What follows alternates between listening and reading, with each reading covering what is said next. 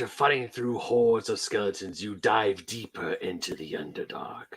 However, inside there, you will enter a dimly lit room. Brandon T. McClure, I need you to roll a stealth check right now. Okay. That's so big. Unexpected.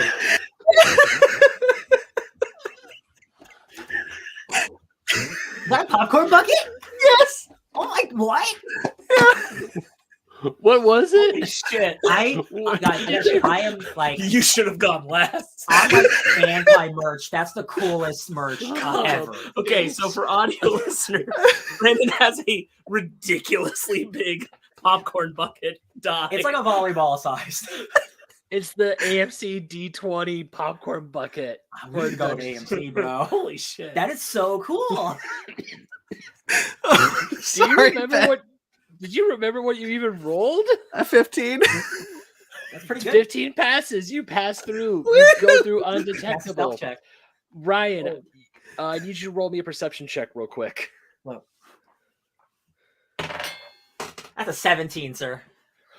In the very far corner of the room, you notice something extremely shiny, and it calls to you, going, Ryan. Is it this AMW zero sugar root beer? Could be, who knows? So as you approach the shiny object, you pick it up, and then you hear a click, and all of a sudden you hear mechanics inside the room start to whirl. Sparks, I need you to roll a dexterity saving throw. Ooh, that is an 18, my friend. Oh, with an 18, right before, as you hear the mechanical whirring, you look below you and you notice that there are little holes in the ground, and you move right out of the way, and then spikes suddenly come out from underneath it. You look around and you yell, and you see a spot that is safe for everyone to go. Then as you approach that spot, the floor collapses, and as you fall down, you land and you look up to see a giant hooded figure.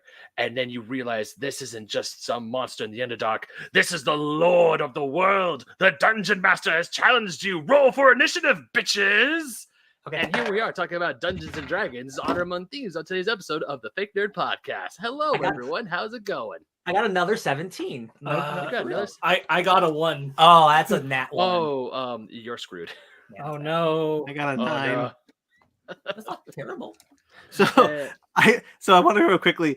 I told Ben earlier. I was like, "Oh yeah, I'm just getting my D20 ready," and I showed him this. And a freaking magician this because I just had this off screen, just waiting for it. It was lovely.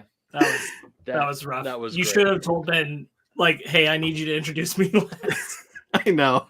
There's no recovering. Just threw off the whole thing because I was using my Dungeon Masters guys, my dungeon screen. I was like, this will work out. And then the second you tossed out the freaking D20 popcorn bucket, I'm like, nope, we're done. So popcorn fell out of it. So so we saw this when we went to see Dungeons and Dragons. We saw this, and Ben had already asked me to get one for him. And I was like, okay, well, certainly, because you need this. And we saw it, and we're like, but also we need this. Anyway.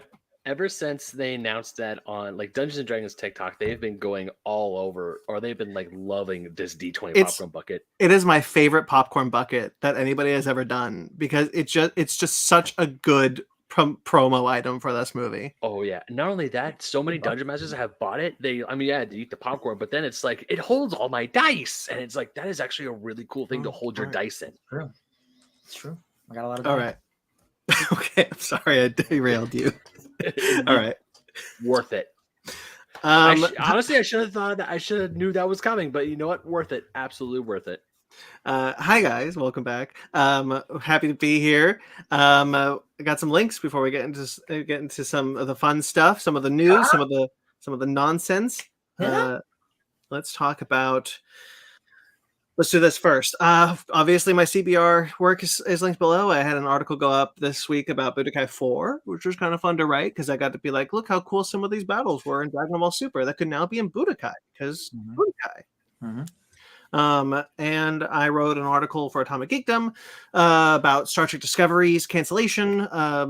a couple weeks late as I'm known to be, but I was happy I got to write it because I had some thoughts. And I put those thoughts in that article. Both of those are linked below. You can check them out. Ben, once again, 3 links in the description: Grayson Live and D and Dark. Yep, that is 100% true. And sorry. Are you going to say something about them? No, I am sorry. I was just fiddling with my audio for a hot second. So okay. Grayson Live, we're still playing Mega Man X4. We are going to take a tiny little bit of a break because in between recordings, life happened, as you guys know, last week. Proposed, yay! And those are gonna be coming up. We're gonna be bringing more of those soon. And of course, D and Dark. This episode was really fun to do because all of us the party came back together because the past 2 episodes the party was split. We had to go fight our own witches, and now the party's back together, and we have a new adventure getting ready to go for it. So, yay! Yeah. So definitely go ahead and check those out. Have you guys Check caught the up chat. on D and Dark yet? Check the chat. Then. I watched I listened to the latest. I really enjoyed it. It was very funny. And of course, in the chat is my dungeon master himself, Dan. How's it going, Dan? Both Dan and Joan are tuning in. They just got back from the D&D movie, and they were sold out of the D20 popcorn buckets. No.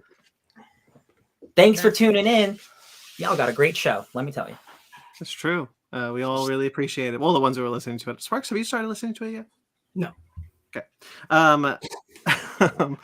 Sorry, it's not me being rude. I just haven't set aside time to do so. I've been catching up on other things when I have podcast time.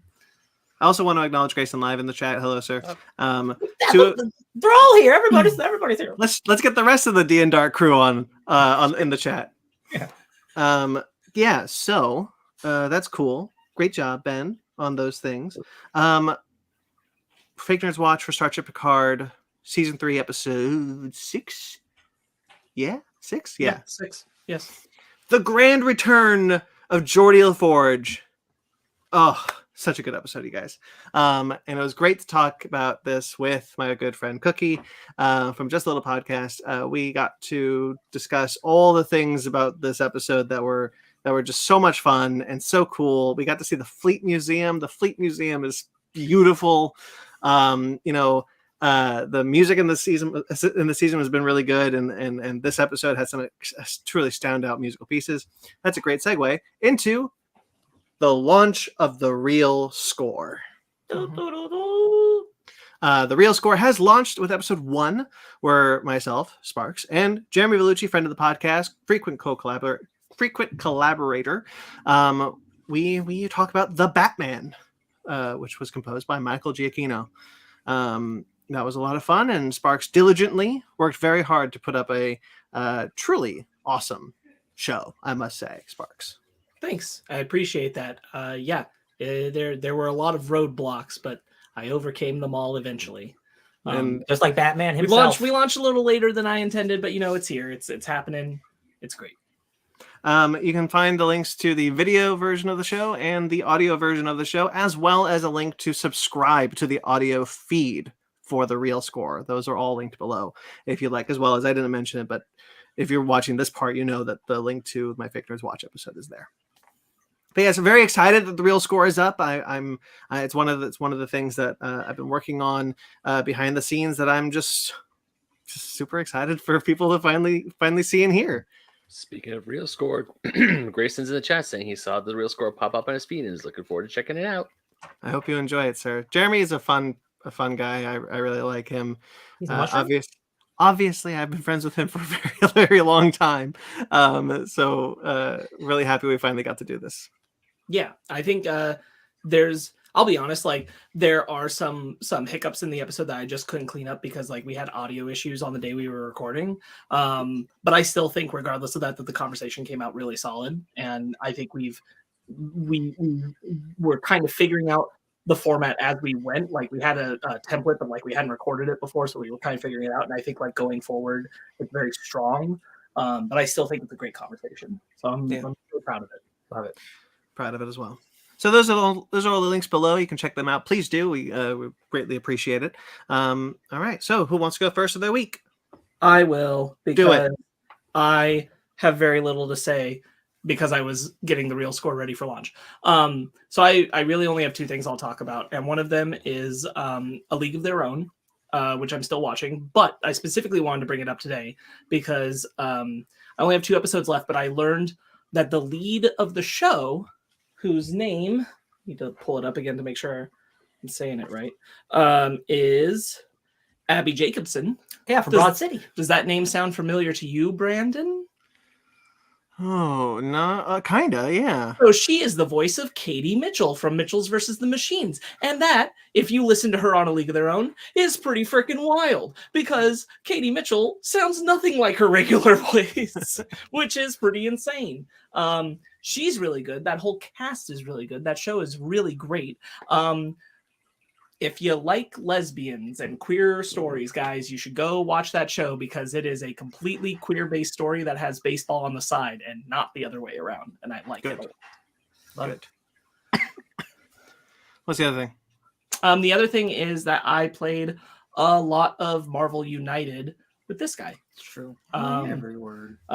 We played that a couple of times this week, and that's a great board game. We've had some battles with Ultron and Magneto and Mystique. And then I played as Mystique fighting Magneto because some villains can be anti-heroes, which is really, really cool. And all those games have felt very different and a lot of fun to play. So really enjoying that board game. Yeah. It's a great time. The thing that I really like about it is just like a comic book, like it has ebbs and flows of like you winning and losing. And like you'll be winning for a long time. And then one bad turn and then like, oh shit, like we all just got knocked out. It's really, really fun, and like you can always come back from it, and like it's challenging enough, but like you never feel like you can't win. Except when you lose. Well, yeah, but like but like but we're winning. No, losing. It feels like it's very well balanced and constantly challenging, and like I like that it's not that we don't always win. Yeah. Like I like that there is For a challenge there, and we have to work together. Yeah, like really work together to overcome these bad boys. Yeah. Yeah, cool. Anything else? No, that's all I have to say. It's those 3 things: Real Score, League of Their Own, Marvel United. I did other things that are not worth mentioning. Mm-hmm. Sure. Ryan or Ben? Nope. Oh, you know what? Real quick, we rewatched Game Night because Dungeons and Dragons was coming out, and that's the same team of people. That's true. And that's a 10 out of 10 film, guys. It's still an incredible movie. I would reckon that is the best studio comedy in the last 5 10 years. Like big blockbuster studio comedy. Like that movie is impeccable. Yeah, fun. It gets funnier every time I see it. It's a masterpiece. I'm still mad I need that to when rewatch that. No, I didn't rewatch it because when I watched it on my plane flight home from England last year, it was the censored version. Right. Yeah. No, you gotta check that bad boy. That's out a mature movie. Yeah. How is that profitable for Frito-Lay? It's a great line. It's the best line in the world. All right. I just look on the credits. You even see a letter from Frito-Lay saying we don't do that. Ben? Sure. I also didn't do a whole lot this week, unfortunately. The thing I will talk about is that I played a little bit more Metroid Prime Remastered. But the main thing that was, whenever I had some spare time, I was diving more into Dungeons and Dragons. The D&D bug hit me hard, so I was watching YouTube videos. I was of course reading up on the Dungeon Master's Guide and just getting ready to essentially start a campaign of my own. Because now that I'm playing Dungeons and Dragons with the crew from D and Dark, I want to do something as well. And I got bit by the bug, and I'm trying to learn how to be a good DM. So woohoo! Wish me luck. Good luck. Please let me play with you. Please invite me. I want to play D&D so bad. I think I do too. It's one of those things. It's one of those things where it's kind of been one of those like nerd thresholds that I never crossed. Not for any lack of interest, just because the role play aspect didn't really appeal to me. And as this week has progressed, I think that's changed. You're now a role player? I don't know. Maybe. I will say, do you guys know of the YouTube channel Joe Cat? No. All right, because he has a series of 20 videos called A Crap Guide to D&D. Those videos, like everything up down to like until you get to like the character sheet and alignment, they're like 2 to 3 minutes long. They're fast talking, hilarious, and it's if you don't know anything about D&D, I would definitely suggest watching some of those videos because he discusses all of the classes, and then he goes into stuff like the character sheet, being a DM, alignment, and his videos have been on like repeat this entire week. So I would definitely recommend. I will say, the way he explains it, it's in very much in a joking manner. It's very much him he's playing it for comedy. So and also he does talk through things really quickly. So you might want to pause the video a few times to read what's on the screen. Sure. Essentially he just gives like the gist of his general class and then just goes off. But I do think he explains the character sheet pretty damn well. Okay, I'll check it out probably. Anything else you want to talk about? Not really. All right, Ryan, did you say you had nothing to say, or did you just want No, to you're gonna go first. Oh yeah, I'll go. Yeah. I don't have. I didn't do a lot, but I want to talk a lot about what I did. But I'll try and make it quick. I finished Doug Days. I was about 3 episodes away from finishing Doug Days. This is the Pixar Up shorts that have Carl and Doug. Really good. Especially kind of in hindsight with Ed Asner's death. The final episode hits on an emotional level I don't think they intended it to. But it's really nice to have. And I kind of partially did it because I know that Elemental will release with, I think, the final Doug Day short. They just kind of made it a short film to put in front of Elemental. And so it's going to be his final performance as Carl. So I wanted to see that, obviously. And obviously I could, but I wanted to kind of watch more Doug Days before I did. Very good show. Highly recommend people watch it. Really short episodes, like 10, 11 minutes. You can get through them really quick. I finished History of the World Part 1. Great show. Part 2, sorry. Great show. Wonderful show. I was really happy. I'm really happy that it exists more than really anything. We gotta get that. yeah, we do. It's very funny. The jokes are great. Ike Barinholtz is, I think the standout of that show for me, at least. I love that. Like, that dude's been around for like 20 years. He was on Mad TV, but like his rise just gets higher and higher. And I'm like, that dude deserves it. That dude he kills it in everything he's in. He's so good. The line in the trailer where it's the where he plays William Bell, the creator of the telephone. He's being prank called. Lands so well in the show. He's so good. It's just the if you're my mother, what's your last name? Bell. That confirms it. That is my mother. Very like dry. Yeah. And he plays Ulysses S. Grant, and he's just so good. He's so good. I love him. Cool. So, while waiting for Sparks to gift me more Doctor Who, I had a kind of a gap in my Doctor Who listening. Oh my goodness, whatever could I do? So I went to Spotify and I kind of searched around Spotify, see what they had on there, and I found Destiny of the Doctor. For those of you who don't know, Destiny of the Doctor is the 50th anniversary celebration that Big Finish did.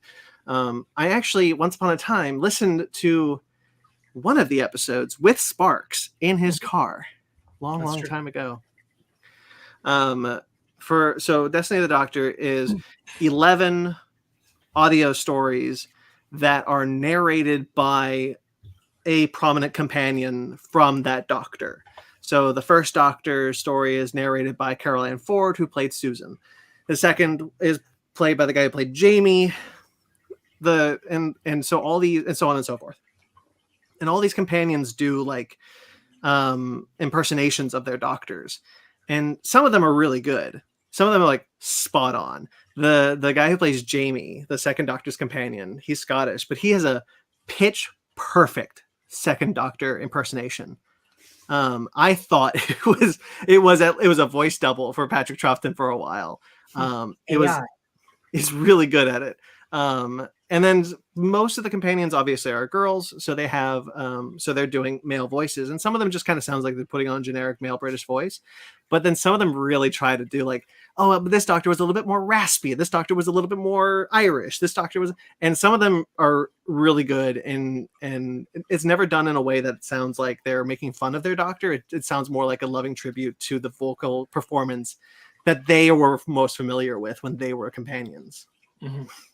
So it's very cool. So the plot is basically that the 11th Doctor is trying to save the universe, and we don't know why at this point. And so he's sending messages to his previous incarnations to make them do something different in their timelines that will allow the 11th Doctor to utilize an element or a character that has appeared in those episodes. And I'm up to the 8th Doctor now, which is great because I get to hear India Fisher again, who played Charlie, the 8th Doctor's first companion. She's got a great 8th Doctor impersonation. It's really fun. And it's really fun. I really enjoy it. It's a really unique way to do this. It's not full cast, so it's just these companions. Some of them are really good. The 7th Doctor one and the 8th Doctor one are so far my favorite, with the 7th Doctor one probably being my favorite. Like that, I thought that one was just awesome. I really enjoy it so far, and I'm excited to get to 9, 10, and 11 because I haven't looked ahead and I don't know who's reading them. Mm-hmm. I assume probably Billy Piper is reading the 9th Doctor, but I don't know who's reading 10th. So that's Sure. really exciting. Right. But yeah, really enjoy it. A lot of fun. I just really like listening to Doctor Who, apparently. For sure. And then finally, I'll talk about like Ben, the D&D itch hit me. I wanted something specifically that wasn't like, I didn't necessarily want a real play podcast. I wanted something narratively driven, story driven. I wanted The Legend of Vox Machina. And so I started watching The Legend of Vox Machina animated show on Amazon Prime, and I love it. I think it's excellent. I think the characters are awesome. The animation is great. It feels like, well, we talked about with like the second trailer for Dungeons and Dragons Honor Among Thieves, where it feels like story points are dictated by a roll of the die, where without actually seeing the die roll. You know, in one of the episodes, you know, I'm gonna leave with a bunch of treasure. Oh, I had a bad die roll. Oh, shit, I'm leaving with a troll dick. You know, like that sort of thing. Like that's what I wanted, but not necessarily in a real play podcast situation. And it's exactly the vibes I was looking for. I love the story of the first season, and so far I love the story of the second season. I'm halfway through the second season, which is the Chroma Conclave. Lance Henriksen. No. Lance Reddick. Thank you. Lance Reddick plays the main dragon of that, and he's excellent. So it kind of became like another kind of thing with you know, just kind of something else to listen to post-mortem for Lance Reddick. Yeah, I love it. I think it's awesome. I'm definitely going to check out Critical Role when I'm done with the season, because I've kind of got that itch still, and I want to keep writing that into different areas of Dungeons and Dragons, like storytelling. And yeah, excellent show. Really, truly excellent animated show. I love it. I love it to death. You have no idea how happy that makes me. I'm glad. Because I freaking loved Legend of Vox Machina. Critical Role is one of the many reasons why I wanted to keep getting into Dungeons and Dragons even more. So the fact that you love the show, and also I see Dan in the chat. Oh, yeah. Dan saying, "Didn't want to real play podcast." It's okay. Dan, he's been listening to us since day one. He is That's forgiven. True. He's a true OG. D and Dark OG. Yeah, D and Dark OG. And even Grace is saying you didn't want to cheat on us. I appreciate that. But I am just so happy that you do love the show, because I also love the show. And just the fact that I have another brother in arms for Legend of Vox Machina, it just makes me happy. It's a really good animated show. Like, especially, like, I was worried that because I hadn't listened to Critical Role, would I get into the show as heavily or at all, honestly. But I knew that like it was there and people had recommended it to me before. And so I just wanted to check it out. And I was very happy that I liked it. Liked it as much as I did. Like, I don't feel like you need to listen to Critical Role in order to watch Legend of Vox Machina. It is completely standalone and acts as a really great fantasy animated show, independent of its Dungeons and Dragons roots. And I think that's awesome. And I really like the show. Like, I really like the show, you guys. I want to say that when the show first came out and when I started watching it, I think I said this before, but I'll more than happy to say it again. It is definitely one of those shows that if you've never listened to Critical Role, like you've never seen an episode of Critical Role, this is still a great starting point. If you have listened to Critical Role, then it just does more to enhance your. I think it just enhances it in a way. Yeah. It's like any adaptation. It just helps. Yeah, like yeah. it's Any a adaptation. standalone. It's a standalone fantasy animated adult show. You don't. Yeah, it does not matter if it's based on Critical Role. It is a great show on its own. If you happen to get where the troll dick jokes come from, it just enhances it. That's all. Yeah, I really like the voice cast. Obviously, came from Critical Role. I think they're really great. The characters are all wonderful. I immediately took to every character from like episode 1. Well, let me tell you, show. Brandon, if you like that, you can do that, but watch 500 hours of it. And just get those actors doing that for 4 hours a week. I want to. It's like incredible. As soon as I'm done with the season, I think I'm going to just make a commitment to go through all of Critical Role. I love it.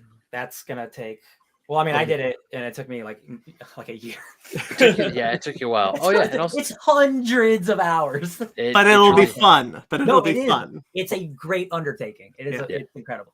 Although Ryan, you'd be happy. There is one other thing I started yesterday. In fact, when I was at the gym, I restarted campaign 2 of Critical Role, the Mighty Nine story. That's my favorite one. That's so good. Good. I mean, I have started it before, but it's been a very long time since I fell off, unfortunately. Yeah. So I just figured, screw it, I'm just gonna start from the very beginning. Yeah. So I'm like, I also for no reason at all. It's not like it's Dungeons and Dragons week. I started watching Calamity, which is Exandria Unlimited, which is the Brendan Lee Mulligan Critical Role show. I only watched half of that first episode because again, those episodes are 4 hours long. But I'll get through it in the next month. What's the one that's on Dropout TV? Is that Dimension 20? That's Dimension 20. Yeah, I want to check that one out too. That is honestly not that like that is a much more those are hour-long episodes, and it's a lot. It's digestible. It is more digestible, and it is more comedy centric, while also being really good. So like, if you don't want to consume 4 episodes every time, like maybe honestly start with Dimension 20. That's how I love Dimension 20. It's just as good. It's just more bite-sized. And you got the Game Changer and a Dropout crew. People are all great. It's definitely more comedic. Not that Critical Role isn't. Excuse me. Critical Role is very funny, but that whole crew is from Dropout. They are literally comedians and stuff.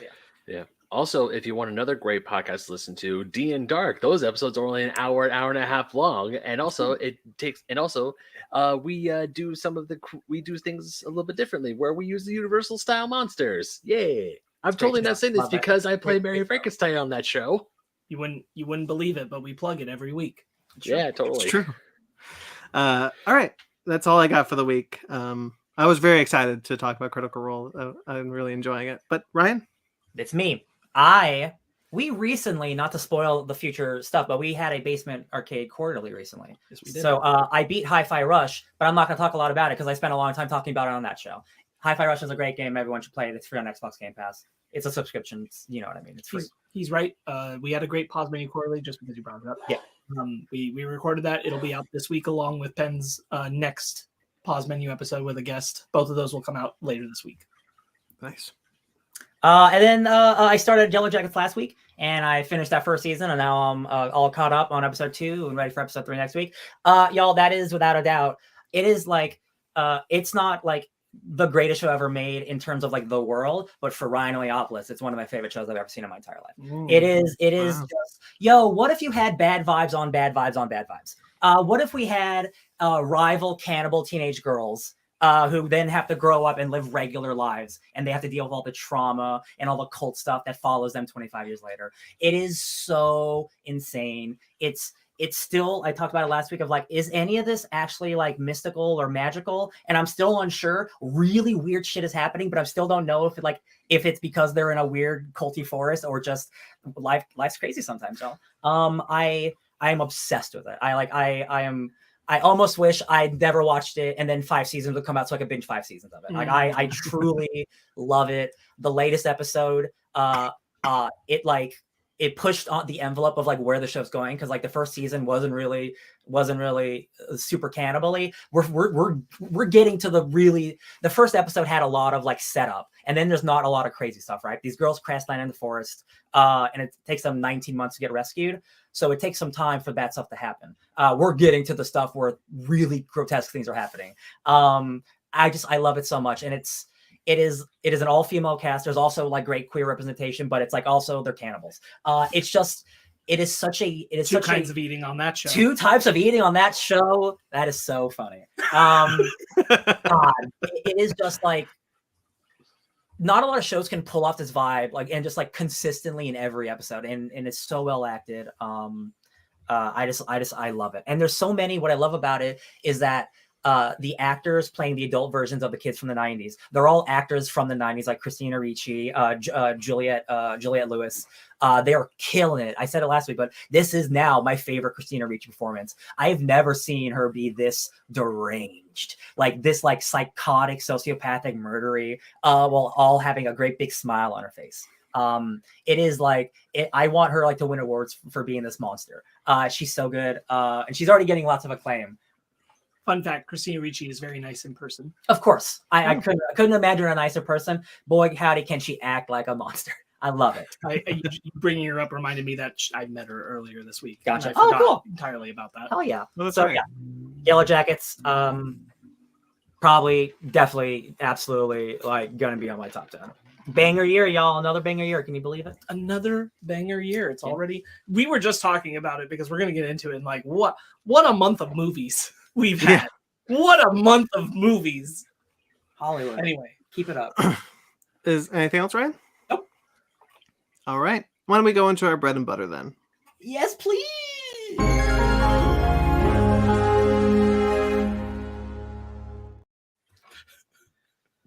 All right. Butter. All right. So some sad news up top. Sadao Izuki, who is the optical artist who helped create Godzilla's atomic breath, King Ghidorah's gravity beams, and Ultraman's spacium beam.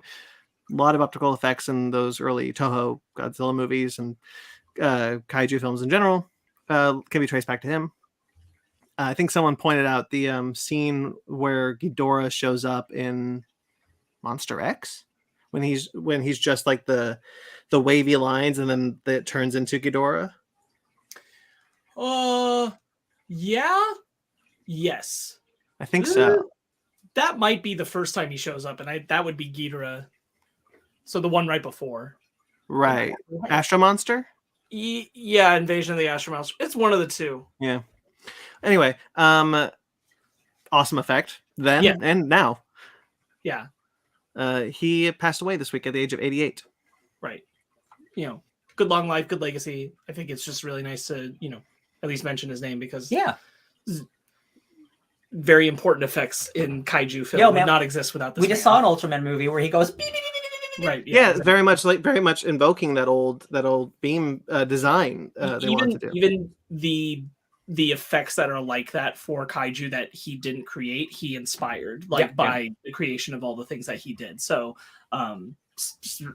incredibly influential on the entire kaiju medium.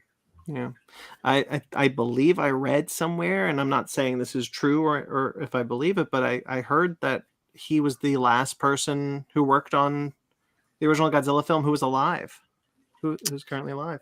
Ooh, I wonder about that. Yeah, I'd have to look into that.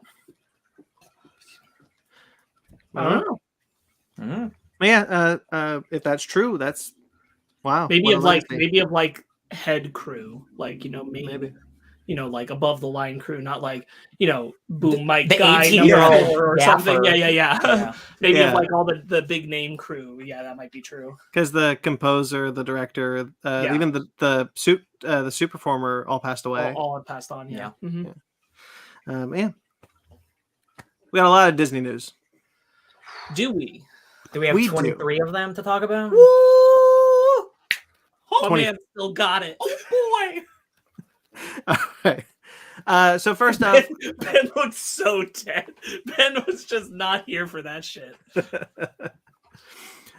So first off, Disney is going to start laying off 7,000 employees. We knew about this. It's started now. Yeah. It's happening in 3 waves. Yeah. One of those people that was laid off, though, was Ike Perlmutter. So, yes, that's true. He's not technically part of the 7,000, but that's true. 7,000 it's happening at the same time, but like this was in the process. Oh yeah, Since Iger came back. Yeah, the Ike Perlmutter has only been a figurehead in Marvel Entertainment for a long time, ever since they restructured to put Feige as the chief creative officer. They couldn't fire Ike then because of his share in Disney, and now they can. So as soon as they could, they let him go. I don't think we talked about it much on the podcast, but he made like a big push just at the beginning of Chapek's reign to get this other guy in on the shareholders and basically have him and this guy run the Disney shareholders. And it was a big coup attempt that like was very blatant and everybody saw it happening and got a lot of major pushback, and he broke a lot of good bonds with a lot of people. I didn't see this. Would have existed.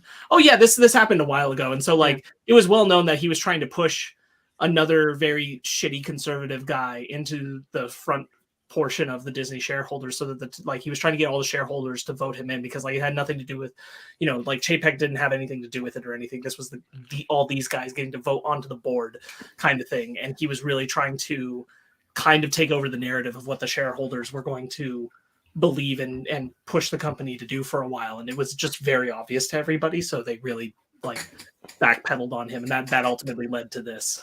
I would say that was like a nail in the coffin for him. Sure. Well, he's finally out. Ding dong, the witch is dead. Thank goodness.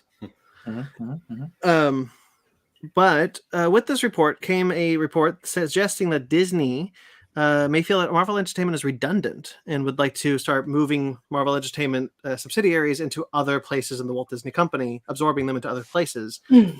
However, we don't know if anything will come of that at this point. That is business as usual for so many big companies. There probably are, especially if you're trying to do cuts. And again, anybody losing their jobs, obviously, that sucks. But sometimes in giant ass companies, they are just a bunch of people who are doing things like who are just like have jobs because like they had extra money to make jobs. Like sometimes not everyone needs to be doing all these different jobs. I'm just thinking of like. You don't need a separate person at Marvel Entertainment necessarily who's like the person who runs merchandising and then the person who runs merchandising at all the other Disney stuff. Yes. That can be one person Yes. who does both things. Yes. Yeah. This is kind of the logic of what it seems like. We don't need to really freak out. The comics aren't going anywhere or anything, but it does sound like Marvel Entertainment's going to be broken down into a couple of other things. Yeah. It's not really clear how that's going to work. But when they for example, if I may, sure. As far as comics go, it's very easy. They could just Penguin Random House could just start publishing single issue comics monthly. Yes, they already have taken over the trades. Yeah. Right. It's true. It's just like what happens to the offices, like what are they like? Marvel, I think Marvel Entertainment to some extent is still going to exist. Like the main offices are gonna I think partitions within the company are going to be broken down. It'll be interesting to see how that plays out, but like I don't think we need to necessarily worry about it. It sounds scary when you hear like Marvel Entertainment is considered redundant, but it's like you got to look at it as like Marvel Entertainment on average last year brought in 50 to 60 million, just Marvel Entertainment, and like to Disney, that is a small drop in a bucket. That's not. So they are going to see like where can we break down what we have working here and make it more efficient. Yeah. The one thing that I will always give Disney is that they seem to at least acknowledge the importance of comic books up until David Zaslav. Quite frankly, I didn't believe that Warner Brothers did. Yeah. Right. Yeah. They acknowledge the importance of comic books, just not the writers and the artists who make it so that they make their $billion films. There is that. But up to a point, sure, they know the comics are important. Yeah, I mean, but they know that they know better than to not publish them. There was always a fear that AT&T could back when AT&T was running Warner Bros. There was always kind of this insider fear that AT&T could just be like, actually, you know what, comics don't make any money, get rid of them. Because we can just keep making the movie because we'll own the characters no matter what. When David Zaslav came on board, to his credit, and I kind of like throw up a little bit to give him this credit, he said comics are very important and we're not going to stop publishing comic books. Hey, a bad person can have good ideas. Yeah, that's true. Yeah. Let's be fair. He sees it as what a businessman sees it as, and it's the same for Disney. It's an IP generation machine. It's an idea machine. Yeah. You can acknowledge that that's there. Like, why would you get rid of that? It fosters things that can make billions of dollars later. Yeah. So we'll keep an eye out, see what happens. Yeah. It's highly unlikely nothing will happen, frankly. I think some shakeups will happen, but I don't think it's going to be anything really monumental or too important to cause us to freak out. And likely, As much as it'll suck, like some people will probably lose jobs along the way, likely it'll probably be better for the quality of product in the long run. Yeah. Well, in order to kind of smokescreen this 7,000 people being laid off, they Boy, announced that's true. they announced an Aristocats movie is coming. I don't know if that was a good smokescreen. No, it wasn't. Here's the interesting thing, though, because like, you know, I'm hit or miss with these live action remakes or whatever, right? But like, it's directed by Questlove, who is the drummer for The Roots, who recently won a Oscar for like a documentary. Mhm. That dude is like pure charisma, pure like love of art. That dude is a musician, but like he loves art. Like The Roots is just a great band, but that dude is so fun. Like follow like on social media and stuff. For sure. That dude is a great person, and like I don't like it is different directing like a documentary as opposed to like a live action huge $1 million Disney movie. But like it's interesting they got him, so that makes me think at least the music is going to be awesome. Right.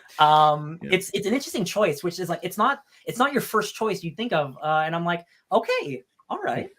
There's no world in which they do this, but this is one of those ones where I kind of wish it would go the way I wish the Lion King had gone, which is make them all human beings, but like adapt those characters into the human being counterparts. Oh, sure.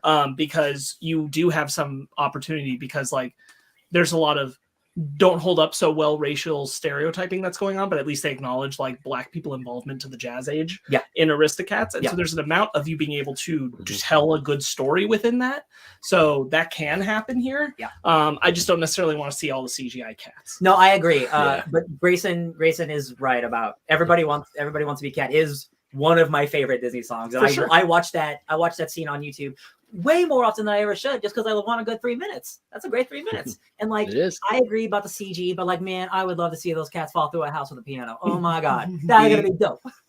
We have seen countless times many creators be crushed by the Disney machine. Yeah. Many passionate creators. So yeah, Questlove directing this is crazy and awesome, and I would like to see this, quite frankly. Yeah. But I don't trust Disney with their live action remakes, frankly, anymore. They've lost my trust. And I understand that what did it was The Lion King, but you have yet to make back that trust in any meaningful way. It's true. Well, Cruella's still there. Was that after or before? Was that after? Okay. But even Cruella, like I'll say I don't trust you guys to make a good one, but I'll acknowledge when you do. Right. I just don't have the trust anymore. Even with Cruella. Cruella isn't also just a like a remake. No, yeah. It's the model we wish more of them were doing. So like unless the Aristocats has more like freedom. I think they'd have to. This is my point. Is like I think Aristocats kind of has to be like other than the fundamentals of like having the song, having like the basic personalities of your characters and stuff, and a lot of the music, you kind of have to change it because it's a little dated and not in a good way. So you have to like, I like the Aristocats, but like it's of its time. Yeah, you have to update it. You have to be more aware and inclusive. So there has to be a lot more. Frankly, there has to be a lot more Black perspective involvement on the jazz age. For this, and I don't think they're dumb to that, so I do think this movie has to change just by its nature. And again, having I think Questlove, a musician, is like really, it makes me feel more positive about it. But again, who knows how much Disney will shunt that down. We'll have to see. But like this, if this was just like some like random director, I would be like, I don't really care. But like Questlove is an interesting choice. Yeah, you can't 1-to-1, so you just can't. Yeah, not today. So like they'll have to adjust. It'll be interesting to see how they pivot. I'm watching it. I'm interested. There are still remakes like, Pinocchio and the upcoming Little Mermaid where I didn't watch Pinocchio, so I don't care. But like the Little Mermaid, I'm not going to. And the Little Mermaid, doesn't quite excite me anymore. But then there's like Peter Pan where it's directed by Peter Berg, who directed arguably my favorite live action remake, When Pete's Dragon. So like Peter Lowry, thank you so much. Berg directed Battleship. And again, like, Peter Pan and Wendy invoked the way wrong person. Peter Pan and Wendy is at least, again, off the bat from the trailer, not one for wanting the animated film. Yeah. There's a lot of difference here. I think there's decent potential for that to maybe not be great, but be be good in its own way. I'll tell you, once that voice cast starts coming out, I think it's gonna be, if they get some like really good like for Aristocats. yeah, like Yeah, sure. Questlove got some like music connections, get some like really good people involved, and like I could see this Yeah. being like really unique. But again, like let it do the Cruella where you can change it up. And again, like you said, they have to. But I'm like, Well, and like if you put even like honestly, if you put more music in it than was in the original animated one, Yeah. then it can almost get by on the music alone. Yeah. You really could pull that off. That's possible. Meow meow meow. I love cats. For sure. Speaking of live action remakes, we are painfully aware of a Lilo and Stitch remake coming. What do you mean painfully aware? I don't know. I'm not too crazy about it at this point. Right, in you time. said you have no faith. This is one of the ones where I was like, this is one of the most obvious. Yes, you should do it ones. I'm still waiting for them to say that Ali Cavajo is going to play Nani. Just wait for it. Just wait for it. Oh, Moana? Yeah, Yeah. Wait for it. right. I felt like that was, to me, that seems inevitable. But Lilo and Stitch, I think, makes the most sense. E.T. Sorry, not the most sense, but one of the ones that makes the most sense. I feel like this is, while it's not considered the kind of flop or failure that Atlantis and Treasure Planet were, I do think we're reaching into that era where I'm like, you can do something pretty cool with a live action version that is going to be different just by the nature of you adapting it into live action. And I think that's going to be a lot of fun. And Lilo and Stitch, I think they have, it's like they're on a silver platter. Like you can do a pretty good job doing this. I'm not too nervous about it. I think it could be a lot of fun. Yeah. Well, the news is that Maya Kealoha has been cast as Lilo. This will be her first role, her first acting role. I assume from a extensive casting search like they did with Moana, to kind of try and find like the right person for this job who would be the right ethnicity. Yeah. She looks great. She's super cute. They show the picture, and I'm like, yeah, that looks like Lilo. Sure, I'm into it. I think this is going to be a really. Zach Galifianakis, right? Wasn't he cast? He's cast as Pleakley. Yeah, Pleakley. I love that guy. Yeah, I honestly, when Zach Galifianakis was cast, I didn't know who he was cast as, and I'm like, oh, if he's the Doctor, that actually would make a lot of sense. And then they're like, he's Pleakley, and I'm like, okay, I don't know who the Doctor is, but okay. Ben, do you like Lilo and or Stitch? I love Lilo and Stitch. Hell yeah. I love the movie. And the fact that, and when they said they're going to do a live action Lilo and Stitch, oddly enough, this was one of the classic Disney animated films where I'm like, yeah, that could work. That could be a live action movie. Whereas jumping back to they can make such a cute Stitch. The technology is there. They can make such a cute Stitch. Oh, they totally can. But jumping back to the Aristocats really quick, when I heard that they were making an Aristocats film, my first thought was, really? Like, they've ran out of all the 90s films, so they got to go back. Yeah. Yeah, I mean, I kind of also want to side with Brandon because Lion King and Pinocchio was a lot of nails in the coffin.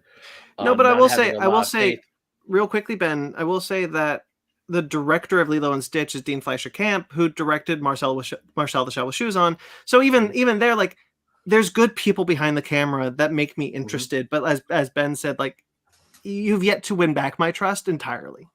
Yeah, I mean, Lilo and Stitch. What the point I was trying to get at earlier is, like, with Lilo and Stitch, I was like, yeah, I'm down. I would be down with a Lilo and Stitch live action movie. I think out of a lot of Disney animated films, Lilo and Stitch would be perfect. It's an easy one. You can see it in live action. Like, it's not that crazy. I think the biggest reason is because, like, I don't think they'll feel the need to one-to-one it. Yeah. I think that they'll find a lot of opportunity to, like, you can come up with a lot of new stuff to do with Stitch. There's a whole show. Like, you can incorporate so much stuff. You can keep the framework, but you can have a lot of new stuff occur and a lot of new bits, and really make something special out of it that feels like truly a different take than the original. Lilo plus Stitch. Okay, so fan cast Captain Gantu. I have no clue. I know what the right answer is, but he's been dead for a while. Ooh. Michael Clark Duncan. Oh, you're right. I know that he would have been the FBI Bubbles. agent. Bubbles. That's true. He would have, but he could also be Gantu. Yeah. You can. You know what? To be fair, like, Lilo and Stitch also creates a lot of imagination because they could all the alien designs. You know who's Bubbles now? is what's his name? Mandalorian. Nonzo Alonzi? Nonzo Alonzi from Sweet Tooth, who's going around with him. Yes. Yeah. That's Bubbles now. That's Yes. that's Captain Pirate King Gorian Shard. Thank you. Oh yeah. Oh. Yeah, he is. Yeah. But he's Bubbles now for sure. He'd be great. All right. Speaking of Star Wars, by the way, Star Wars Skeleton Crew, David Lowery, director of The Green Knight, will be directing an episode. What a wild collection of directors. The Daniels are doing One episode as well. Damn. Yeah. Damn. Shit. What did John Watts say to these people? No, but dude, this is no. You know what this means? This means it's going to be Andor level quality. If you're getting these kinds of people, give me a break. Skeleton Crew. I think what's more appealing to me is that I'm getting the feeling that potentially Skeleton Crew is going to be a lot more like classic Mandalorian, where it's like not as serialized in this show, but more here's an adventure with Jude Law's character. Here's an adventure with Jude Law's character. Here's an adventure, more individualized storytelling. Oh my god, what I want the Mandalorian. Yeah. His Skeleton Crew. This is the one with the bunch of kids and Jude Law. Right. Yeah. But I wonder if because they told us that he's like helping these kids during the whole thing. I'm wondering now if because in my head I thought it's Jude Law and a bunch of kids for this whole show, and now I'm like maybe it's Jude Law and like one or two kids every episode. Like the episode's about him with that one kid and helping them. We'll probably get a trailer for because he's saving them. Star Wars Celebration. He's saving them from the Empire. I don't remember. I think so. Or like the First Order. I forget. I'm looking it up. Relax. I got you. Is this set between or after? I think so. I think it's between 6 and 7. Yeah, we'll probably get a trailer for Star Wars Celebration next week. Hey, it takes place in the same time frame as The Mandalorian, and it's an interconnected spin-off after Return of the Jedi. So I think potentially, because we know he's like rescuing kids, this might be like trying to save kids from what would become the Stormtrooper program in First Order. Oh. Because you think about it, this is early enough, right? Like when Finn would have been a kid FN287 to get to Force Awakens, like you're getting around that time period where they would have been taking kids and inducting them into the Stormtrooper program. Star Wars Battlefront 2, let's kidnap some kids. Yeah. I'm deeply interested in the show, so more so than I used to be. As I like John Watts, but his name only wasn't enough to kind of get me like, oh yeah, I can't wait for Star Wars Skeleton Crew. But as we're kind of getting more information, even the cast and then these directors, I'm like, oh, there could be something really, really cool here. Yeah, it definitely sounds like a pocket of Star Wars we've never seen before, and that I'm definitely into. Word. Captain America: The New World Order.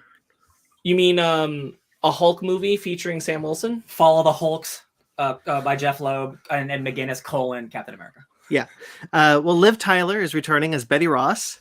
I saw a set picture that 100% confirms she's in this movie. Yeah. Because, you hear like rumors or like, oh, she's been cast. But like, no, I saw a set photo. She's talking to people. Which, to be honest, like it makes sense if you're going to put Ross in the president role and make him a big part. It is time to bring her back. And it's great again. And also our boy Tim Blake Nelson is being the leader again. So they're going to reunite. That's just great stuff. It's really nice to get some incredible Hulk love. Tim Blake Nelson was really exciting to hear come back. Obviously we've had William Hurt and Tim Roth. Tim Roth. Yeah. So now we've gotten all the major players except Ed Norton, which he'll show up in Secret Wars. Almost can be guaranteed. Interesting. No, I'm not going to guarantee. They have to be willing to pay him enough. No, like they don't got the money. No, it's not about the money. It's about how much does he demand and how much do they think he's worth. Yeah, that's true. People like him now. People like him. But yeah, I'm really excited to see Liv Tyler return as Betty Ross. Did you guys see the? I think this was last week, but like the set photos of not William Hurt, Harrison Ford as Ross. Sans mustache. No, I did because I commented on it. Yeah, I didn't. Oh, I said that we saw a picture of him and he's walking on the set and I was like, he's walking to go to makeup to put his mustache on, right? It just looks like Harrison Ford. Right? I really hope that CG. the mustache is there and it's not CG. I really hope it is CG. God, I really do. I hope Harrison Ford was so. I hope he got the most money for the least amount of work, and I'm like, because he's gonna be a big red Hulk. So like, I just think it's great. I got really excited. Hulk's out. Yes. I got really excited to see Harrison Ford with a big bushy mustache, and I'm gonna be bummed if we don't get that. I'll be honest. Like, here's the thing. Like, you don't need to make him look exactly like William Hurt, but I'm gonna be like, if he just looks like Harrison Ford, I'm gonna be like, this is not the same man. Like, like you're not even trying to tell me this is the same guy. Yeah. I'm sorry. That's why I think it would be even Dennis funnier. Quaid would have the mustache. Dennis Quaid would have the mustache. Dennis Quaid would have That's the why mustache. I needed to be CG, because I think it'd be so funny. The anti-Henry Cavill. Apparently, putting facial hair on someone is easier than taking it off. So. I'm sure that's true. Yeah. Thunderbolts. Lee Sung-jin, who wrote the upcoming Beef series, right? Yep. Oh, the Netflix one. Yeah. Yeah, the Netflix one is writing the script for this one. Cool. That means there's gonna be animosity. I wonder if that's the Steven Yeun connection bringing him over. Oh. Or one way or another, because like Steven Yeun is in Beef. He just got so, cast. Like, who knows who came first and like when we're hearing the news about which, but like probably one connected to the other brought the other. Like, hey, this guy will do a great rewrite.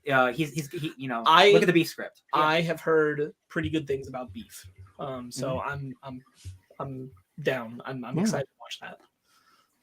Daredevil Born Again has cast Artie Fauschen, who was recently in House of the Dragon.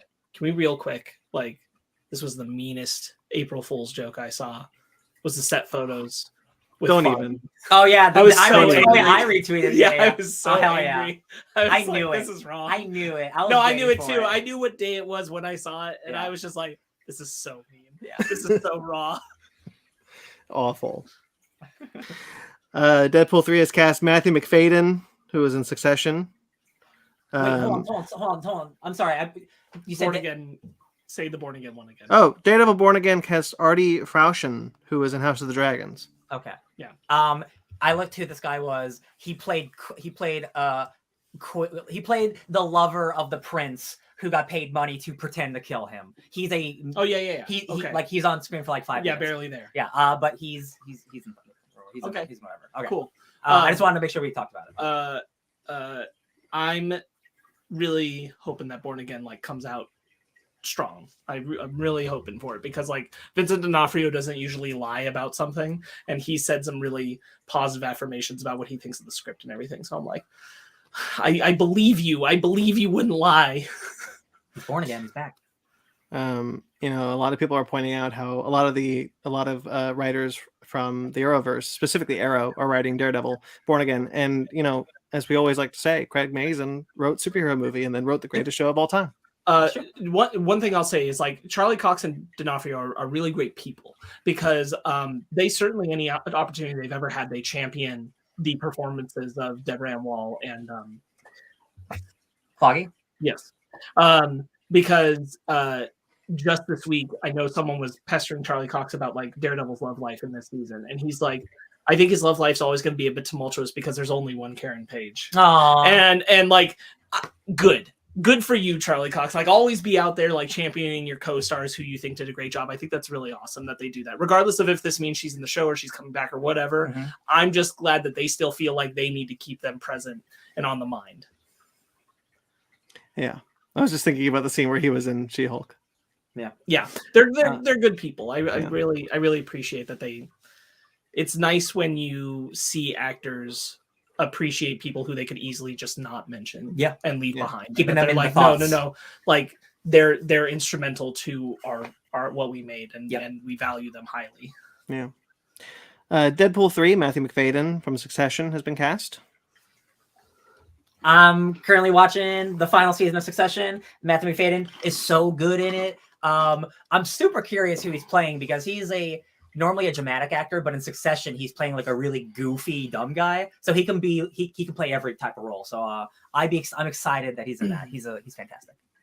Karan Soni and Leslie Ugems will return as well. This is the taxi driver and Blind Owl. Right. Oh, awesome! The whole crew. Love it. I'm so just like curious as hell to see a Marvel Studios Deadpool 3. It's going to be wild. Their first rated R. It's going to be wild to watch the first rated R. It's going to be wild to watch them acknowledge the Deadpool canon and thus the Fox canon. Yeah. But merging. It's like I have no idea. I trust them, but like wild. Whatever we're in for, wild. I just got a good feeling. Some people have pointed out, and I think it's actually a good point, like because there's the rumors that Owen Wilson's going to be in it, or confirmation. I've seen that thing pop up multiple times, so it has to be true. I now forget if it's rumors or confirmation. Yeah. But it's still rumors, but it's popped up a lot. It makes sense. It's a good bridge, especially if what they're saying is like the ending of Deadpool 2 remains canon, which means Deadpool messed with time, and that activates the TAV to step into his universe. Yeah. Super into that. Like instead of just leaving it as just a gag you did at the end, make it consequential. Yeah. John Wick, consequences. Wonder Man, the as yet unannounced Wonder Man show. Yeah. Demetrius Gross from Fear the Walking Dead and Rampage has been cast as the Grim Reaper. Yeah. Oh, right. Yeah. Cool. Yeah. Simon Williams has got a brother who's got a scythe for a hand, and he's crazy. So that's cool. Love it. Secret Invasion. We'll talk about the trailer a little later, but Emilia Clarke has been revealed to play Gia? Sure. Gia. Yeah. Who is Talos' daughter. Thrilled. Just scroll. Yeah, I am. That's cool. What was Ryan about to say though? Most of the internet wanted her to play Abigail Brand, who is like the baddest ladies on the planet. But she does be Talos' daughter too. That's fine, I guess. I think what's cool about it is that like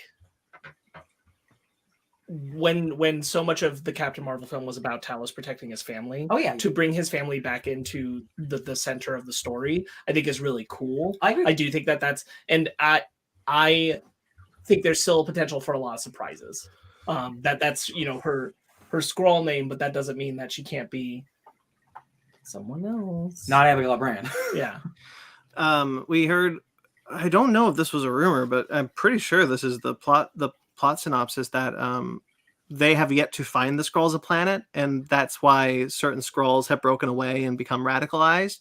That's why they're on Earth, to just be like, hey, we're taking yours because you never found us one. Secretly. Yeah. Cool.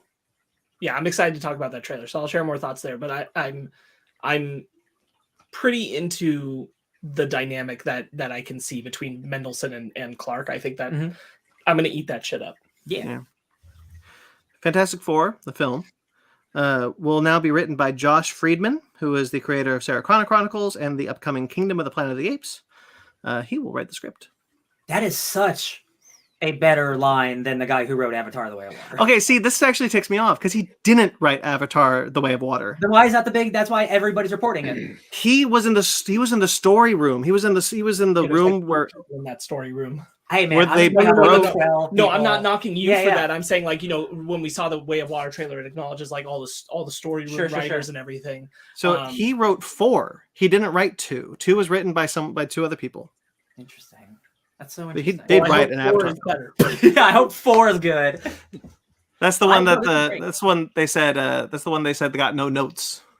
Do you know specifically what he wrote inside of Sarah Connor Chronicles by chance? He created the show. Okay, he created the show. Yeah, that's a freaking good show. Yeah. That's a really good show. Yeah. Like, I'll be perfectly honest. When I saw him credited as the creator of Avatar: The Way of Water, I went to check to see what else he had done and was shocked to find out he created a great show in Sarah Connor Chronicles. He created another show, which I forgot, and the upcoming Kingdom of the Planet of the Apes. I was like, and then he wasn't credited for script for Avatar: The Way of Water. I was like, okay, everyone is wrong about this. I think it's one of those things where it's like, just grab the headline. That's the biggest thing that he's quote unquote a part of. That's just I'm much more excited knowing he created Sarah Connor Chronicles. That sounds awesome. Sleepy Ben, I'm sure you haven't seen Sarah Connor Chronicles.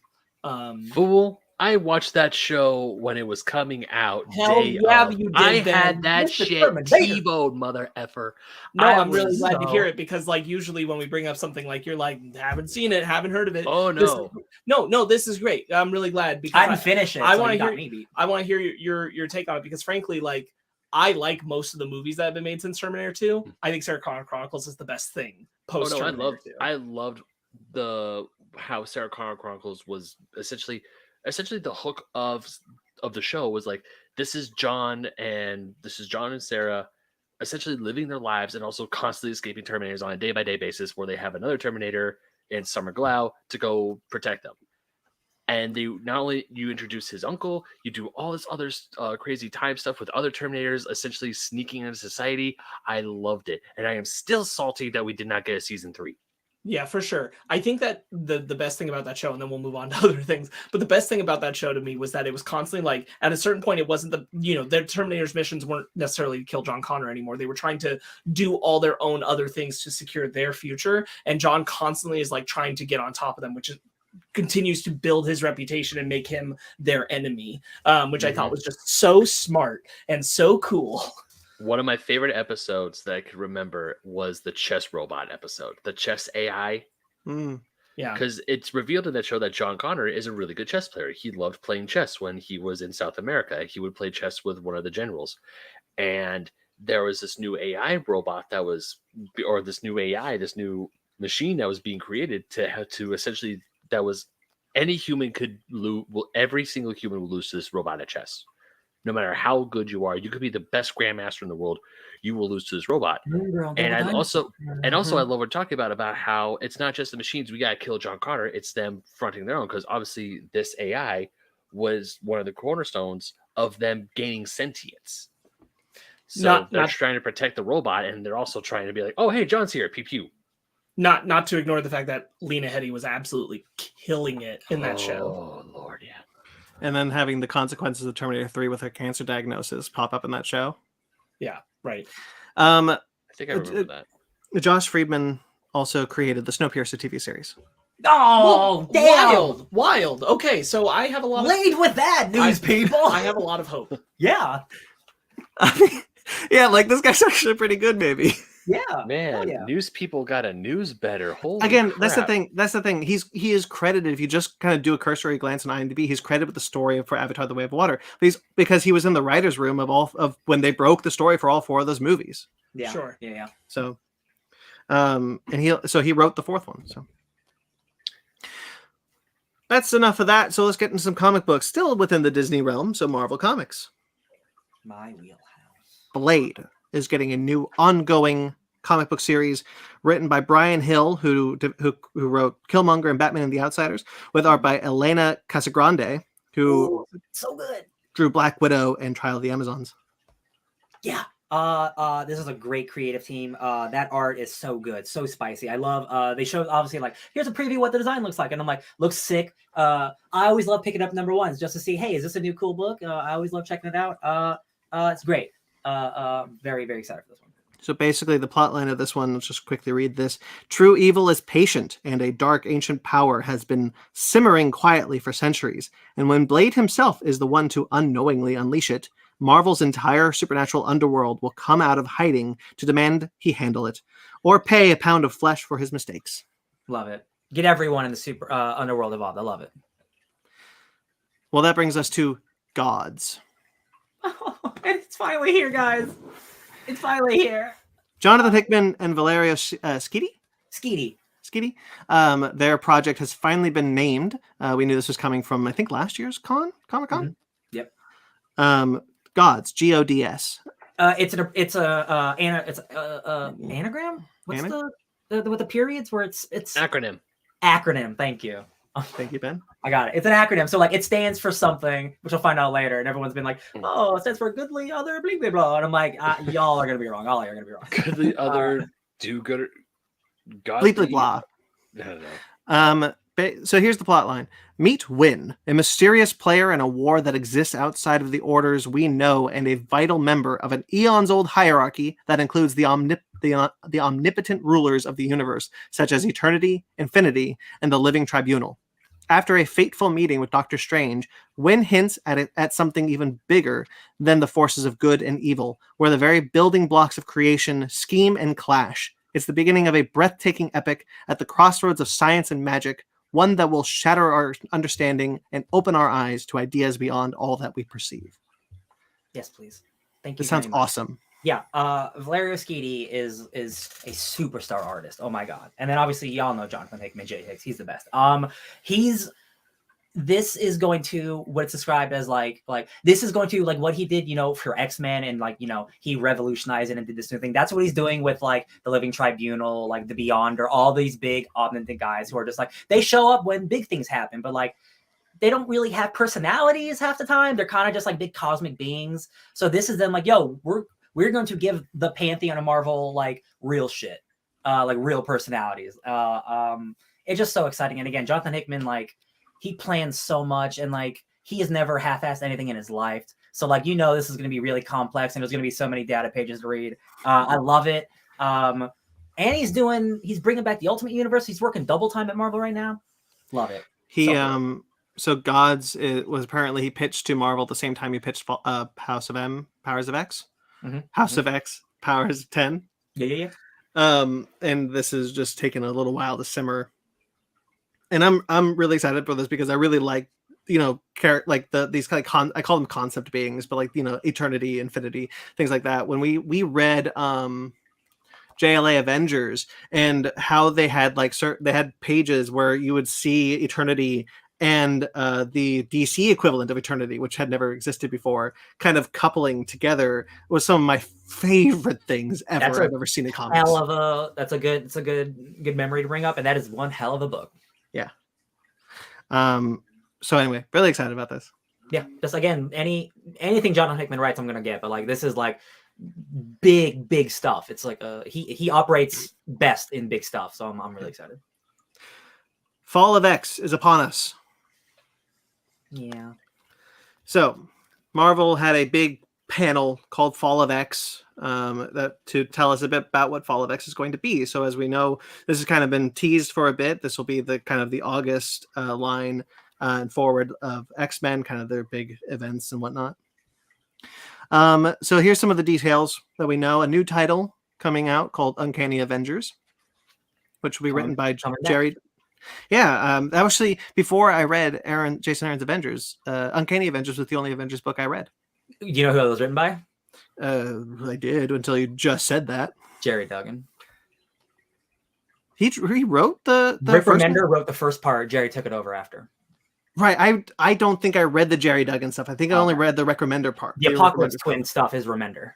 Yeah, that's the ones I read. That's a name I haven't heard in a long time. Apocalypse Twins? No, Rick Remender. Oh yeah. Don't worry, I'll pick a book up soon. So this will be written by Jerry Duggan with art by Javier Garron. This is going to be a new ongoing, which will see the return of the Unity Squad. For those of you who don't know, the Uncanny Avengers originally were called the Unity Squad, and it was part X-Men, part Avengers team to kind of soften things after AVX. 100% true. This time, the team will consist of Captain America, Rogue, Deadpool, Quicksilver, Psylocke, and Penance. That's more mutants. That's more mutants than regular people. Take that, guys. We win. It's Captain America leading the team, but more mutants. Yeah. This powerhouse new team must solve the mystery of who the new murderous Captain Krakoa is and stop his army of killers from igniting the fires of a new world war. Brandon, you're read up. You know Captain Krakoa. I know Captain Krakoa. Krakoa. Don't know about Captain Krakoa, do you? Nope. It's just a suit that they wear. He's just I'm the X-Men's Captain Krakoa, and it's just like a suit that they wear. It's like he's basically Great Saiyan Man. He's the great man of the X-Men. That's a really good way to put that. Now he's going to be evil, so I'm super excited. Yeah, this sounds really cool. I'm excited for this. Ghost Rider, Wolverine, Weapons of Vengeance will be a Ghost Rider and Wolverine crossover. It consists of 4 issues. Benjamin Percy is writing both ongoing, so this makes sense that he would write this. Oh yeah. New crossover written by Benjamin Percy that starts in Ghost Rider, Wolverine, Weapons of Vengeance Alpha. Then we'll go to Ghost Rider 17, then Wolverine 36, and end with Ghost Rider, Wolverine, Weapons of Vengeance Omega. They love doing Alpha and Omega thing. They love that shit. I know, I hate it. Yeah, me too. Jeff Shaw is the artist on these books. Oh, Cosmic Ghost Rider, Jeff Shaw. Ooh, good artist. That's a good artist. A demonic serial killer is murdering innocent mutants, but what is it about this deadly new villain that forces our 2 heroes to team up? And what buried secrets does he share with Wolverine and Ghost Rider's never-before-seen very first meeting in the past? Oh, it's a flashback. Oh, this sounds so good. I know it's a flashback that will influence the present of Fall of X. Man, that's a Yellow Jacket story if I've ever heard one. I'm ready. You had me at Ghost Rider Wolverine. It's a good combo. Or Ghost Rider / Wolverine. But yeah, I am a bit behind on Ghost Rider. But Percy's Wolverine. I mean, his Ghost Rider's great too, but he's just that dude's so good. He's so good. Yeah. Invincible Iron Man #9. I don't know if Invincible Iron Man specifically will be part of Fall of X, but this issue certainly will be. Crazy. You said an Iron Man book during an X-Men panel. I did. Could have written by Jerry Duggan. Well, Jerry Duggan and Juan Frigeri. Obviously the creative team there, with Fei Long in control of Stark Unlimited and using its resources to build Stark Sentinels, Tony Stark has proposed a new alliance with Emma Frost. Tony will play a key role during Fall of X, and his latest solo title impacts Mutantkind's newest status quo in surprising ways. So this is a very hot button issue, only on X-Men Twitter. That's the only place anyone who cares about this specifically. But the history of Tony and Emma pre Jerry Duggan, who is making them more of a not even romantic relation, just them just hanging out a lot more. Emma Frost hates Tony Stark. She has a restraining order against him. She doesn't like hanging out with him. So like, obviously a writer can write any story to make it make sense. It's just like these two characters, she hates the type of person Tony Stark is. At the same time, like that means that it'll be great conflict. That'll be really fun to see like them banter. And hopefully this isn't a thing where like they get together, because that is the last thing. These are my two favorite, like my favorite X-Men character, and I have an Iron Man tattoo. They are not a relationship I ever want to see, but I will read a couple issues of them hanging out for sure. What was that book that said the engagement of Tony Stark and Emma Frost that's haunted X-Men Twitter for years now? It was History of the Marvel Universe, and it was talking about something that potentially happens in the future, and that also I was like, please no, please no. That one thing has haunted X-Men Twitter forever. Yeah, Tony Stark is a hero. He's a rich, delusional, egotistic white man. That's the last thing that Emma Frost wants to deal with. Mm-hmm. But again, Jerry Duggan is a great writer. I didn't love the first issue of his Iron Man run. I will probably give it a chance now that more issues are on Marvel Unlimited. But I love Emma Frost, and he writes a great Emma Frost in X-Men. So like, I will pick this up at least to see what the banter will be like. Outside of that, new titles were announced but not really expanded on. So we got Astonishing Iceman, Children of the Vault. Hell yeah. Dark X-Men. Yeah. Realm of X. Yep. Alpha Flight. Hell yeah. And Uncanny Spider-Man. Oh boy, you guys. Y'all are so okay. There's been big marketing for Amazing Spider-Man 26 coming out soon this summer. They're marketing it as the biggest thing to happen in Spider-Man in 50 years. Spider-Man is a mutate, right? He got bitten by a spider. He's not a mutant. There is a Spider-Man X-Men book coming out called Uncanny Spider-Man. Yeah. They're Spider-Man into a mutant. That's so. The only logical conclusion here. Yeah. I don't know how I feel about it. It doesn't bother me. Like, I have to see the story reason. And Zeb Wells, who is a great X-Men writer and is an awesome Spider-Man writer. I will see what the story reasons are. I wonder if it'll be a fun like House of X retcon where like, oh, he's been a mutant for 50 years, but like that won't really make sense for Spider-Man.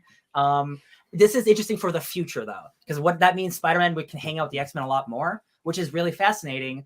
Kingpin, because like Ben, you're like 8 years behind. Kingpin right now is on Krakoa.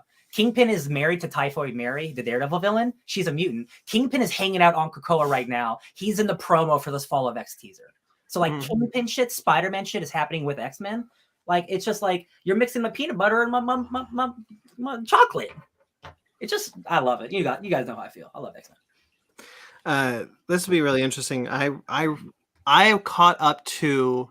I am right now about to read Judgment Day. That's where I'm at in my X-Men reading. Yeah, and so I passed the previous Hellfire Gala. So all this Fall of X stuff is, by the way, is coming out of, I think, the next Hellfire Gala. Yeah, this is not happening for a while. Yeah, and so I read the previous Hellfire Gala, which had Mary Jane play a pretty prominent role in it, and I won't spoil how, but it was pretty cool. So, and Spider-Man was involved in that, and so that was fun. So this kind of just feels like an extension of where that was going, where I'm at right now, anyway. I hated Spider-Man's gala outfit, by the way. Oh yeah, it was awful, ugly. I didn't really like any of the gala outfits this year. That last year. They were. I mean, Dr. Doom is the MVP for sure. Oh sure, yeah. But he always shows up. Yeah, they're I love Emma Frost, but yeah, they're not as strong as first year. I'm also not a stylist, so what am I talking about? Yeah. So the titles that will continue into Fall of X are X-Men. By the way, Kate Pryde will be joining as the new Shadowcat. She's going to be new design by Peach Momoko. Which it looks awesome. Also, Shadowcat with a Mortal Kombat K, baby. With a K. With a K. X-Men Red will continue. X-Force will continue, and Immortal X-Men will continue. Obviously, Wolverine. I mentioned Wolverine up top, but that's continuing. Yeah. A lot of people are like, "Oh no, Fall of X, does it mean it's the end of the Cocoa era?" Like, no. Like the marketing is literally saying the X-Men have been on top for so long. What happens when they fall for the first time? Like, this is just the Empire Strikes Back of this era. So like, don't worry, guys. They're not canceling any of these books. You know, they're still selling a lot. Right. We saw a promo image of Beast finally being a bad guy. Yeah, he has Nimrod shit. Yeah, thank you. Yeah, that guy's a bastard. all beasts are bastards. I love X-Force so much, you guys. X-Force is like one of the ones that I'm like, I constantly just eat up whenever I read, and Beast is such a dastardly bastard in it. Yeah, that dude. I love, again, like this is like way from issue 1, but he calls it like, oh, like I'm like the conductor of like a dark symphony of like a dark orchestra. He's so sinister. He's sometimes more sinister than Mr. Sinister, which is crazy. Love it. No, I just remember when we were doing all of our Hawkspox stuff, and I was really knee deep in the X-Men stuff, and I'm reading X-Force, and like, why does Beast suck? I remember him being like kind, one of the best, my favorite characters, and now he's an asshole. Well, Ben, spoiler alert, you haven't read X-Men comics for 20 years. This is how Beast has been. Nope, I have not read X-Men comics for 20 years, so I'm like, well, like 15 years ago, the Watcher showed up to him personally and said, Hank McCoy, you disgust me. The Watcher did that. That's really funny. Yeah, that's a great. Bendis did some good stuff with that. All right, that's all the Disney news, you guys. So let's move on. We got casting news for Scott Pilgrim the anime. We heard a little bit about this when it was kind of rumored. Apparently, this was a leak. I thought it was actually an announcement, but it was a leak that there was a Scott Pilgrim anime coming to Netflix. Anyway, so the cast has officially been announced. It is Michael Cera as Scott. Wait a second. I'm sorry, you guys. I have the movie cast listed here.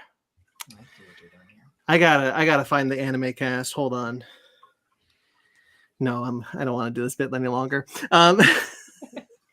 The anime cast is the movie cast. It's basically what they announced. They made a whole big show of it. The entire cast of the movie is returning to voice their roles in the anime. This is interesting. I don't hate it, but it was just like, it would have been cool to get a whole new voice cast. Yeah. But like, if this was like the only way to get it made, like they needed all these specific, like if this was a stipulation for some dumb reason or whatever, I don't hate it. That just means we're getting more Scott Pilgrim, a lot more of it, more faithful to the book. I like a lot of that cast. So like, I'm still stoked for it, but I do wish it was an original cast. Sparks, you are a big Scott Pilgrim fan. I am a big Scott Pilgrim fan, and I enjoy that movie, but I do think that it falls short of adapting the story of the books very well. So I'm excited for an anime series that's actually going to do it. I do pause at the movie cast returning because specifically Michael Cera was never a good choice for Scott Pilgrim. Yeah. I think he pulls it off inside of the Edgar Wright movie fine enough, but he was never a good choice because he just can't capture Scott's dickish hot-headedness, or at least he never has in his career before. Would Anton Yelchin been better? Yes, absolutely. I always said that Anton Yelchin should have been Scott Pilgrim. That's how I thought in my mind first. Yeah, absolutely. Yeah. Anton should have been Scott Pilgrim 100%. Yeah. It does give me pause. I do fear Scott being watered down to match Michael Cera for this anime and not quite capturing who he is in the books again. Just being honest, because if they're going to literally try and translate some of the lines from the book, I have a really hard time hearing Michael Cera do it. Yeah. Sure. So he is honestly it like, gives me a lot of pause. Yeah. If it was like, oh, it's like, you know, like Josh Hutcherson and this everybody else from the original cast be like, oh, like hell yeah. But like Michael Cera is kind of the only one where I'm like, oh. He's the only one because I'll even take it a step further. I'll say it's not just entirely Michael Cera. Like I think most of this cast is very good for who the characters are in the books. I think they mostly nail it. I also think that Kieran Culkin's Wallace Wells is not actually a very good capture of who he is in the books. I think that it's good on its own, but I don't think it is necessarily a good capture of him in the books. So I'll say that as well. I kind of wish that there was a different Wallace Wells voice. I think you could have had a nice mix and match. I like this. I like a lot of this cast. We'll see. You're going to hear a lot of my thoughts on it because now that this is happening, we're going to talk about that movie. We're going to talk about the books. It's all going to come out. I got a So poster. you're going to know all about it. I got a poster right there. Yeah, I'm kind of two minds about this. I really like the cast of the movie, and so like seeing this immediately, I'm like, oh, that's cool. That's a cool little gimmick that they decided to do for this. But also, I'm kind of the mind of like, also let other people take a shot at this. Like you're readapting it. You don't need to strangle it to the movie that has already come out.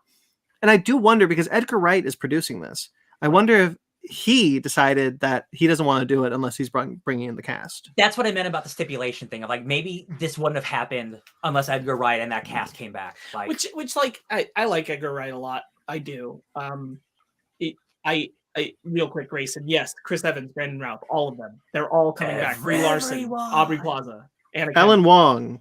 yeah, all of them. all of them. All of them. All of them. Oh wait, we don't know if Thomas Jane is coming back. Fair enough. All of them. And I imagine they will have to cast new voices for the Katyanagi twins. If they're going to be like they are in the books, they actually have a pretty prominent, important role and they talk. We'll get some new people. So we'll on see that how one. that is. Yeah. Brie Larson coming back. Double duty. I look forward to us talking about the books, guys. I look forward to us doing a part of the show now. I've been planning to do Scott Pilgrim in the book club for a while anyway. Now I have an excuse. So it's just going to happen. It's a good book. But I think once you read the books, you'll understand that like some of this is really great. And some of this is like, ooh, I hope this isn't Edgar Wright watered down from what the books are. But Brian Lee O'Malley is also there on the team making this happen. So I gotta hope. Yeah. So that's the rest of the news real quickly. It's not explicitly stated, but I did a lot of research on this to get kind of more information. So it's produced by Edgar Wright, as what I already said. Brian Lee O'Malley and Ben David Grabinski are all producing it with O'Malley and Grabinski. They're writing it. So they're writing the whole series. O'Malley went to Twitter to say it's like the best thing he's ever done. He's really excited about it. Yeah, this it could be like with a full series, like it could be like the perfect version of like, hey, like that book can be kind of long, that movie's short. Here's a perfect amount where I can get like the exact personality, like the jokes that land the best, like the perfect version of what this could be. Right. So this will also be directed by Abel Gongora, who made his directorial debut with the Star Wars Visions episode TOB1. That's the Astro Boy kind of inspired one with the droid. His directing credits are that and this, but he's worked in an animation department for many years. Right on. Including worked on shows in the animation department, including OKKO. So It's a great show. The animation company behind this was seen as a logo in the beginning, so I looked them up. It's called Science Saru, who they developed the Stakes, Island, and Elements miniseries for Adventure Time, and a movie or a show, I think it's a movie, called Devilman Crybaby for Netflix. It's an anime. As an anime show on Netflix.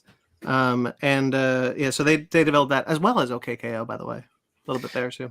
OKKO's you want to live somewhere between OKKO and Devilman Crybaby. That is Scott Pilgrim. So a lot of faith in that. Devilman Crybaby is a wild anime. I'm more excited. There's a lot. Than not. I'm more excited than not.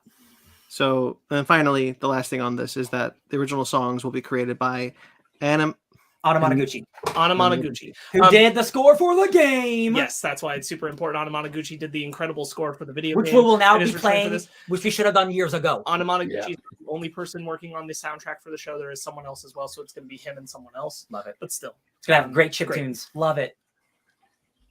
Yeah, so we'll see how that goes. I'm excited. I'm cautiously optimistic. And nervous as hell. Yeah. The Batman Part 2. Folie à deux. The Batman Folie à deux. I'd hate that. Yeah. Actually, a Batman musical? It's kind of cool. Movie. The Lego Batman movie. Darkness. Yo, parents. Exactly. Grayson live in the chat. Grayson, we're gonna play the game on Basement Arcade. I bought that game like on 4 different systems at this point. I have to play with somebody. So stay tuned. Around the time the show comes out, we're going to be discussing the comic, the movie, and the game. Yeah, we're gonna make. I Brandon also do have all the of it. game. Hell yeah. I played the game once. Yeah, we're gonna make you do all of it. Cool. I Can't wait. bought the game digitally because I heard it was coming back. I really wanted it, and I never played it. Cool story, bro. The Batman Part 2. Deadline is reporting that Clayface will be in the film. This also came out around the same time that it was also revealed by Deadline that Mike Flanagan has pitched a Clayface film to DC, which he himself did not disprove. He was just like, "Hey, if you hear anything, if I hear anything more from this, I'll tell you." Love it. Yeah, I want him to make a Clayface movie. I want him to make whatever he wants to make. Yeah, man. Ben, you haven't had a ton of Mike Flanagan experience yet, but he did Dr. Sleep, which I know you saw. Yeah. Mm-hmm. Yeah, so him wanting to do a Clayface movie. Oof. Yeah.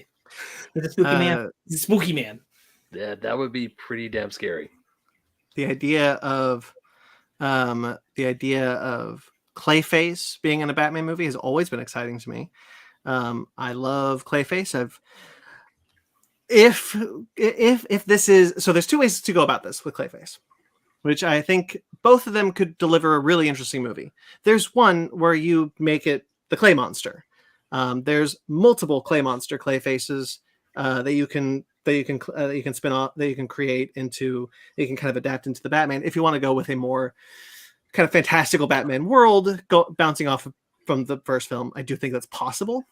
I think what's more likely is that they're going to go with the Golden Age Basil Karlo, which was not a clay monster. He was just a serial killer who was also an actor who was just killing people who took over his roles. Yeah. I wish we lived in a world where it could be both.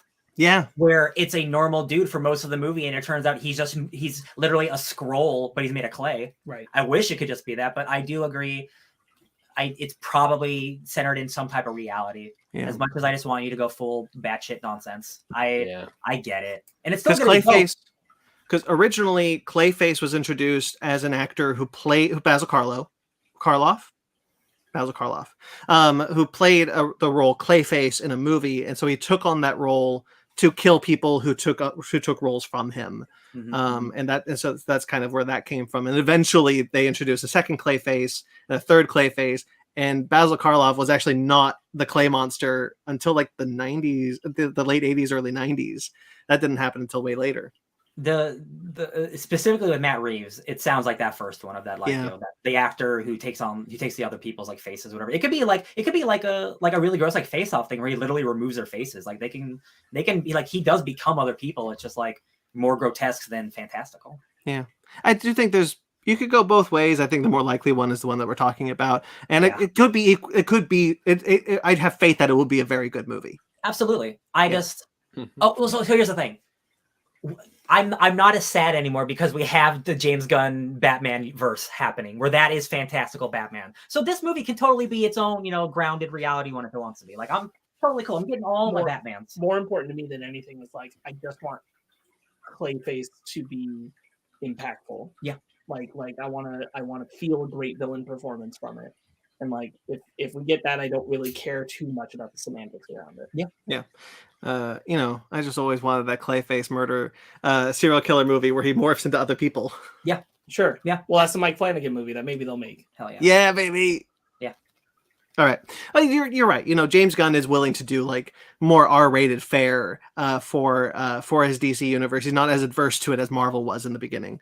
So you're right. We could still get that with the Gods and Monsters DC universe. We can be big goopy man. Absolutely. Yeah. Cool. I see you guys in the chat talking about The Brave and the Bold. Great show. Music Meister. Awesome. It's true. That is You true. could not do that with Robert Pattinson's Batman. No, that one you could not do. Dark off, bro. My Adventures with Superman, which is an upcoming Superman animated series that we've been hearing about for a little while. We didn't know what was happening. It's going to be moved from Cartoon Network to Adult Swim. Y'all, Adult Swim? An Adult Swim Superman show. What world are we living in? Yeah, right? It's weird. Hopefully a good one. Hopefully a great one. That's exciting to me. That's really exciting. Yeah, that's really all we know. I'm glad they didn't cancel it. Yeah, that's what I was like. It moving to Adult Swim means like it doesn't mean that it's like rated R, but it means it's a little more like it's not a kids show. I feel that with moving a Superman show to Adult Swim, it could tackle more, I guess, adult issues. Like they're banging Ben is what we're saying. not necessarily that. I mean, okay, because I would say like maybe more politically charged issues, because a lot of people, I would say maybe more philosophical issues, like stuff that would normally go over kids' heads, where it's when it comes to Superman. Sure. And maybe I don't know. I feel like they're a little raunchier, maybe a little bit raunchier, but at the same time, this, I don't want to say dumbed down for kids' audiences, but I think I have to, because you have some Superman shows that are made for kids. They don't really go into like really deep emotional issues. And if you move it to Adult Swim, which is a mostly adult audience, or adult, young adult, older teen audience, then yeah, you can handle those issues. Like I would remember when when Henry Cavill's Superman film was pulled, and they're like, oh, we don't know what to do with Superman. And so many people on Twitter were like, you could talk about how he's an immigrant. You could talk about how, essentially they're talking about all these like socio-political issues that involve Superman, and then like and how they could make a good story out of it with some good punching action in there. And it's like, at really Warner Brothers, we're giving you this shit for free. I'll tell you what, Ben, the image that they released, the only image of this show, does not immediately scream that. So I'm very curious what the show is going to look like when we see that first trailer. You know what my first immediate thought goes to is Star Trek Lower Decks. Sure. Like a more comedic, but really in universe. It is it is a Superman show, but it's just funnier than normal. I'm okay with that. That's what I'm thinking. Because that one image, the one we see with like Lois, like haha, like it's like that screams like it's a loud show. You know what I mean? Yeah. So like, I'm excited. I don't even know what the show's about, but like it's on Adult Swim, and that's just, again, I never thought, like it's like, I still like that animation design. Yeah, I will have to look up this. Yeah. John Wick. Huh? Oh yeah, that. Oh yeah. Rescind everything I said. Yeah, it probably is gonna be a little more raunchier and Lower Decks-ish. So, John Wick. Now that the fourth film has been a uber success, Lionsgate is once again like, hey, fifth movie. I only wanted to put this one on here because we didn't actually get a chance to talk about the future of the John Wick franchise in our review, and I thought maybe this would be a good opportunity to do so. So, spoilers for John Wick. Spoilers for John Wick 4. So, I mean, if you didn't see it, skip ahead, or if you're live, sorry, plug your ears. Before we talk about that, I watched a bunch of interviews the last couple of weeks, specifically spoiler interviews with the director. I'll tell you what the director thinks right now at this point. The director thinks that John Wick is dead. Yeah. Right? Keanu Reeves thinks John Wick is dead. Right. They both think this is a good ending to the franchise. That's not to say that the Continental can't come out, spin-offs can't come out, but like they are both almost 60 and tired. Right. Personally, I think, spoiler alert, this is a good way to end the franchise with John Wick dying. Yes, I agree. The idea of John Wick is, again, more important than John Wick himself, right? So like, I don't need John Wick to show up again. Like, there are other characters that have been introduced that I would love to follow. There's an entire fourth movie where everyone else is just as interesting because John says like 7 words the whole movie. At this point, if John comes back, it feels like the only point would be like where you go from here is for him to go kill everyone on the high table. But they established pretty clearly in the last film that like the system's just too big. He would never get to all of them in one location because they never are. And by the time that he went through all of them, most of them will have been replaced again. Yeah. So like it's kind of futile. And it doesn't make sense why John would even want to at this point. So I do kind of echo that, like, I get wanting to, like, get your moneymaker back out there, Lionsgate, but, like, maybe just take the win because that story does feel done. Yeah, I agree. I think that, like, the fourth film ending the way it does is, honestly, I think it's incredible. I really love the ending of it. And as Ryan said, you've got the Ballerina coming out this next year, and you got the Continental coming out this year. You have avenues for the John Wick franchise to continue, and you don't need it to be through John Wick. There's a post-credit scene that sets up an entire potential movie. Yeah. Like, they didn't do that on accident. I think the other thing is like pulling him back into the fray. Like, I don't know how you do as good an ending. Like you'd have to, if you're gonna kill him again, like it would always feel like it lived in the shadow of this one.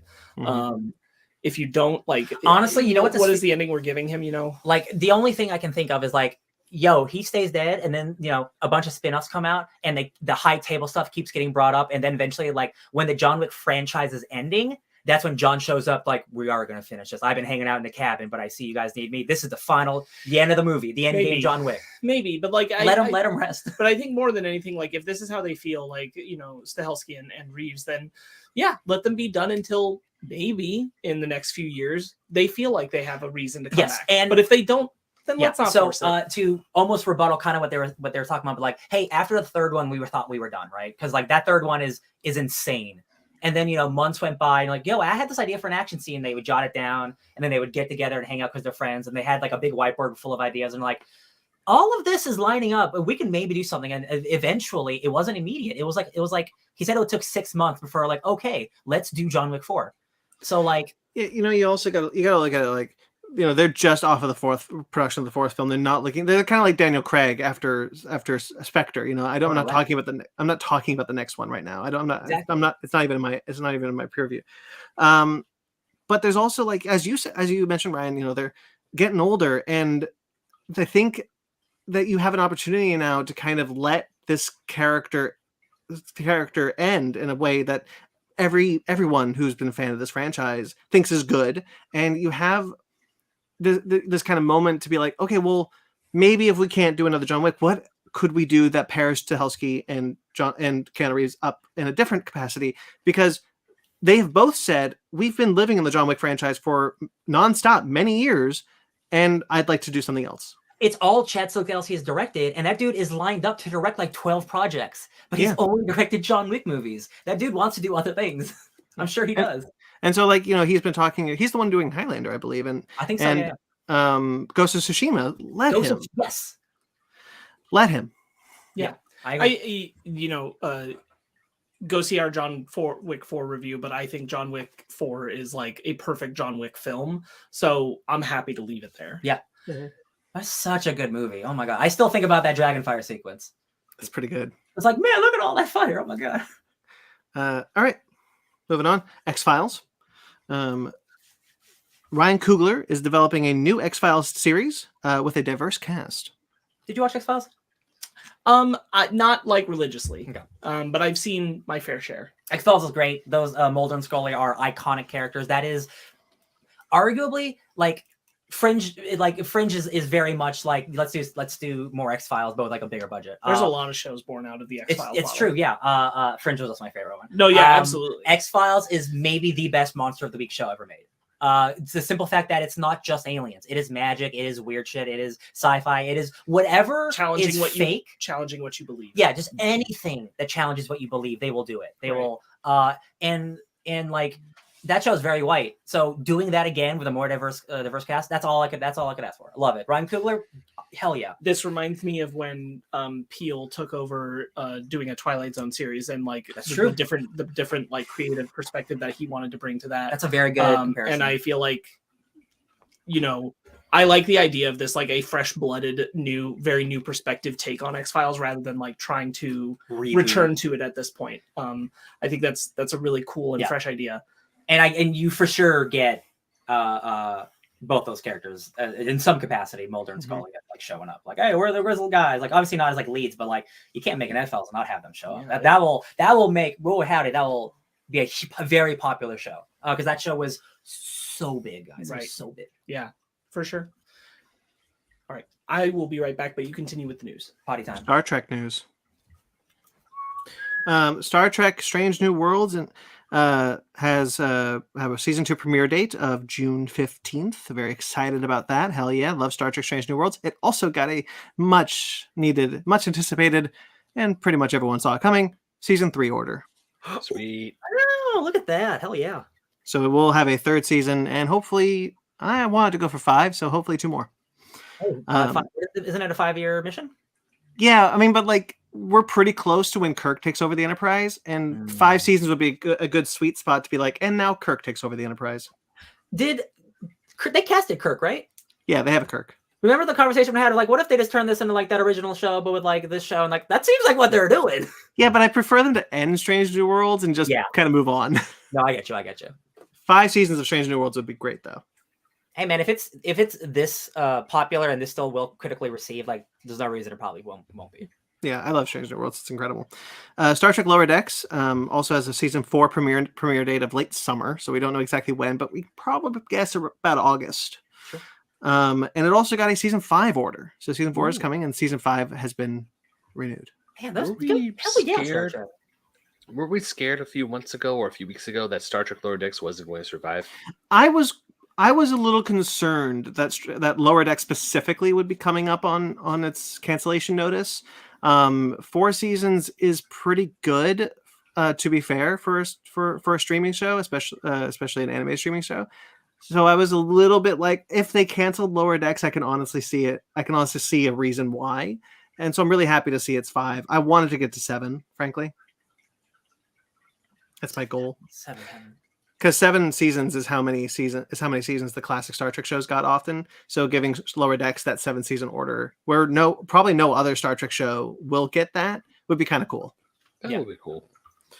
Because as we know, Discovery is ending with 5, and anyway. But so that was really cool. But the next day they announced a new Star Trek show, and we kind of heard about this coming. We heard rumors and kind of whispers about this, but they have officially announced Star Trek Starfleet Academy. So this will be a new Star Trek show, I believe the 6th overall, developed and show ran by Alex Kurtzman and Noga Landau, who developed the Nancy Drew TV series for the CW. Tawny Newsome, by the way, who plays Mariner on Star Trek Lower Decks, has joined the writing staff of this show. Ooh.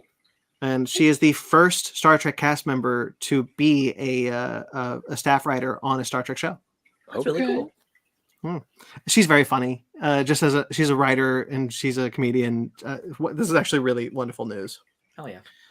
The show, we don't know when it's set specifically. They did not make this known because there's a few time periods where it could be at this point with Star Trek bouncing around. However, a line does say that Starfleet Academy is open for the first time in 100 years, which implies post-Discovery, the 32nd century. Because for those of you who have not watched Star Trek Discovery, when the Discovery ends up in the 32nd century, Starfleet Academy has been shut down for 100 years, and Starfleet and the Federation are kind of no more. They're just kind of like 5 ships in a starbase. It's a reboot. It's a future reboot. So kind of that. So like the Discovery has to kind of like reignite hope in the galaxy, and the Federation starts forming again. That's what season 4 is about, is kind of reforming the Federation as it used to be and bringing back Earth and Navarre, which was Vulcan, and whatnot. So it does sound like this is going to be set in the 32nd century.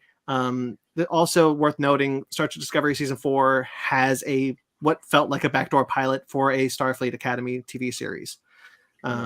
So it does feel like that is the case. So the series will introduce us to a young group of cadets who come together to pursue a common dream of hope and optimism. Under the watchful and demanding eyes of their instructors, they will discover what it takes to become Starfleet officers as they navigate blossoming friendships, explosive rivalries, first loves, and a new enemy that threatens both the Academy and the Federation itself. Star Trek on the CW. Outside of that last line, I'm into this. Yeah. Because I love the idea of doing a Starfleet Academy show that is kind of a teen drama set in Starfleet Academy. I'm into that. I love that idea. I'm into it. And I also kind of like the idea of re-exploring the 32nd century, because as of now, it is an incredibly boring time of Star Trek history. Star Trek Discovery has not utilized it in any interesting way. So if you're going to try again, I think this is the way to do it. But the line at the end, which is a new enemy that threatens both the Academy and the Federation itself, no, I'm sorry. Keep it small. These are cadets having to deal with homework and love and things like that. I don't need them to stop a galactic calamity. They're the Teen Titans of space.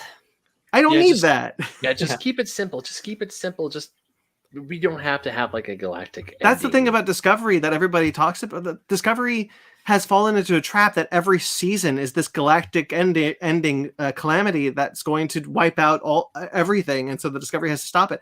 Enough of it. We've seen enough. What does Zed say in Men in Black? It's like, it's an intergalactic kegger. Yeah. So I am excited for Star Trek Starfleet Academy. Alex Kurtzman's involvement be damned. Hey, other shows are doing great despite him still being around. So that's true. It's just Discovery isn't, because he's still showrunner of Discovery.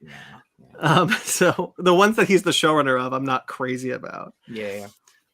So there's a lot to like I'm interested in there. I just kind of wanted a pared down small Star Trek show that just had to deal with a teen drama in Starfleet. Sounded really interesting to me. Yeah, that that would be just nice. Like, hey, we're in love in space and we're students. Yeah, and you can have various monsters, new monsters for the 32nd century Starfleet. Like, not monsters, aliens. Sorry. Yeah. Very specious of me. You can have like Ferengi and Klingons, as well as Gleep Gloops and Glarptals. The Gorn. You can have a Gorn. Do it. I'd love to see that. Man, the Gorn part of Starfleet in the 32nd century, do it. A Gorn student. Oh my god, a Tholian would be incredible. For those of you who don't know, the Tholians are the diamond spiders. I'd love to see that. Anyway, sorry. That's enough Star Trek talk. I'll have more to say whenever I do my Picard Fake Nerds Watch with Cookie next. We'll probably dive into that a bit further. But Mondo news, people. We're back at it. Here we go. Everything's fine. They cooled it down. They put a gun to some guy's head to say everything's fine. They pissed on the fire. They pissed on the fire with gasoline. Yeah. All right. Well, anyway, so this is true. Kind of a redaction from last week. It was never stated that the Poster Division would be shut down. The Wrap said that the Poster Division's future was in question, and people ran with that, as they do in many clickbait sites, and it just kind of evolved like a game of telephone, that the Poster Division is shut down. That was never true. So Funko took it upon themselves to release a statement to be like, hey, there's a lot of misinformation out there. We love posters. They said, and I quote, Mondo is a tastemaker. Screw you guys. All right. Okay. All right. Anyway, so they made it very clear that the Poster Division will continue, and that what they didn't say, what Mondo said. Mondo released a separate statement on their Instagram account that didn't make it onto their Twitter account, which I thought was interesting. Their Instagram account was all about, hey, founders of Mondo, we love you guys. We love the company you built. Fans, a lot of us are still here, just the founders are gone, and we're going to honor them and blah blah blah. So the people who founded Mondo were still fired. That is still truth. But Funko was like, it was 10% of the Funko company, not the Mondo company, that we laid off. So Funko released a statement saying that their goal is that they're going to make larger print runs for Mondo posters. They were like, Mondo only makes 150 posters, and we're going to make that to 500 to 600. The quote they used was, "It's going to be limited, but not ultra limited," as it was. They will also heavily invest heavily in the production of vinyl records, which is a big market for Funko. As I said last week, they started as a music company. And there's a plan to build an almost 70,000 square foot record pressing factory sorry, this is a really weird sentence, but this is quote verbatim. A 70,000 foot record pressing factory meets record store of the future meets live music event space in San Diego. That's too. It's one more meat than you should have added. It's too many meats. You should have said slashes instead of meats. Yeah. I'm okay. That's cool. You have a factory and a storefront. I mean, there's a lot of breweries down in San Diego, so it's like, hey, here's the place where you can see the beer being made. Here's a place where you can drink the beer being made, and also here's a place where you can buy the merch of the beer that's being made. So, honestly, I think that's pretty cool. Yeah, and also, I mean, that part sweet. The other parts, damn, they were on damage control. Holy shit. They were so worried because, like, again, the people they fired, all those artists and people like that, being like, hey, the relationship cultivated, those bridges were burnt, and Funko was very concerned about that, which is why this came out. And like, I'm sure it was never the intention to shut down the poster division. Honestly, like we talked about last week, it would be ridiculous to do so. But this was kind of not the way to go about it. And Mondo's statement looked very much like gun to your head, smile, and say something nice. Yeah, I'm trying to find a specific thread that I read that was that goes into it, but basically, like, so many people are like, the statement you guys released is like, well, Elijah Wood, he's like, you fundamentally misunderstood Mondo. It's like it's a family of artists, and like you pissed off its entire fan base. Like, there's also talk about how like they're gonna do different things with its printing. Like, well, we're gonna like create bigger sizes and double sized ones, and people are like, you can't just. Quality doesn't work like that. You can't just, we're just going to make it double sized. Like, that's so much more expensive. It's so much more quality. It's not just like, it's like when you're on a computer and you just make something big, it doesn't double the quality. You're just stretching it out. And the reason why an artist pointed this out, that like the reason why Mondo's print range is print runs, thank you, is so small is because screen printing takes a while. They're not printed on paper. Yeah, they are high quality prints. Yeah. It's not just like a regular printer you got from Walmart, like I have right in front of me. Right. This was just jumping in on the Mondo thing. This was the thing that I was talking about when we were talking about last week, as I said, increase the print runs. What I meant was like by like 50. Yeah. 25. Not 500. Not 500. Yeah. Like, I know that their quality of the things they make are very high. It's one of the reasons people trust the Mondo brand. They put a lot of work into the materials and the resources that they present. Yeah. So when I hear Funko saying this, I'm like, we're going to get less quality yeah.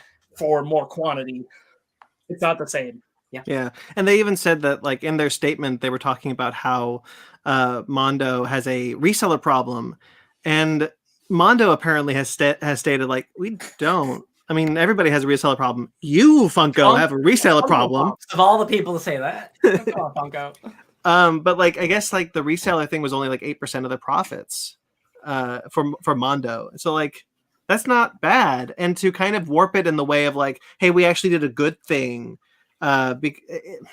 is slimy, honestly. Yeah. Nice. It's very like this has this bastardization of, especially when they made the Mondo Instagram post of like Funko crawling inside the corpse they've made of Mondo and speaking through it to say like things are not as bad as you think, and like it is truly like you guys referenced Elijah Wood, like they have fundamentally misunderstood the community that Mondo has fostered, and the fact that like getting rid of the founders is a big part of the problem. Because you've gotten rid of the trust, not just for the artists who are likely not to return, but for the fans. I found the thread. I just want to read this little bit because it's fascinating. This guy named Daniel Danger at Tiny Media Empire. Dan? It's his brother. As mentioned in my other thread, scaling up screen printing production and Mondo quality would take years to be meaningful enough to double or triple production numbers. The possible output of flat stock screen print shops in the US hit a wall 5 years ago. Screen printing at this level is hard. It is a craft that takes years to master. There are printers who can tell you which certain colors require more dyeing to be on the rack. You cannot throw money into the air and create experience like this. Like, it is something that takes time. You can't just say, we're going to up the value. We're going to make more of it. It's not just a button you press. It's with this kind of quality stuff. Yeah. I just thought it was fascinating. Yeah, that was the screen printing thing. Again, yes, raising Mondo's print run is probably a feasible answer to finding ways to make this company more profitable. But as Spark said, it's not 500; it's 50. Yeah. Right, and like to their credit, like Mondo back in the time did. Say things, you have releases that were timed editions, right? So they'd say like, this is up until the end of next week. And they would make good on making those many copies, but it also came with an addendum, like it will take us longer to make depending on how many get ordered, and just be aware of it, but you will get it eventually. Yeah. And people trusted that, and it was highly valued, and that was appreciated. People will wait for quality. Right. I have no faith in the poster division. I think the records will probably be okay. For like they'll maintain the record quality for a while. I'm not really worried about that, but the poster division, I have no faith in it.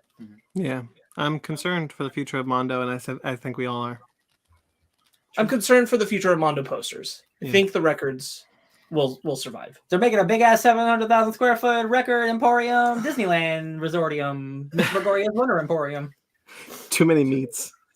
Too many meat. All right. E3. Oh. Yeah. Sega announced that they would be skipping E3 this year. Cool. Yeah. PlayStation, Xbox, Nintendo, and Ubisoft all backed out prior to this. And E3 canceled this year. They're not having E3 this year. Yes. We've also talked about this on the Pause Menu Quarterly that's going to come out this week. E3 is dead. Yes. Sure. We talked about it in length, but we can talk about it a little bit here. Yeah. We have Summer Games Fest. We have the Game Awards, Nintendo Directs, PlayStation. What are they called? PlayStation? State of Place. State of Place, Xbox, Mr. Megorium's Winter Emporium. Like everybody's got their own thing. E3 is just it's old. It's old school. You know, it's a newspaper at this point. You know, we don't need it. Right. They get more bang for their buck when they do the live streams anyway. Yeah, E3 is so expensive. Like it's so time consuming, and it takes so much time out of developers' time. And it's just like, and importantly, like, you know, we talked about it on the quarterly, but I think the thing worth mentioning is, and what Brandon would, I'm sure, would agree to, is the new methods that these companies have found outside of E3 has significantly depleted the need for crunch inside of these game development teams, because there's no E3 deadline each year. They now control the schedule of announcements and what they need to prepare for when. Mm-hmm, Yeah, it's a good point. Yep. Trailers. Entering the trailer park. I'm here, guys. Sandland. Yeah, I'm sure whatever they're saying is hilarious. Yeah, right? Yeah. No clue I think what they're talking I think this looks really cool. There was a few points where it felt like the animation was moving like 5% slower than it should be. Would you agree with that? Because I saw you nod your head a little bit. Specifically when they're in the car and our main guy, Dr. Sandland, when he moves, it feels really slow. Like it feels like he's underwater. And I don't know if that's just a trailer thing or just how this animation looks, but like I didn't love it. Yeah, it's one of those things that, like, part of the reason I want to talk about it is because it continues to be this thing where, like, Toriyama's animation, like, when you just look at it, like, frozen, looks really great in this style. But in motion, I continue to have issues with the character models. This is, again, very similar to, like, the Superhero, but Superhero had more of a budget behind it than this does. Yeah. But, like, it continues to be, like, there's something that is working here about Toriyama's art style, and then there's something that truly, truly is not in motion. And I don't feel like we found the right way to do this, even though I think this does look overall cool. Yeah, I love the look of it. I just have no idea what it's about. So it's a Mad Max meets Dune. Dune. Oh my god. Giant worms and cars. Dead Ringers. I'm so glad you put this on here. Oh my god. So, y'all, let's talk about bad vibes, okay? This Dead Ringers is originally a Jeremy Irons, David Cronenberg 80s movie where he plays fraternal twins. That's where you both look the same, fraternal? I believe so. Okay. This is a TV version of that, so it's going to be a lot longer. With Rachel Weisz, who we all are fans of. TTT hot hot hot from The Mummy. I love Rachel Weisz, and I'm glad that she's getting a big role like this. This looks disgusting. I'm so excited for it. There is some weird incest stuff going on. It's about a pair of twins who work in like the medical field, and they want to advance women's, making it easier for women to give birth. That includes really insane, crazy scientific things. It's a really, really crazy movie, and the fact that this is turning into a show. It's like, oh man, you turned Westworld into like one of the craziest TV shows of all time. Like that's what I feel this is. It just looks bonkers. That's cool.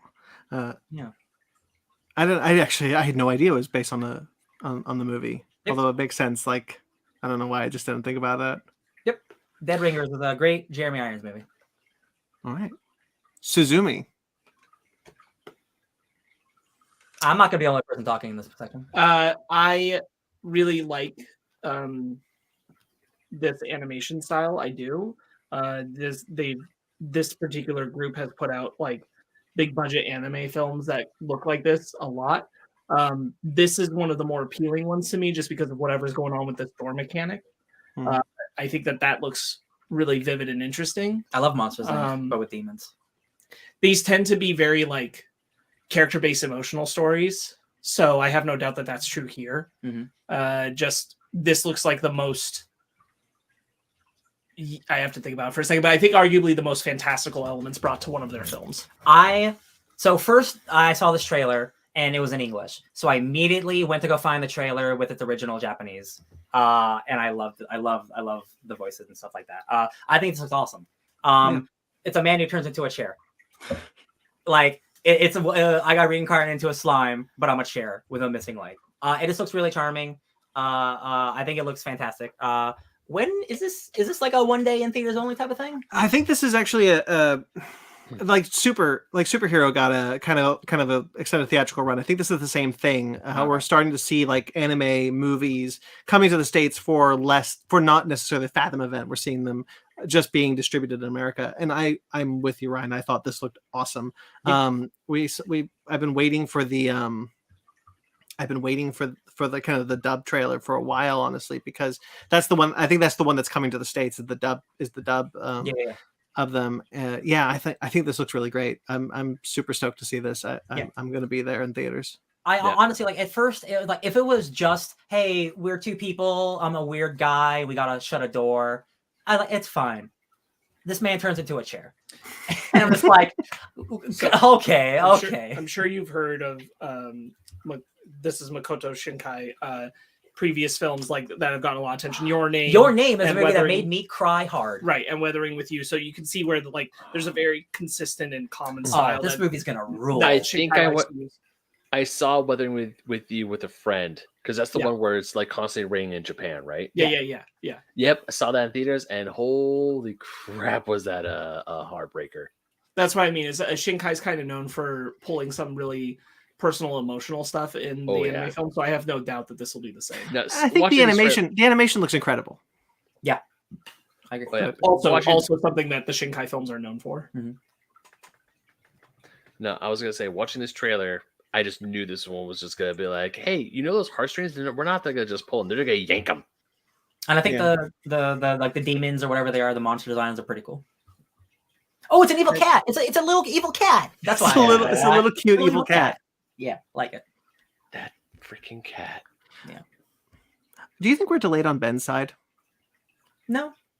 Okay, because if Ben's getting a little, Ben took a little while. I'm just concerned. No, that's just Ben. All right. He seems fine on our end. Yeah. That reaction was that proved to me that he was not delayed. The Legend of Zelda: Tears of the Kingdom gameplay trailer. Oh, Benjamin Magnet. Did you guys talk about this on the state of, on the? No. We did not. This is gonna be the game of the year. Yeah, I thought the exact same thing when I was watching this footage. I was like, well, shit. I want Final Fantasy 16 to be a good fight. I want Resident Evil 4 to put up a good fight. I'm watching this. I'm like, here we go. Game of the year. Final Fantasy 16, like, is gonna. That game will be a 10 out of 10. The thing about first Breath of the Wild, and the thing that I love about video games is giving creative freedom. Breath of the Wild is a game. It's not just an open world game. It is a game of systems where you can do tons of different things. Many systems work with each other. You know, you got magnets. You can free stuff. This game, Tears of the Kingdom, is introducing rewinding time, building stuff, traveling through mountains so you can immediately rise to the top of a place in any cave. Any cave you want to escape, you can just jump right up. The freedom it's giving you to do whatever you want. It's Ben, I was losing my mind. I'm not even joking. Like I like games like Hitman, games like Skyrim, where you let me do what I want. Those are my favorite games. Let me be me and play the game that I want to play. This game looks insane. It looks insane. When people were talking about how, Tears of the Kingdom is just gonna be, people were saying, yeah, I'm excited for it, but also they were giving negatives on it, saying like, oh, it's just the exact same map. It's nothing new. It's nothing different. I'm like, did you guys not see the trailer? Did you guys not see the stuff where you get to go above and below in the game? Yeah. So yeah, it's the same map. I don't see that as a bad thing. I see that me going to an old friend into a world where I spent over 120 plus hours back in 2017 when this damn thing came out. I see it as I'm going back to see an old friend, and not only that, did that old friend just like get a big upgrade to the house? It's like, hey, we got a really cool upstairs and a really cool downstairs. You want to check them out? But it is not just the map. It is not just the same map. Like there are other games when like Far Cry is a good example of like they will use the same map and change a couple things. Like this is the same map, but there's a lot of shit that's different. There's an IGN video that you can watch. It's like 10 minutes long of like side by side of the trailers, and there's significant changes to the environment. So much sky stuff.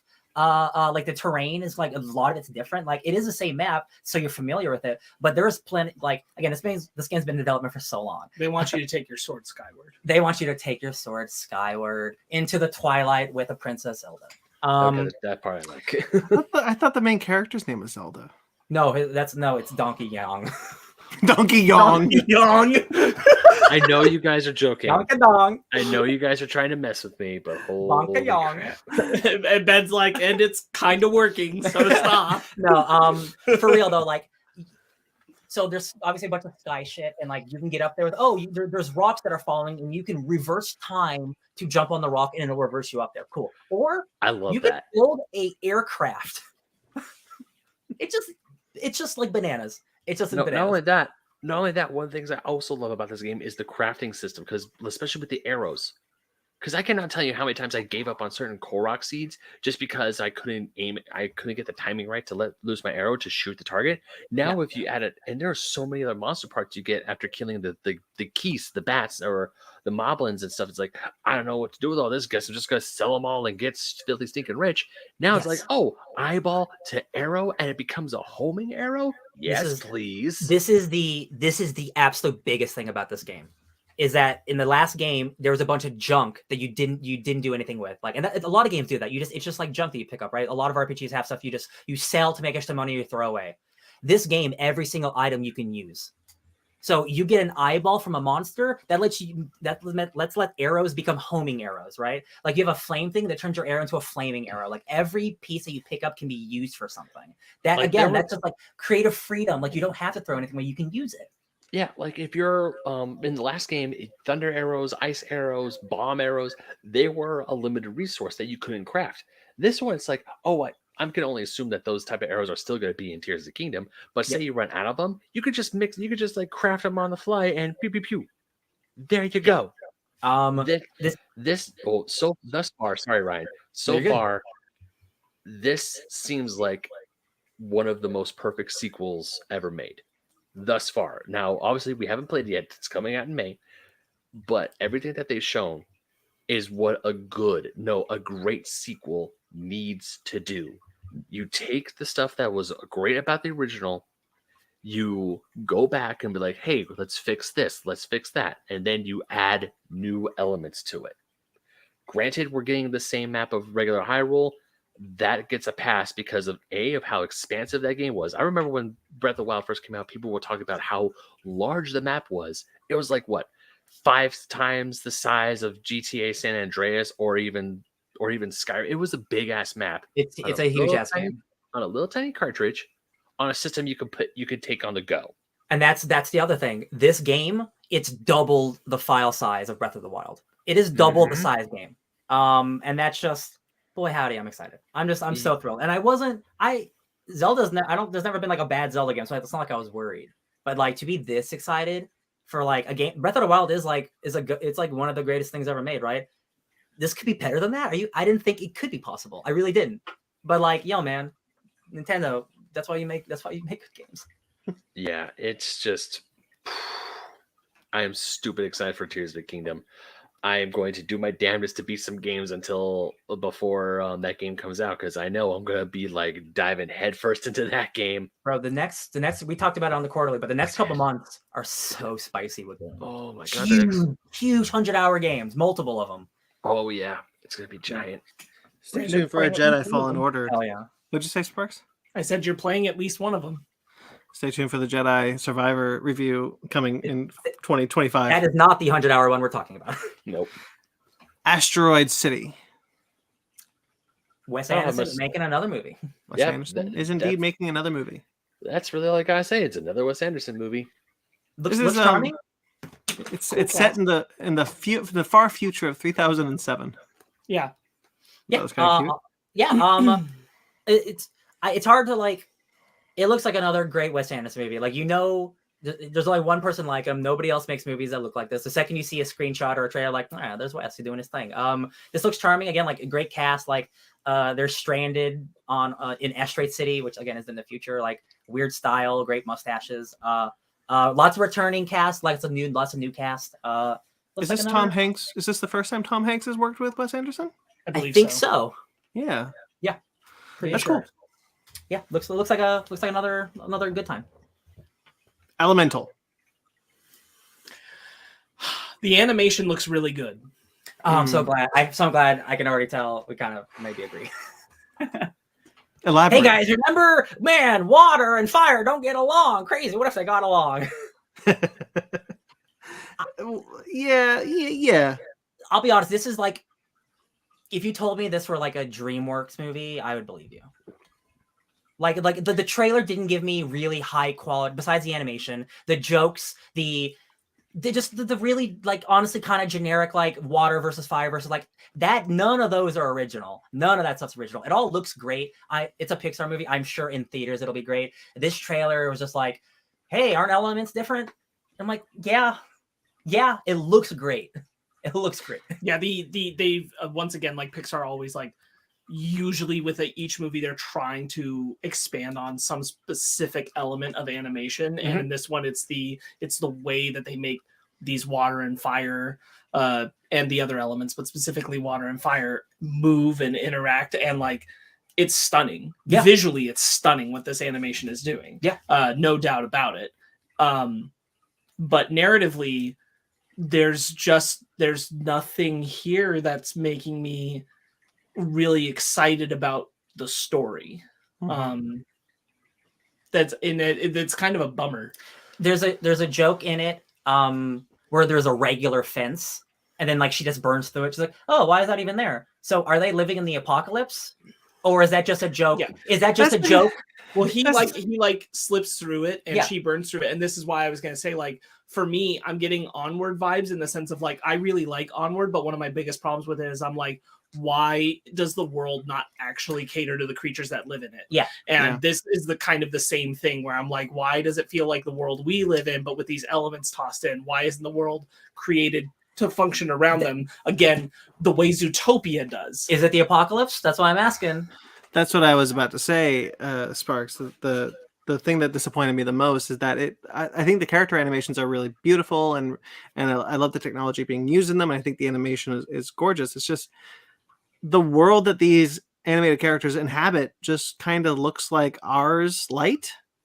And there's really just nothing that appeals to me less in this type of storytelling. Like that one of the reasons why I don't like Onward, the reason why I can't kind of get past the idea of like, oh, I do like this, is because of the world building in that movie. It really hinders the movie for me, and I'm kind of seeing the same thing happen here, where I'm like, well, this is just going to be another Pixar film I'm just kind of like whatever about.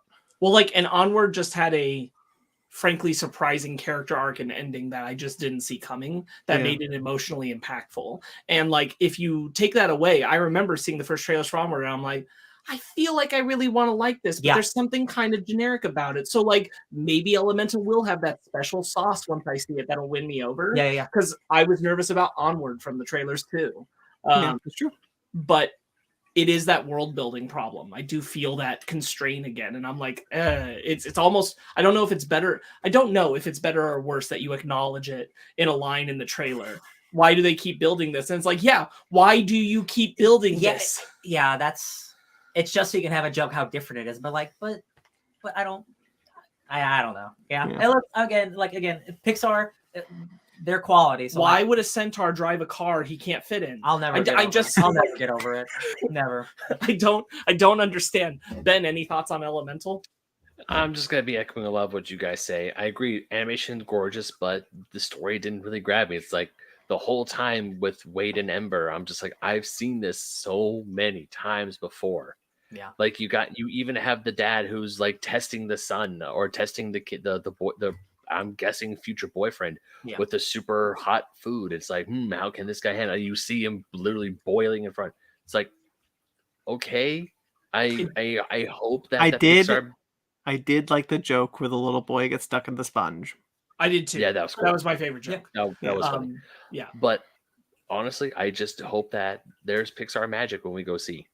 Because I mean, one good thing about Pixar movies is that they don't force their hand a lot in the trailers. God, I know there was a movie that we saw. It wasn't Lightyear, it was a different one where it was like, oh, it's about this, but then when you actually see the movie, it's like, oh no, it is not. It is completely different. Ratatouille. But Cars 3. I don't know. Either way, I just know that, I mean, we're gonna go see it because it's a new Pixar movie. It looks gorgeous, but at the same time, I hope it'll win me over. I really hope I walk out of that theater. I want to see it. I'll tell you what. I want to see it because of the Doug Day short in the beginning of it. And that's kind of a shitty place for me to be in with a Pixar film, that I'm more excited about the short film premiering in front of it than the film itself. Sure.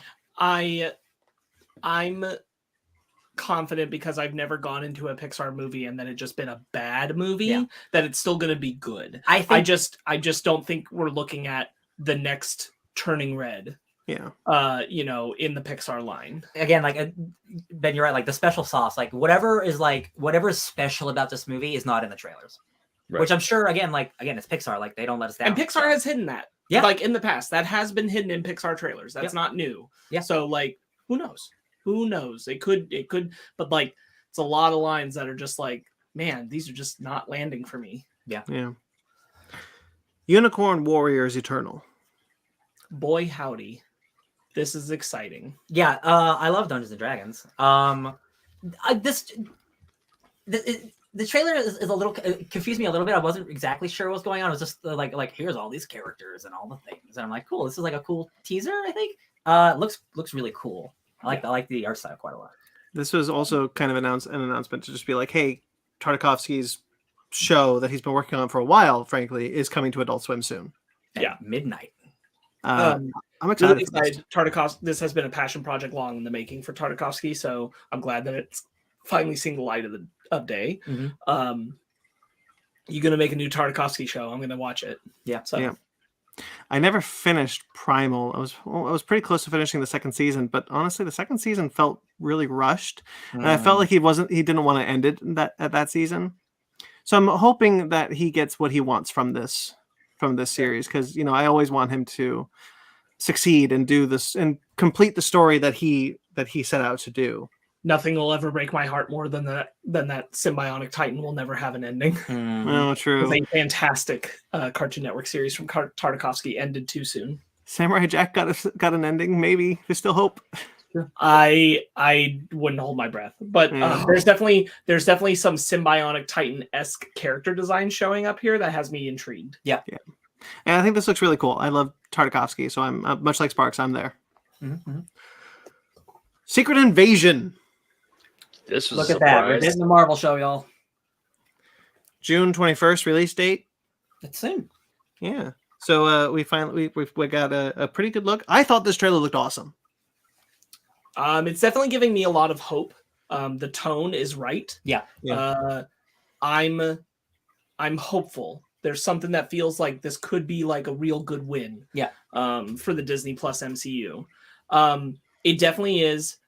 I like that there is a question of where are the Avengers? And I'm glad that question exists. It does point to me to a glaring thing of like, the Skrulls are inserting themselves. Why wouldn't they pretend to be an Avenger? Yeah.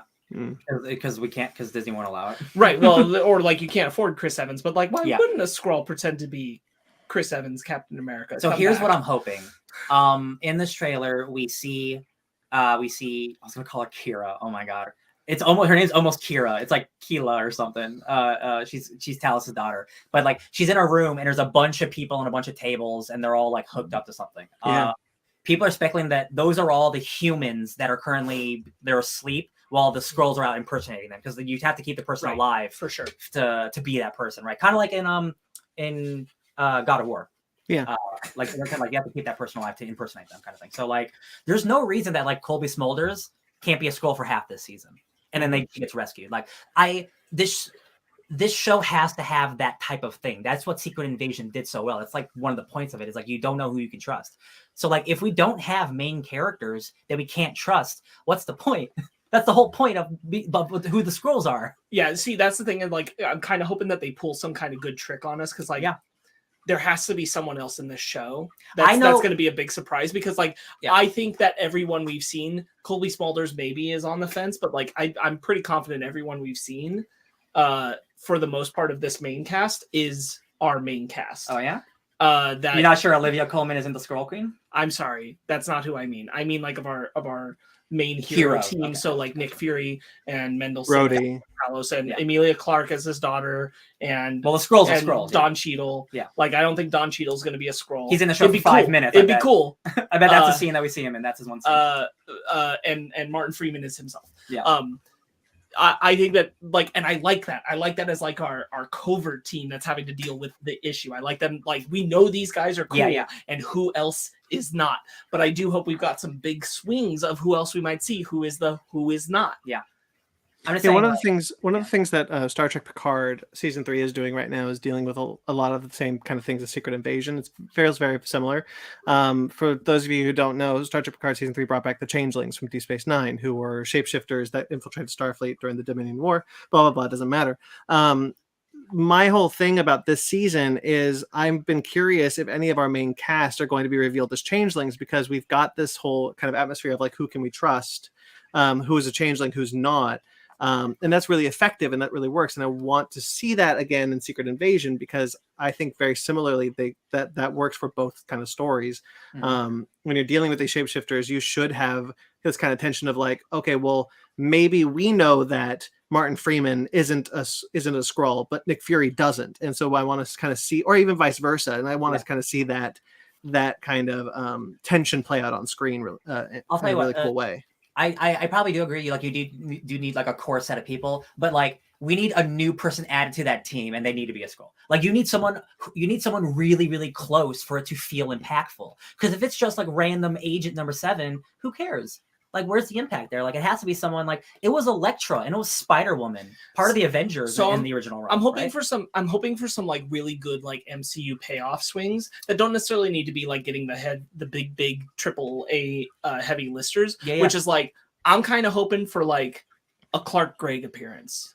But he's a Skrull. Oh hell yeah! Like Coulson's actually been dead, but like that's actually they're not convinced of it, because he's like right in that wheelhouse where like everyone will be really into the idea of Coulson's reappearance. This is the and Fury what that show. Means. It'd be perfect. Right. But then like learning that this isn't really Coulson coming back and all that kind of stuff. Like you can play in a space, and that's just a simple suggestion. Yeah. But like there are people on our fine lines who are like, it will shake up the fans to see these characters, maybe characters we haven't seen for a while, all kinds of things kind of come back around on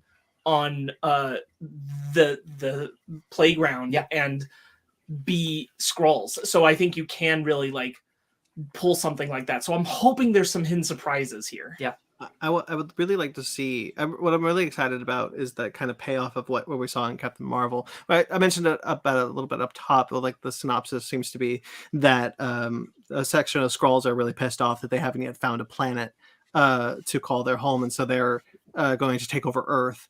And so I really like that kind of thread from Captain Marvel continuing and having Fury be on a ship for so long, as we know from after Endgame, coming back to Earth and dealing with this kind of Skrull sect and having it maybe be bigger than he even anticipated.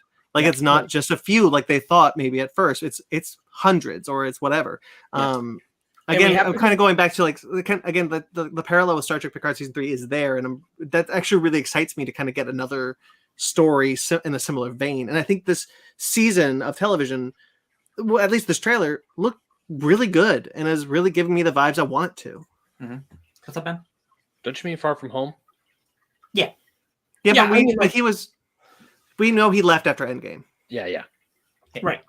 I think that you have a good like potential for this. I do still get like that nervousness of like it feels like this should be a bigger thing than just this show, which isn't to say like you can't do this story on a show, but that it should dovetail into a film that also deals with this, right? It does feel like it should go from here to getting even bigger, rather than just being in this show. Secret Invasion, the event, is massive. It's like turning Civil War into a TV show. Like you'd be really like reducing what it could be. Which again is fine. Like they want this to be a little more, you know, like small scale spy stuff, which again I'm happy for. Like give me more Winter Soldier stuff for sure. Especially like getting to play with a lot of these characters who have not gotten to fit in the spotlight a lot.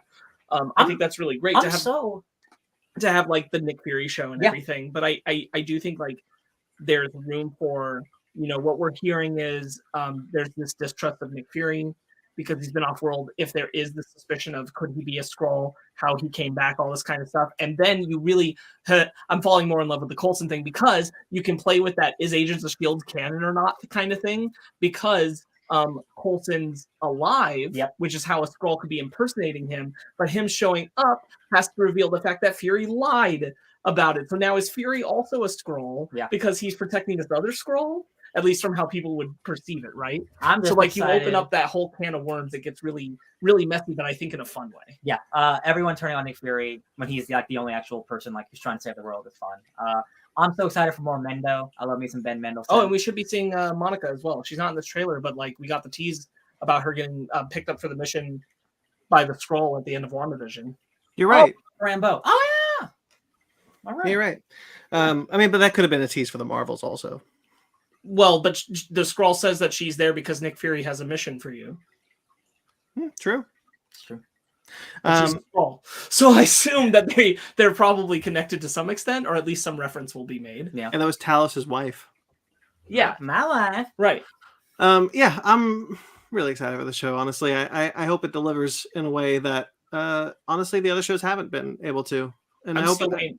I'm still waiting to find out if Maria Hill has been a Skrull the entire time, because we actually don't know. Yeah, that's what I'm saying.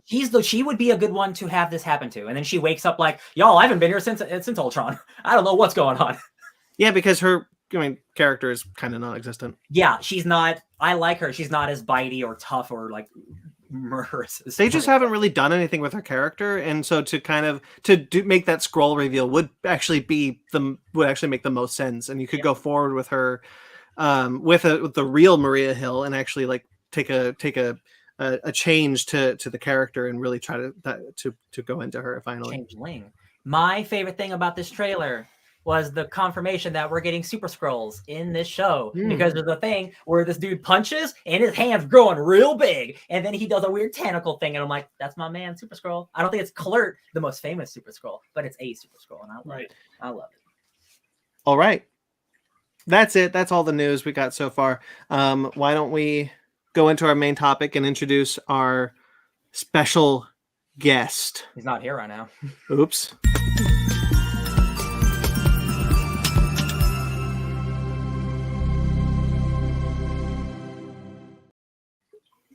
All right. Still muted? No, there okay. We are. It muted me for like way forever. Hi everybody, welcome Pygeron of the where is he? He's open.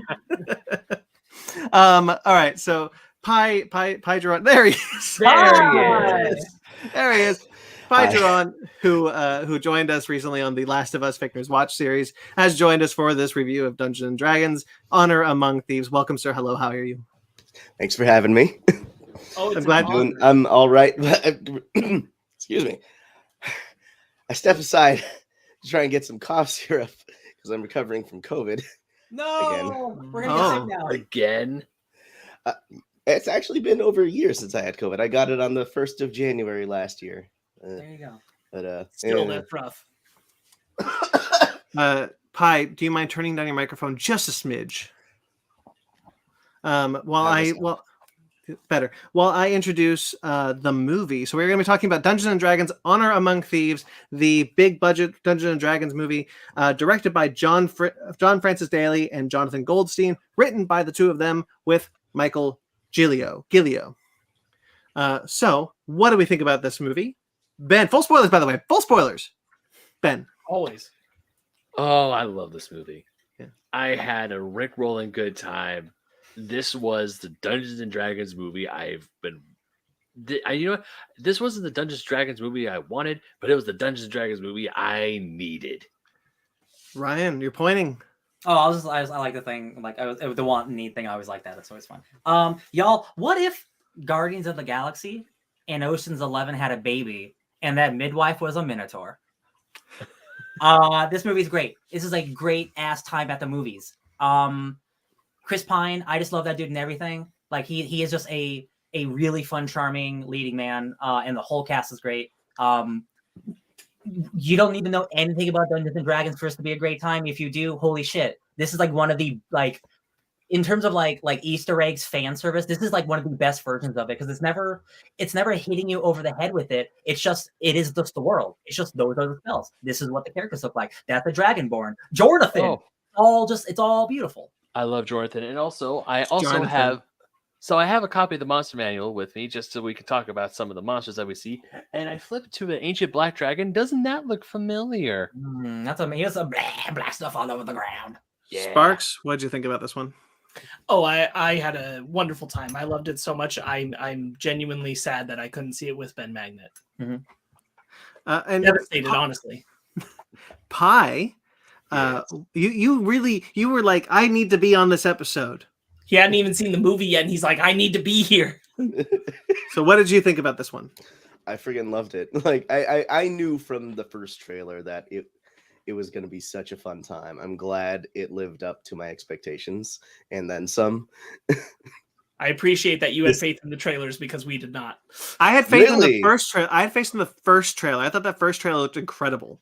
Okay, sure. Oh, right. I forgot you mentioned that you had seen like more and more trailers and it just looked more and more generic. I maintained the faith because I'm like, this can't be bad. It's the team from Game Night. It cannot be as bad as these trailers are making it look. But boy, howdy, having seen the movie, yes, this movie was marketed terribly, terribly marketed. That really bad trailer that myself, Sparks, and Ryan saw. I forgot what movie it was in front of, but it was with the epic voice guy.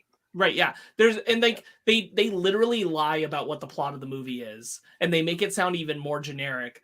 Like they're trying to appeal to some audience that like it definitely is not working for. I don't know why they do it because they are like, we stole something from the wrong wizard, and now here we are, and we got to steal it back to save the world. And That's I'm like that's not the story. Yeah. That was so funny because that line played so many times. Like, we stole from the wrong wizard, and blah blah blah. I'm like, that's not. They were teaming up. What? Pi, do you have any more thoughts before we continue into the full review? Because I want to say my initial thoughts. Yeah. Oh, that's fair. Oh my God, it's Pi is dying before our eyes. So what is it? Saving death throws.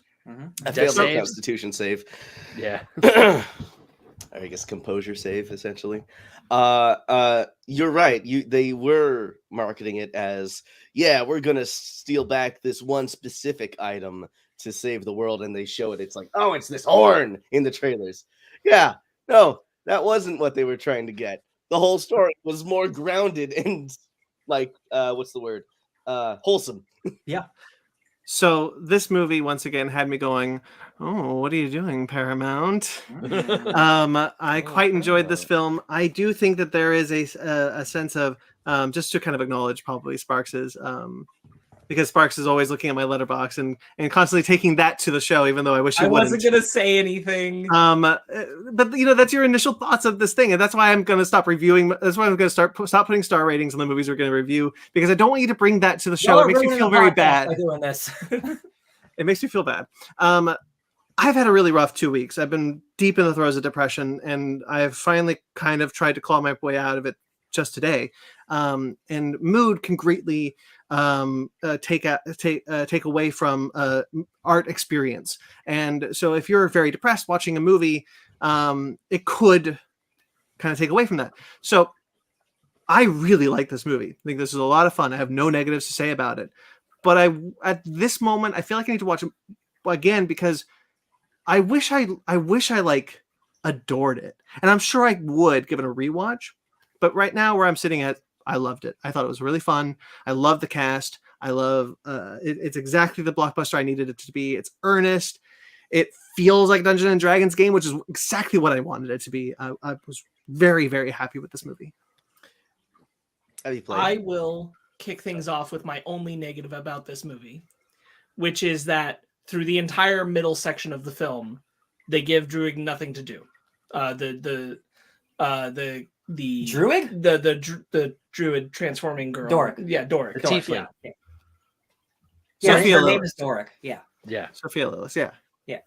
Yeah, she's the least. She is definitely the person who has the least amount to do in this. She's the owlbear, and then she's kind of It's like there's a large, like, obviously I wasn't sitting there with a timer or anything, but like there's a chunk of time in this film where like she's there, but she's not doing anything or saying anything, and I'm like, this is a little rough for her. She had her big moment. She did a Her lot. introduction is her big moment. Yeah. Kind of, For sure. unfortunately. Yeah.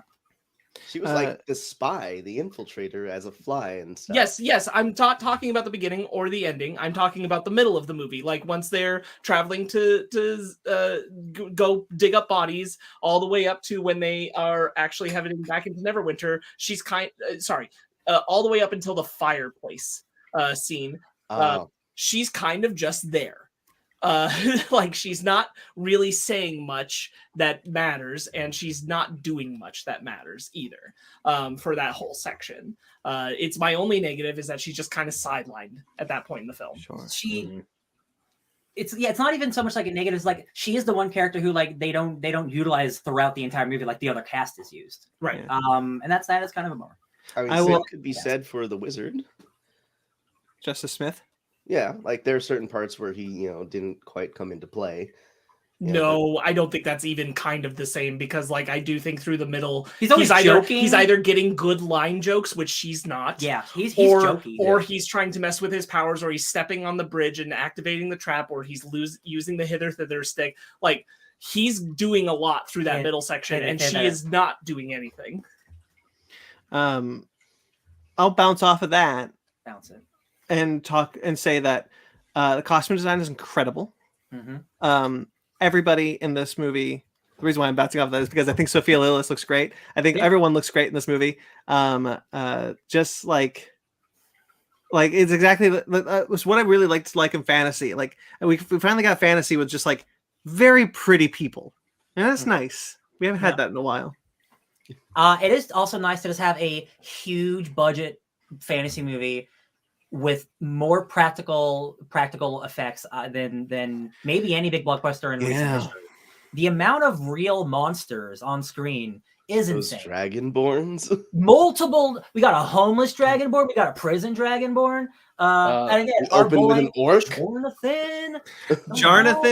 Jonathan is one of my favorite things. That whole bit in the beginning when they're just like it's why I really think that Jonathan should be here because he'd get my story. And like when they enact their plan, because Jonathan finally showed up, and he's just like, "Wait, we were going to accept your pardon." Right. He succeeded his charisma check before. What's that, man?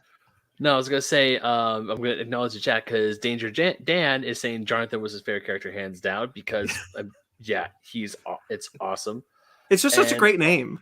And also Grayson saying that the practical effects were great to see, and even then Dan again because he's my dungeon master for D and Dark said love the use of traps and magic items, incredibly true to Dungeons and Dragons. So because I watched I watched so many interviews with the cast and directors. When they get the helmet, what's the helmet of dysfunction? Dysfunction? Just no, it's not. The dissertation. It's like disjunction. Definitely got disjunction. Yeah. Anyway, the helmet that they get, that box, that glass onion type box, that was real. That was all real. Yeah. It wasn't CG. They might have CGI spruced it up, but that was a mechanical device that they actually built that opened up with the helmet and everything in the sand. And I'm like, yeah. I was gonna say, like, it's not just the practical effects of like creatures and stuff like that, but like there's this incredible. I definitely retweeted it on Twitter, but like there's this incredible sequence that they show how Doric travels through the the portal into the carriage and how they orbited the camera, and like these guys are so good, not just because of how they think about like using these practicals and everything, but how they think about visually styling this film, which again, not surprising. Game Night is an incredibly stylistic comedy. Yeah. And that was also on display here. Like they really think of inventive ways to move the camera around to make something way more fun to watch. Just like simple things, way more fun to watch and stylish. It's not than yeah. just putting the camera there and filming it. It's not a lazy movie at all. Pi, I want to hear there's so many great references. You know, I've played tons of Dragon Ball Z. I've played plenty of D&D video games, so I've been to Waterdeep. I know about Neverwinter. I've played Neverwinter online, and I played the regular game. I've been everywhere. What was your favorite call? Like, oh man, that's some shit right there. Let's see. I'm not as like into like the deep D&D official lore. Like I know some whatever. We're not talking about Drizzt today. Don't worry. We're not getting that hardcore. Don't worry. We're not what? Drizzt, the most famous elf from Al Arve Salvatore. Give me a break, yo. No, I'm a noob, and I like, but I like finally got into it for most of 21 and 22, including running my own campaign for the first time on my birthday, and. I enjoyed seeing all the utility of the spells and them trying to like manage, but also bend the rules so it makes sense within the world and narrative. Like the hither thither is kind of like a pseudo dimension door, but has like a limited range to it. Yeah. And so I'm glad the characters like verbally accounted for it, and visually we got confirmation of that too. It's like, oh, it's in a cart. How it's getting further away. When's the portal gonna just vanish? Oh, they're just right there at the corner.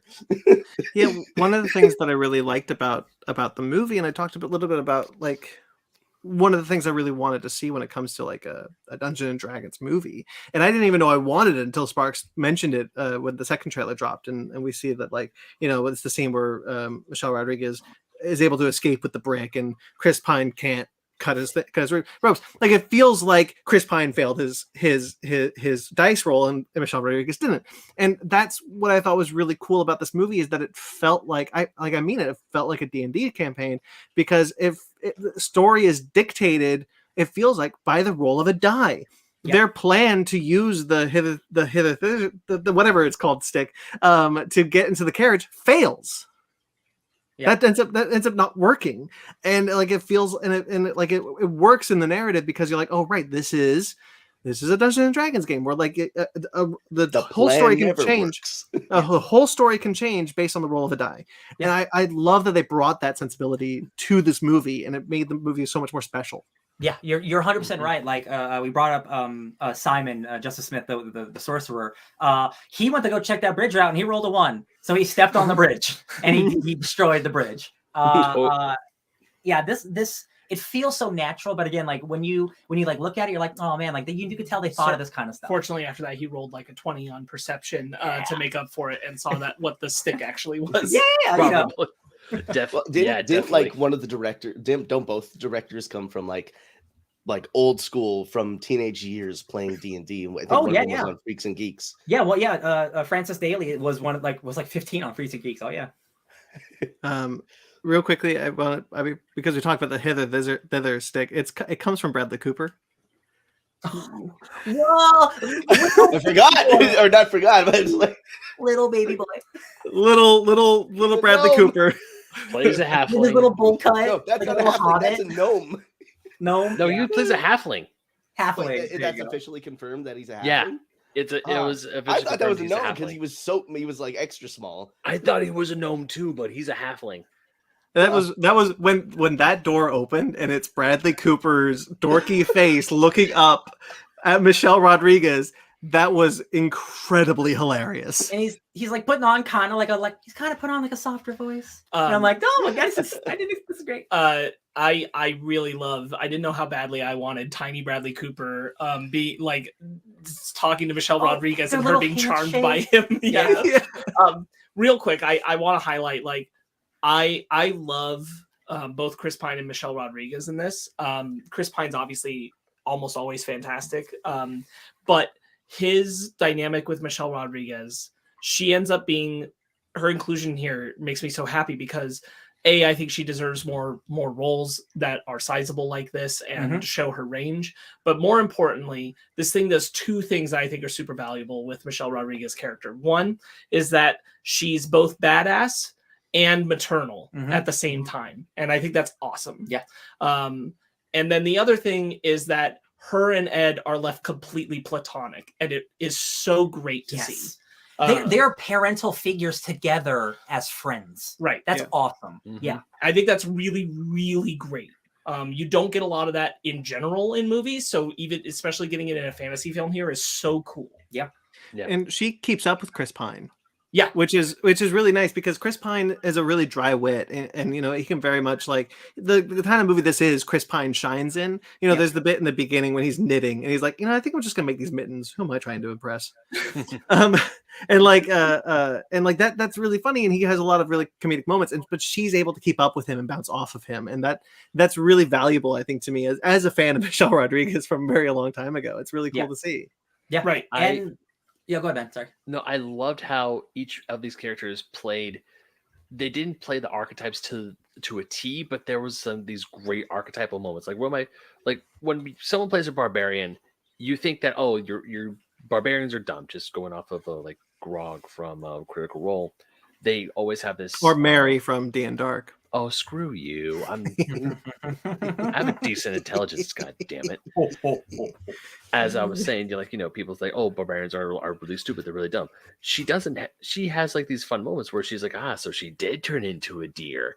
Yeah, they're quippy moments, and I absolutely love that. Or even when the paladin comes in, whose name I completely forgot Zane. because Zane, and he's just extremely literal because he's very by the book. He doesn't, because that's what paladins are. Paladins are very by the book. Say the thing. Also, first, he almost got turned into a red wizard. That's why he lost part of his soul. That's also because he was almost being converted. But yeah, Zank is the only character in here who's actually playing Dungeons and Dragons. He is a character from Dungeons and Dragons. While Chris Pine and Michelle Rodriguez, they're in a fantasy movie, Zank is the hero from Dungeons and Dragons.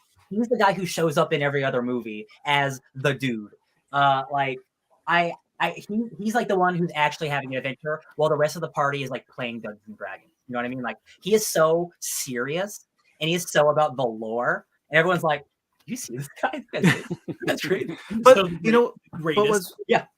but what's really cool about that is that no one is making fun of the lore in this, and so like I hesitate to kind of bring this up, but Marvel kind of got into a thing where it's being really popular that they kind of wink and a nod at the comic book elements, like, oh, this is silly, and we know it's silly, and so we're kind of with you, audience. Where Dungeons and Dragons is like, yeah, this is silly. We're not going to make fun of it though. It's one of the movie's greatest strength is how sincere and earnest it is. Yeah. When you get to the third act and what they do with Michelle Rodriguez's character and the ultimate using of, which you see coming, but like Ryan said, like, it wasn't affecting us until they started showing the flashes of her taking care of her when she was small. It's the Yondu. It's a Yondu moment. Oh no, you got me.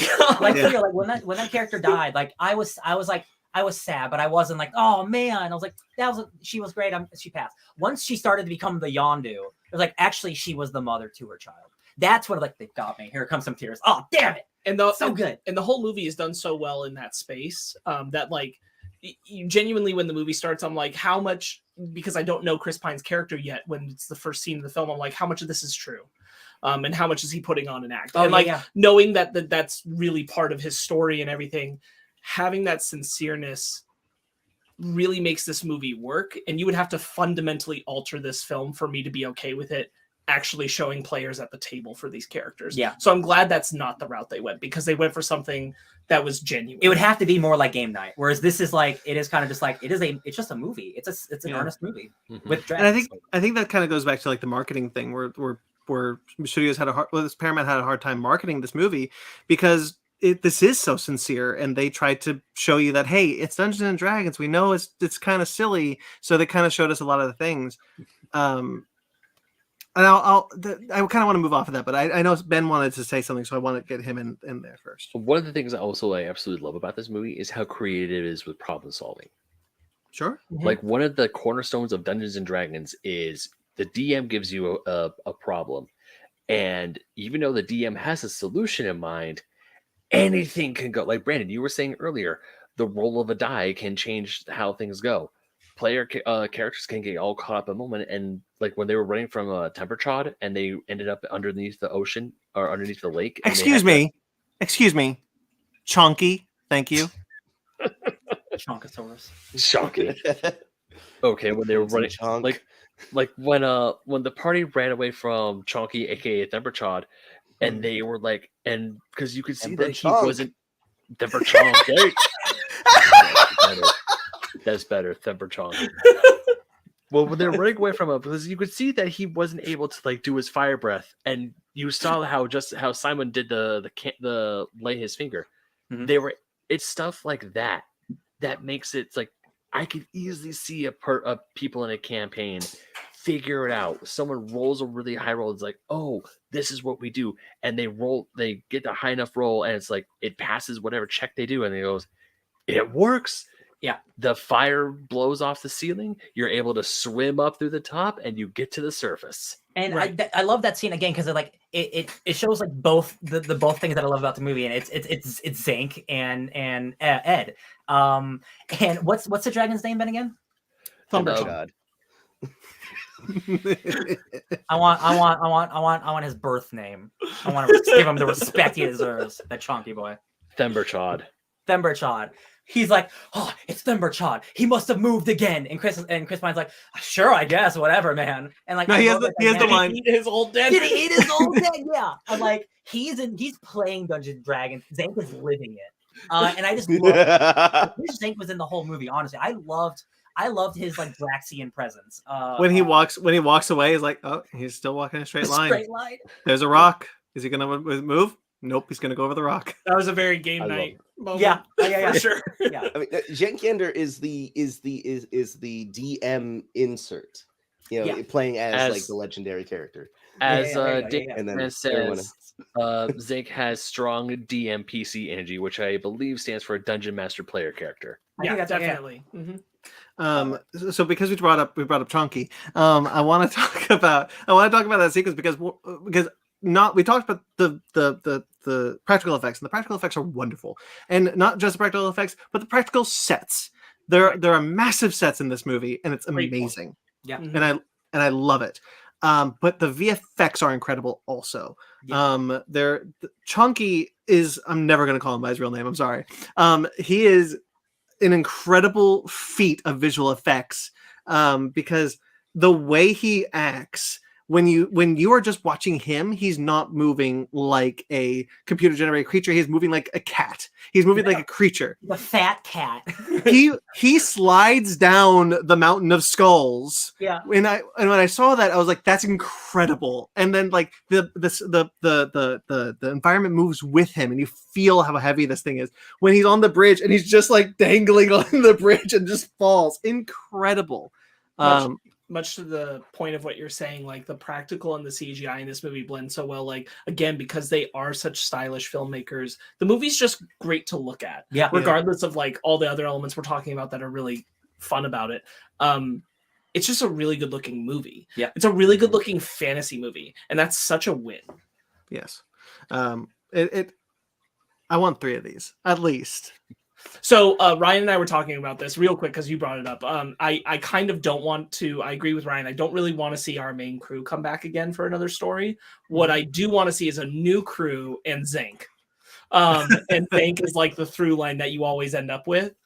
And maybe one day you have like I joked to Ryan, you have like a crossover with like a crew, and then this crew in like a Shaun of the Dead-esque moment where they're like ships passing in the night. It was soldier. Yeah. I would be okay with that, but I would also really like to see our main cast. No, I mean, like, they're wonderful. Don't Yeah. get me wrong. Like, it'd be cool to see them again, and I wouldn't hate it if it happened, but I do think there's potential for, like, you can tell more diverse and rich stories that are still within the world and maybe even have cameo appearances or whatever by these characters without making that always follow them. Because it is D&D and, like, this movie is basically one campaign. Like, their campaign ended, so, like, a new campaign would make sense. Of course, there are continuations of campaigns, like it's not like that doesn't happen, but like I would love a whole new set of characters and like, hey, we got a cameo from 1 or 2 of them from this movie. Just keep exploring the world instead of going to the same spots. Dan had a really good idea. Is it the same cast as Oh. completely different characters? That'd be fun. Oh my god, that's interesting. I again end up in the same Interesting. space where I'm like, I think you interrupt what's sincere about this movie. Oh, sure. Because like if you are taking that and then playing with the idea that like you're kind of like breaking the world again The to fourth go wall towards of it like almost, the game playing mechanic of it, and then like the heartfelt sincerity of how the film is structured falls apart if it becomes like they are players at a table, which isn't to say that like, because I had to clarify this with Ryan too. Yeah. I'm not saying that like you can't feel things when you're playing a tabletop game. That's Yeah. not at all what I'm saying. Obviously you can. What I am saying is that the movie is not structured in such a way as to not indulge that these are these characters' real stakes in lives. Yeah, yeah. That is how the film presents itself. Yeah, yeah. The- It's the- again, it's too Mhm. earnest. The really interesting thing that you said there, Sparks, is that like the sincerity on display in this movie is not in the trailers. And I already mentioned that before, but like the trailer, the movie that the trailers were presenting was a movie that it felt very much like, okay, we can zoom out and see the character and see these actors playing playing a tabletop game, and that's what we're seeing. This movie, as it's presented to us, is not it. And what's so strange about that is that Paramount has really found a way back into sincere blockbusters in a way that we haven't seen in a really long time. Let's just look at Top Gun Maverick. Right. Again, a very sincere action movie that's not winking and nodding. It's a really good version of what it is. And Dungeons and Dragons sits very much in that same place. Yeah. And to kind of go into like they struggled marketing that is kind of wild to me, because they now are in that marketplace that every other blockbuster is not. Yeah, again, before I know you want to say something, I mentioned Guardians of the Galaxy. They should have marketed like that. It is a team of really funny people, and here's all really great lines and some great action. Like marketing as like it's the end of the world and we have to save the world. We stole this thing, and I'm like, that's generic as shit. Y'all. I still think that they should have just like told you flat out that like Hugh Grant's con man used to work with them, and then he betrayed them. Now he's the Lord of Neverwinter. He has treasure they want. They need to go get the treasure. He has a evil wizard lady that's under his purview. Focus on and the you wrong just do villain. all that, and then all the rest of it can be a surprise when you see the movie. The trailers focus on the red villain when it should be focusing on Hugh Grant. I didn't realize Hugh Grant was the main villain of the movie. I thought he was more of a side character. He is our antagonist. Obviously, like the red villain is there, but like it is Hugh Grant's like personality we are dealing with as our villain throughout the whole movie. You know what's kind of also interesting? So I know you mentioned that like it, you could do like a different movie. The second movie would have a different cast, but this movie also kind of feels like there's still that kind of lingering sense. Like we beat this red wizard, but there's the kind of like the big bad still out there. We haven't defeated that thing, so that's going to come for us eventually, and that kind of feels like sequel setup, but not in a way that feels, going back to kind of the Ernest thing, like not in a way that feels like it's being like winking and nodding, like, oh, we're going to get a sequel. Like I don't like many blockbusters. I'm not even gonna say Marvel. Many blockbusters sequel setup like this nowadays because they want you to come back for more. But this felt very much like our story is done, and then there is another story that can come out of this. Because the world is always expansive in D&D. Yeah, but Pi, I know. I see him, Ben.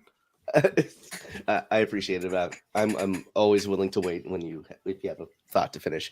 I did want.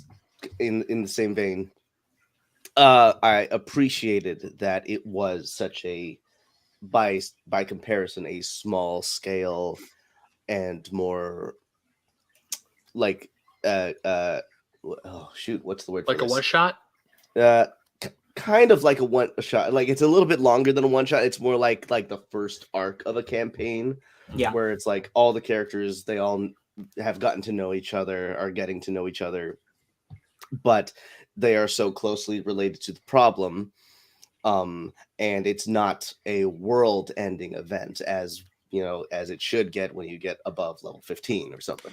Sure. Well, what I wanted to add is kind of like compare this to Vox Machina real quick, which is like, this feels like the first season of Vox Machina, where like they beat the Briarwoods and they're like, okay, we've done this now, and that's the end of our story. But it sets up the Chroma Conclave are coming, and that's the next story to do. And so that's what it feels like to me they did here, and which is why probably I would feel pretty sad if I don't see this cast again, because this story is done, but there is another story to tell coming to them. And Dan is correct. Ben just brought up the comment. The what I'm talking about is the difference between sequel baiting and just having more story to tell. Yep. And to what Pi was kind of saying a moment ago, I do think like what makes this film so successful is like if you do like stretch into the campaign brain, right? What we're seeing here is that the movie hinges on a very personal story. This is about Hugh Grant having his daughter and how they get him back because he betrayed them and did this thing.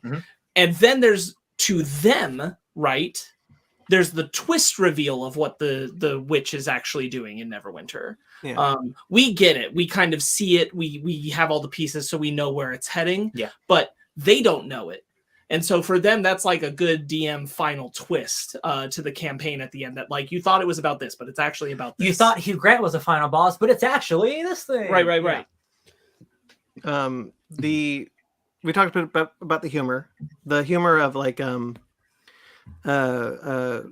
a scene that played endlessly in the trailers after the clip came out, which is the bit where they talk to the corpse, the first corpse.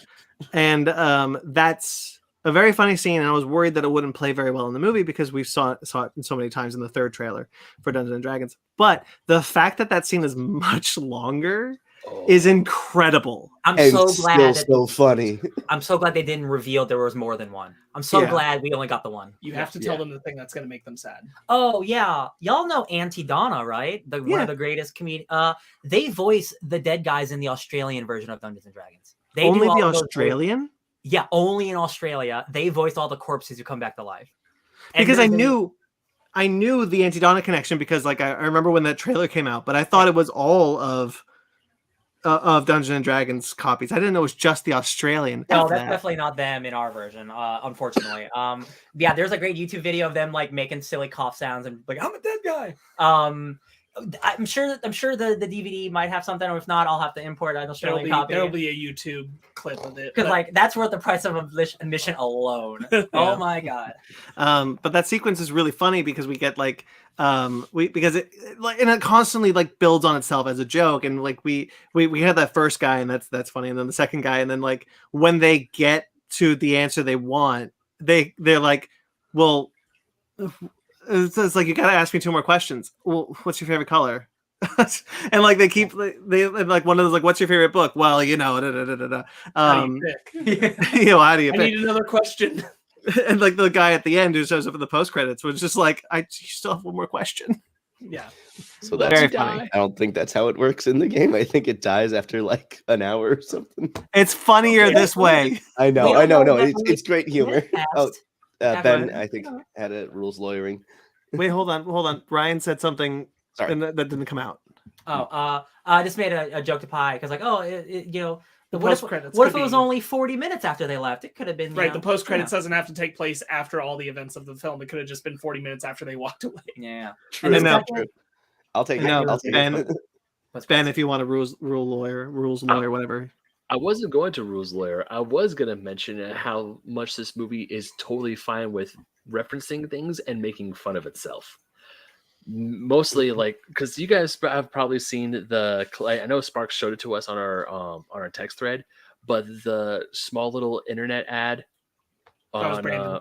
That was Brandon. Never mind. Mm-hmm. Brandon, you sent us a thing from the old 1980s cartoon from Dungeons and Dragons where that one dude with the shield, Eric, was like, "Oh, Drew can't turn into Owlsbear," and the dungeon master's like, "If I say it's okay, it's okay." And Eric, you suck. It's a movie. Who cares? But here's the bit. But not only that, here's the best part.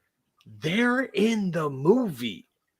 You see them When for where? a hot. Yeah, the In the characters in the maze. The kids like. They're from the kids from the 1980s Dungeons and Dragons cartoon are in the movie. You see them there. You see them in the cage. You don't see them die, thankfully. Mm-hmm. And the fact that they decided to throw that in there as well as this little trailer for the owlbear and the joke about being a rules lawyer, I thought that was freaking fantastic. I wish they did more of that type of marketing than the marketing we really got. So I just want to add one little thing to what Ben said. I don't think this movie makes fun of itself, and that's one of its endearing aspects of it.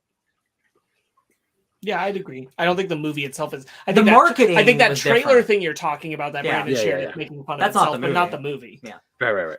There's a really great shot in this movie, which is when Pi mentioned it early in the night when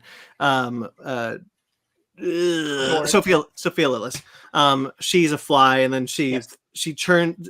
It's a one shot of her going through various animals through the town. It's the Dungeons and Dragons version of the get the egg sequence from Game Night. Yes, it's incredible. It's incredibly shot. I adore it. I thought it was like right up there, frankly, with the John Wick over the head sequence.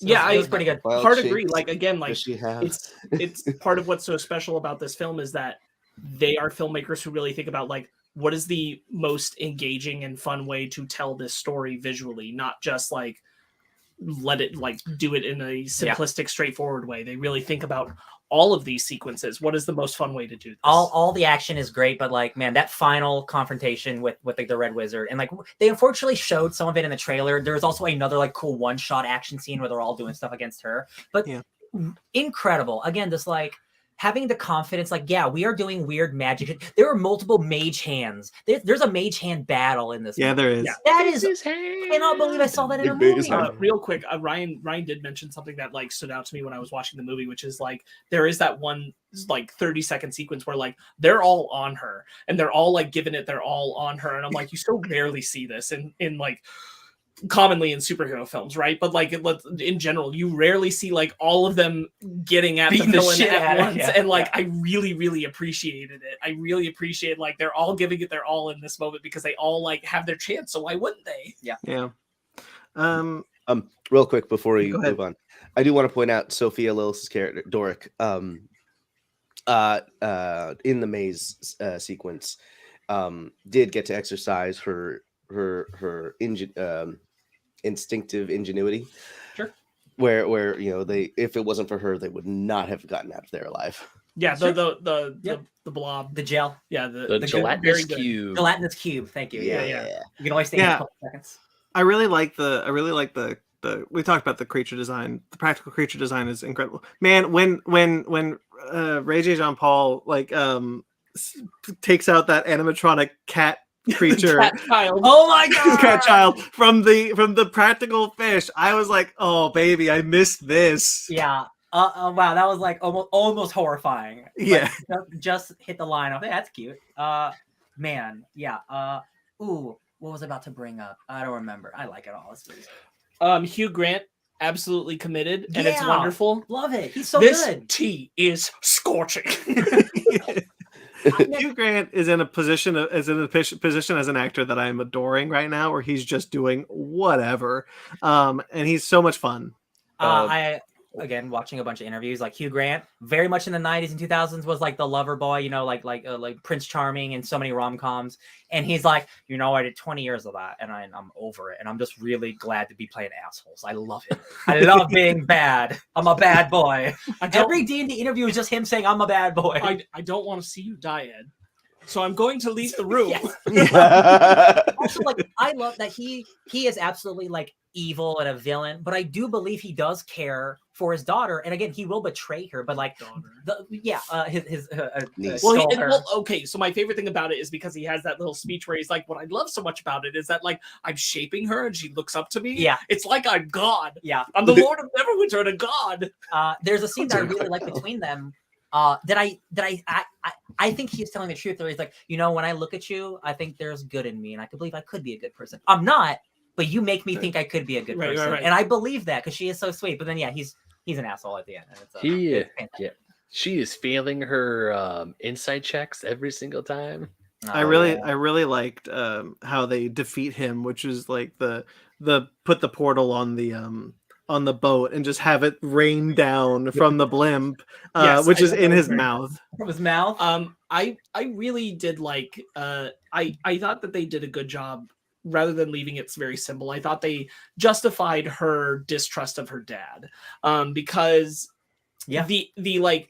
I wouldn't have felt this way, but they took it that one step further and showed that he had the wanted poster because they'd broken out instead of actually getting the appeal. And he's like, you've been lying since you stepped in the room. And like, it's enough. Now it's enough. He caught them in the lie. It's enough to make it that she's not going to listen to him now. Mhm. And you could have left that out and it would have been more wishy-washy on like how is she not so convinced by her own Yeah, dad I love and that. her, but like you gave it just enough proof. Yeah, and I love at the end, he's like, I am a bad father, and I wasn't there for you, and I'm really sorry. Like, Which he doesn't actually say to her, but he's like, I had to give. No, that's Serafina, and then Oh, he says, that's "I'm a bad right. father," and No, she but- transitions. No, but he does say it to her. He says later, he's like, "I had a good speech. I kind of Yes. wasted on Serafina." Okay, but he does say it in earnestness still, Yeah, though, is what I mean. Yes, he does. Yeah. That is a great scene. One more thing I have to love. I want to just praise this movie about. Besides the practical effects, the monsters we see in the movie are fantastic. So the Displacer Beast was absolutely terrifying. The Intellect Devourers, little inside baseball for D and Dark. The campaign the part of the campaign I recorded that day had me in the party fighting Intellect Devourers. They look like little That butts. that Which was ones? absolutely Which ones were those? The little the brains. walking that scurry past brains. them. Oh, that was really funny. Oh, and not only that, going back to how funny this movie is that because Zane's like he's like up on top is like if they sense high enough intelligence, because that is true. That's the thing about D&D. Someone has an X amount of intelligence stat, they're gonna instantly jump for them. And so when they walk up past them, and Chris Pine's going, "Well, that was hurtful," because they're like, these guys are super dumb. We don't want to eat them. Yeah. And And some of them are what you're saying wise, is they but that's don't go not the straight same for as Mary. intelligence. That's Sorry, true. go ahead. Say that one more time. Oh, it's like some of the characters are wise, but they're not like book smart. Yeah. So Ben, what you're saying is that they don't go straight for Mary and D and Dark. We'll find out next episode, I guess. You're gonna find out in a lot of episodes. We're pretty far ahead, but I'm gonna remember that. Start watching this. I love I'm gonna it. pull up my freaking character sheet just to make sure, just to remind myself of how much intelligence How high my is your character has. intelligence? I'm Yes. smart, damn it. Abby, normal brain. I do want to Ooh. shout out because I think they're more on the tertiary side of our characters, but I think they're both delivering great performances. Chloe Coleman, who plays Kira, his daughter, we've seen her in Gunpowder Milkshake. She was in My Spy with Dave Bautista. She's in The Way of Water. I think yes, she is indeed. She's playing the youngest. The youngest. Yeah. Oh my god. The Yeah, one that was- I like. The Yeah, character yeah. I like. So Chloe Coleman, she's really great. Yeah. I think she's great, and I really love her in this movie, and I love all the scenes that she plays. Sorry, she's in 65. She's Adam Driver's daughter. Oh wow, she's got a Yeah, year. she's in that too. Oh, what a year. And then also, honestly, gotta give props to Daisy Head, who plays Sorfina the Red Wizard, because that did feel like it was going to be generic from the trailers going in, and I think she owns every moment she has. I think she owns her stare. She's very her yeah. presence is menacing and dripping with like her villainous character. The way that she plays the moments that she knows her outfit is being changed into the red out of the blue, even though that is done in CG, the way that she plays the transitions, she's very talented at what she's doing. Can I real quickly just say off of that transition is every time is incredible, because the first time I didn't even notice it happened. Well, like she took off her hood and it just turns red. I was like, "Oh, you just changed colors?" Well, what color did you think it was before? Well, no, I thought that I didn't notice. It's just that the effect was subtle enough. No, Yeah. I get it. Like, That blink, did she take the whole thing off, or what happened? Like, is this a costume change or what happened? I appreciated the effect. It's just more me talking about the VFX in this movie being incredible. No, absolutely. I think all that stuff, but like the way that she holds her stares, the bit where it's like she'll explain more about the protections on this vault. It's this arcane magic. Yeah. Gordon Kanan. All right. All right, excellent. And then when she like senses Doric is there and hushes them and then screams at her, like Spooky. I think that she's doing so much good visual work as a performer. I really, really like her. Yeah. I think she brings it in a way that like you easily could have been just blah. Yeah, on paper, like she doesn't have a lot to say, but like she's able to do a lot with a little. Yeah, her presence is palpable. Like I love like when Hugh Grant first walks in, he's like, "Oh, you took your hat off, I see." maybe put it back on. Not the biggest fans of the Red Wizards around here, Yeah, but yeah. you know, it's your That- business. that was the Why would I ever The do that? reveal that he knows, because up until then we didn't know if he was being played Yeah. or He's such a shit. At the very end, when he's leaving the city with all the money, he's like, "Well, thank you for this business transaction. This was lovely. Get out of my city. No problemo. Goodbye. I don't even care." All right. Anything else? yeah. I think Simon has a very good arc with the whole lack of confidence thing and having to face his ancestor and all that stuff that they do with the helm. Yeah, I think that all plays really, really well. Again, like now that we're kind of talking about it, I do think what's missing in this movie is that Doric just doesn't feel like she has a whole arc. Like I guess her arc is I trust some humans now, and I'm like cool. But Yeah. like outside of that, there's not enough of her personal character arc. And that's again like the only minus I really would give this film. more owlbear. But boy, does she have a great like the way that she trashes her and then she starts to get up and trashes her again, tosses her into the wall and it falls on her. Chris Pine's just killing it. He's so wonderful. We gotta talk about the illusion. Loot scene. Yeah. Where his eyes bug out. I want to say that like the line in the trailer real quickly of Sophia Lillis doing the transformation from the owlbear and onto the horse and then like taking off her thing. Going back to the costumes, everyone in this movie looks incredibly hot. Like it's in it, and they do such cool things, and it's so and everyone is so charming. I really appreciated that. But as to go back to what you were talking about, Sparks, with Chris Pine and the loot scene, Chris Pine's got a great voice. If you've seen Into the Woods, which is awesome that he gets to stretch that muscle again. I love it. And that loop that they do is horrifying. Yeah, just further getting worse and worse. It's wild. That Up laughing. constantly like someone is rolling and the roll starts off good. It's like cool, you convince them, and yeah, just Oh no, I rolled a 1. Your roll foot to gets get stuck. out. You roll to get out again. You roll. It's only getting worse. he's losing concentration, guys. I think again, like I just want to spotlight. I think this movie thrives on the dynamic between Michelle Rodriguez and Chris Pine, which is actually very, very, very strong. Yeah. And I really enjoy specifically like after she sees Bradley Cooper, the bit where he's singing to get her into the song, and like again that platonic friendship works so well in this film, and then both of them being paternal to Kira. I really love it. I really, really love it. I think the emotionality of it is so good. It's such a simple thing of like, real quickly, Paya, just one quick thing. It's just a simple thing of like, you know, we learn pretty early on that the daughter never met the mother, not really, and so Michelle Rodriguez was her mom for all intents and purposes. There was no one else, and so to have that kind of so to be like, well, you can bring back a person I've never met before, or you could bring back my mom. Yeah, right. And like the Let It Go story with the dragonfly and everything, I think is really well paced in. It's simple, but it's elegant within this film. I really like it. I think it's all done so effectively, and this movie's funny and it's got a lot of heart. I really enjoy it. Hi, you were trying to say something, And now he's dying. and now Yes. he's dying again. Yes, because I did want to like remark on Chris Pine's His cough. Edgins. Oh my gosh, Lozenge. Yeah, lozenge. COVID, man, it's a piece of shit. It is. Oh God.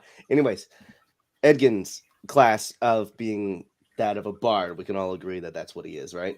yeah. Mhm. I like how, like, while in D&D, bards commonly are magic users or spellcasters, but primarily their bardic trait is inspiration. I love the utility of inspiration, where he's just pepping everyone up around him, especially with Simon and with Holga when she's coming out of the house and she's dour. She's like, I'm gonna pick up your spirits, bud. Like, we're doing this right now. Yeah.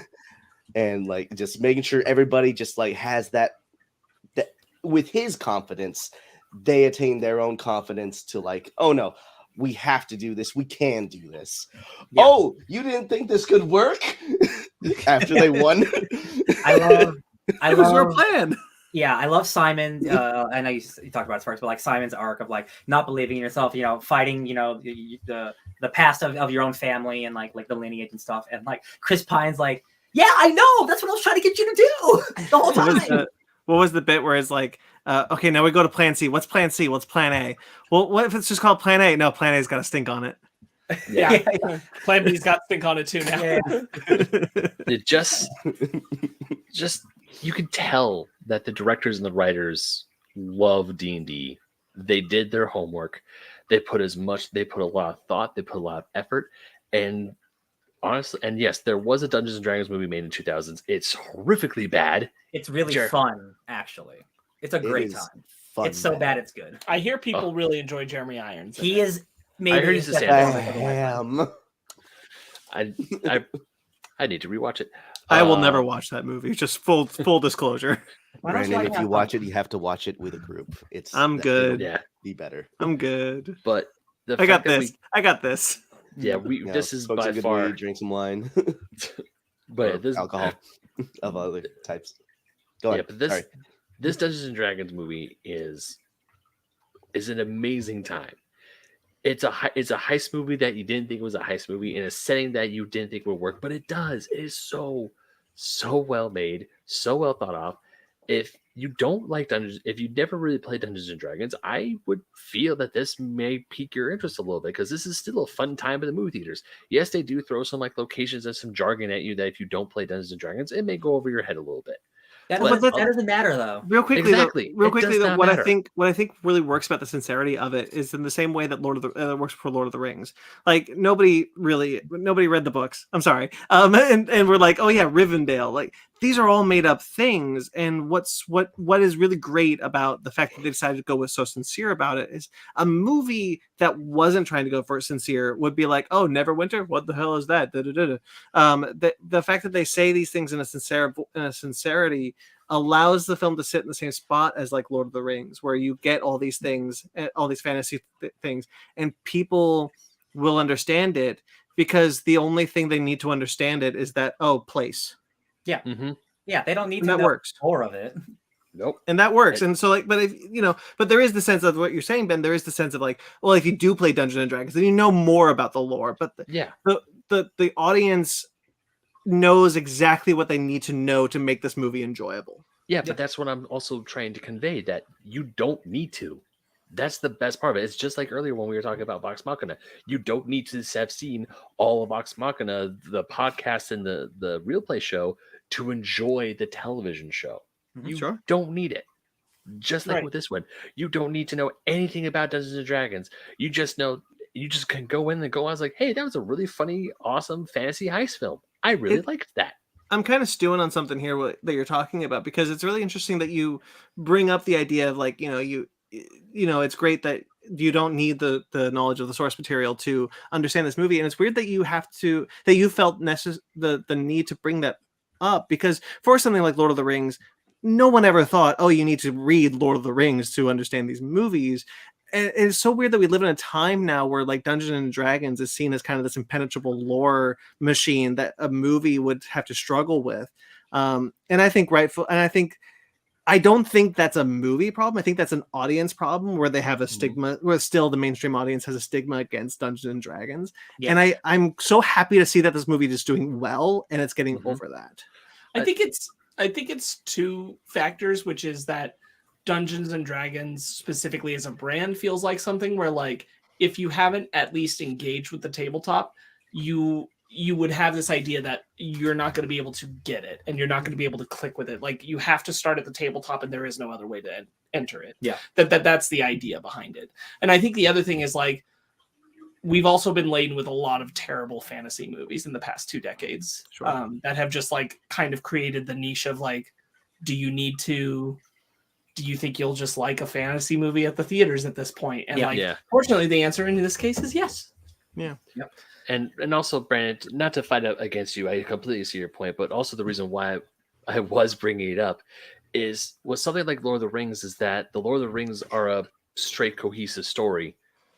with the clear beginning, middle, and end as dictated by the books that came before. Whereas with Dungeons and Dragons, it is all over the place. I mean, Right. And so what's so interesting about that, Ben, is that like it almost feels like Dungeons and Dragons should be seen as less impenetrable than Lord of the Rings, because because Dungeons and Dragons is such a free spirit kind of tabletop game where it can hold any sort of narrative that anyone decrees, and so it's such a rich world that you can pull literally and mine any story out of that you could ever come up with, and whereas Lord of the Rings has 3 massive, frankly boring books that are adapted into very fascinating and great fantasy films.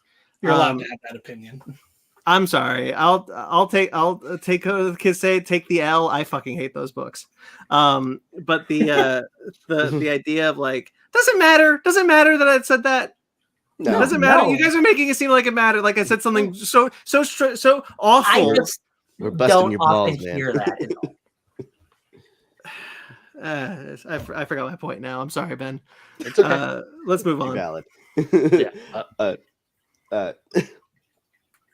Before we move past, since we've been talking about Critical Role of Vox Machina, I like even if it's not a nod, it is too specific to not be one, I feel like.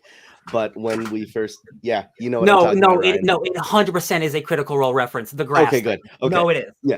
So when Simon casts prestidigitation to create a vague scent, he's like, "You like fresh cut grass?" And that's Sam Riegel's character from the 3rd campaign, currently running. It is too specific. It is so specific. Specifically for like how popular Critical Role is. Like if it is a coincidence, I would be shocked. There's no way it's not. Oh no, Watch Mojo. Well, okay, I don't know if Watch Mojo is a good source, but they did confirm that fresh cut grass joke was from Critical Role. They're verified on YouTube. I believe them, sure. I think going back to what Brandon was correctly assessing is that D&D is such a rich tapestry for which you can paint a story inside of. But I think that also left the nerves, because like that means you have equal potential to tell a great story and equal potential to tell a very shit story. See, here's the thing, like that's so much extra. It's like D&D is, while it is very open, it is very scary for people who have never played a game like this to create a character, play for dozens of hours, learn an incredibly hard system, as opposed to just reading a book. It is more impenetrable. The lore isn't, but playing the game is incredibly impenetrable if you've never done it before. It takes a while to learn that stuff. I will not lie. The first time I saw a Dungeons and Dragons character sheet, I was like, yeah, no, it's frightening. That's a lot. Your first, if you are all first timers playing D&D, you're all learning. You're all learning. I have a hot tip for newcomers to D&D. Ooh, Play a stupid character who has simple mechanics like a barbarian or a fighter.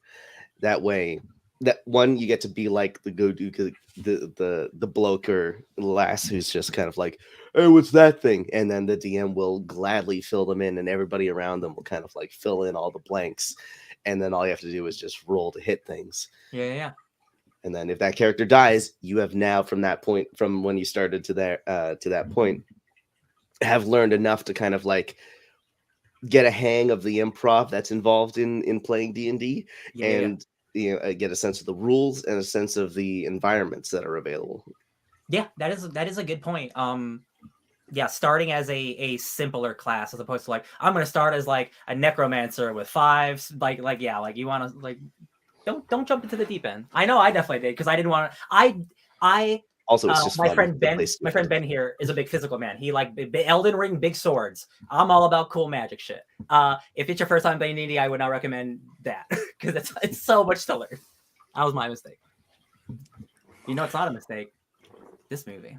Nope, not at all. I think the other thing that's really special about this is that they were willing to allow this movie to run the length it does.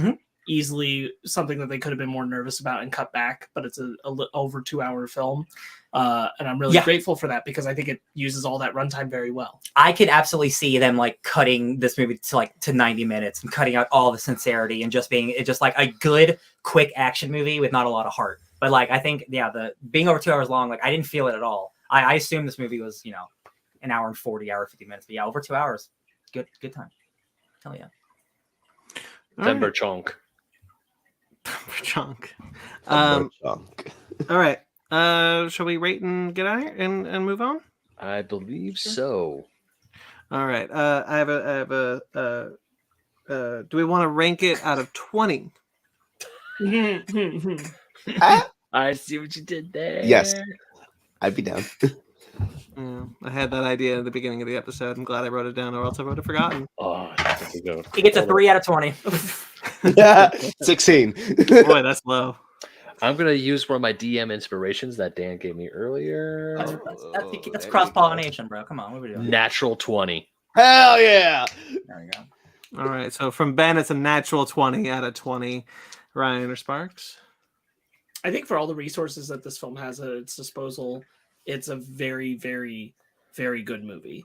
And I like a lot about it. So it's a 20. In this case, it's a 20. I would have said 10 out of 10, so it's a 20 out of 20. Ryan? Since we're using a 20-point scale, I would give it a 19 out of 20. Almost perfect movie.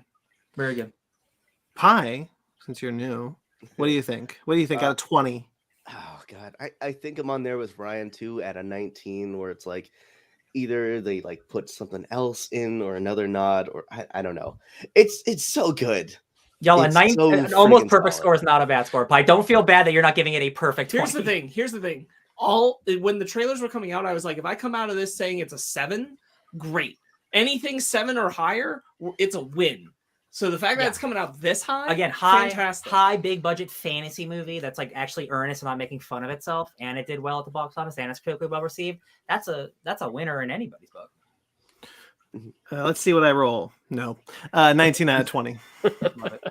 I can't believe that this movie. I mean, I'm glad. Don't get me wrong, but this movie trounced the other dragon movie that came out this month. Dragon movie? Fury of the Gods, y'all. Oh, sure, Part Dragon. Oh, Haven't seen it yet. interesting. You're the reason it failed, Pie. It was You're your welcome. one $7 ticket sale, matinee Hi. ticket sale. It didn't do it. We're in this together. I also didn't see it. No, I feel like there was another movie that had come out before that none of you guys saw in theaters, and then it was like any type of sequel was canceled, and I wanted to blame you guys for it. There's a lot of stuff that happens. Was it Morbius? Because you're right. Was it 65? Yes, it was Only one of us saw Morbius. Morbius. No. Legally.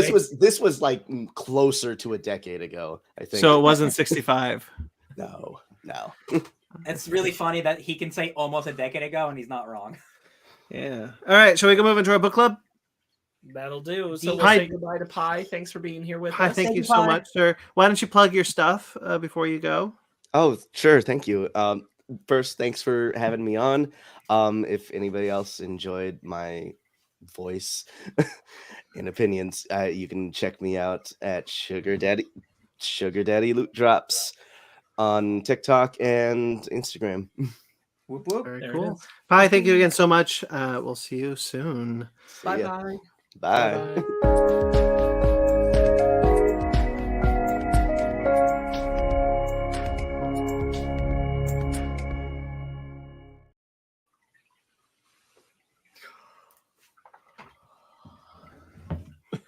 He's still down there, but no, he's gone now.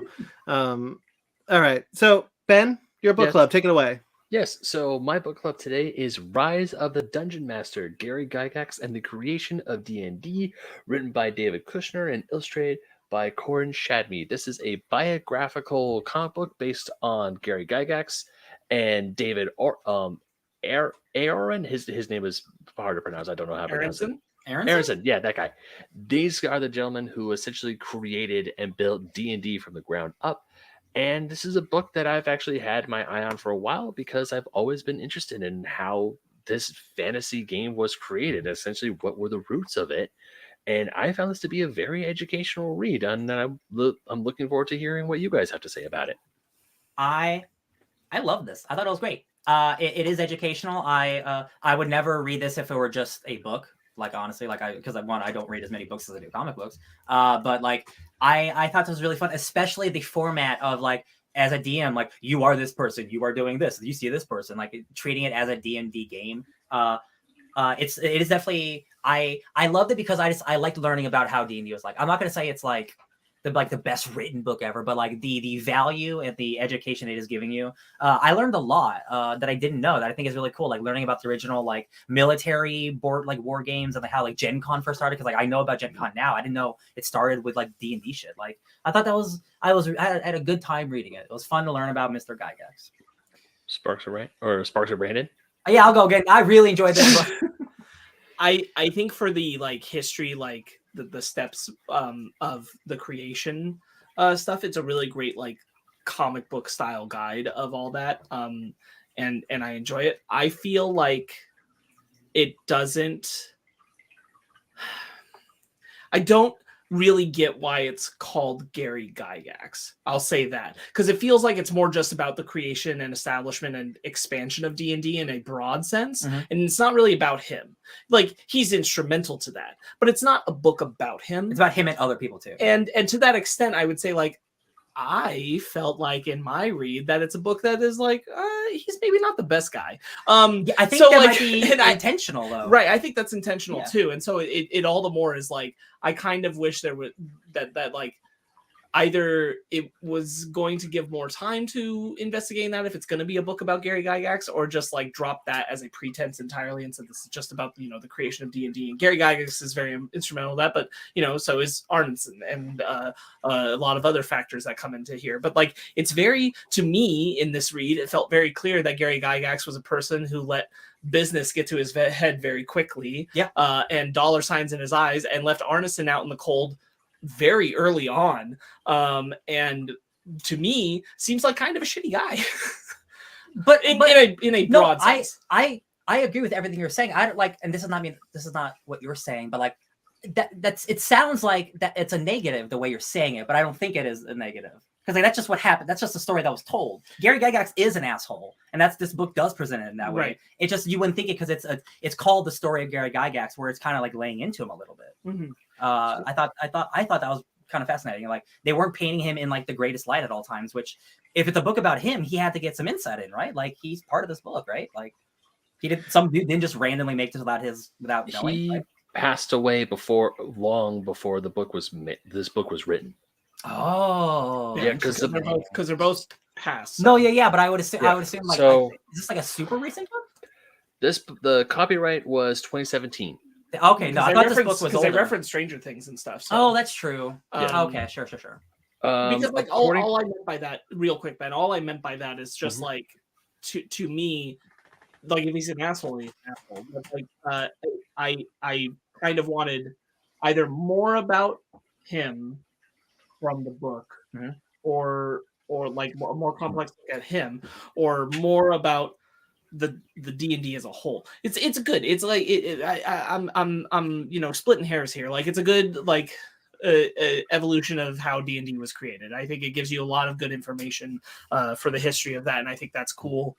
I think maybe like part of it is that I kind of do wish like it feels like it wants to be anecdotal and like have direct insight input from these guys, but it can't because the book was made after their passing.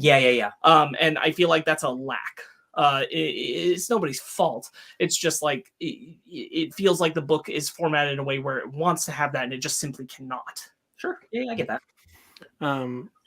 Pretty much agree with Sparks on this one. Actually, I find it to be a pretty decent step-by-step, this is how D&D was made, because that's really all it is. It doesn't really do anything narratively that I find particularly interesting outside of the narrative device of for structuring every chapter as if you're being spoken to by a dungeon master. And I thought that was effective and gives the book a lot more credit than just being this. But when you kind of take that away, it is just a step-by-step, this is how Dungeons and Dragons was made, this is how it was inspired, this is who came on board, this is how it, and there's really not much in the way of like nuance there as we just kind of move through the narrative of basically a history book, a history lesson. Honestly, when I was reading this, I mean, don't get me wrong, the very beginning of the book, like how because I never knew that there were these miniature war games existed in the 1940s and 50s. I thought that was really cool. I'm like, oh, so this is where, the ideas, like the foundation started. But as we kept going in the later chapters, to be perfectly honest, one of the chapters I was actually really looking forward to read was when in the 80s and I believe early 90s was when the Satanic Panic was going hard, and people were just saying Dungeons and Dragons was to blame for so many problems, because that was a big thing. But it was just, I mean, there was a decent chunk of a chapter. I forgot what chapter off the top of my head, where they mentioned Mazes and Monsters, the Tom Hanks TV movie.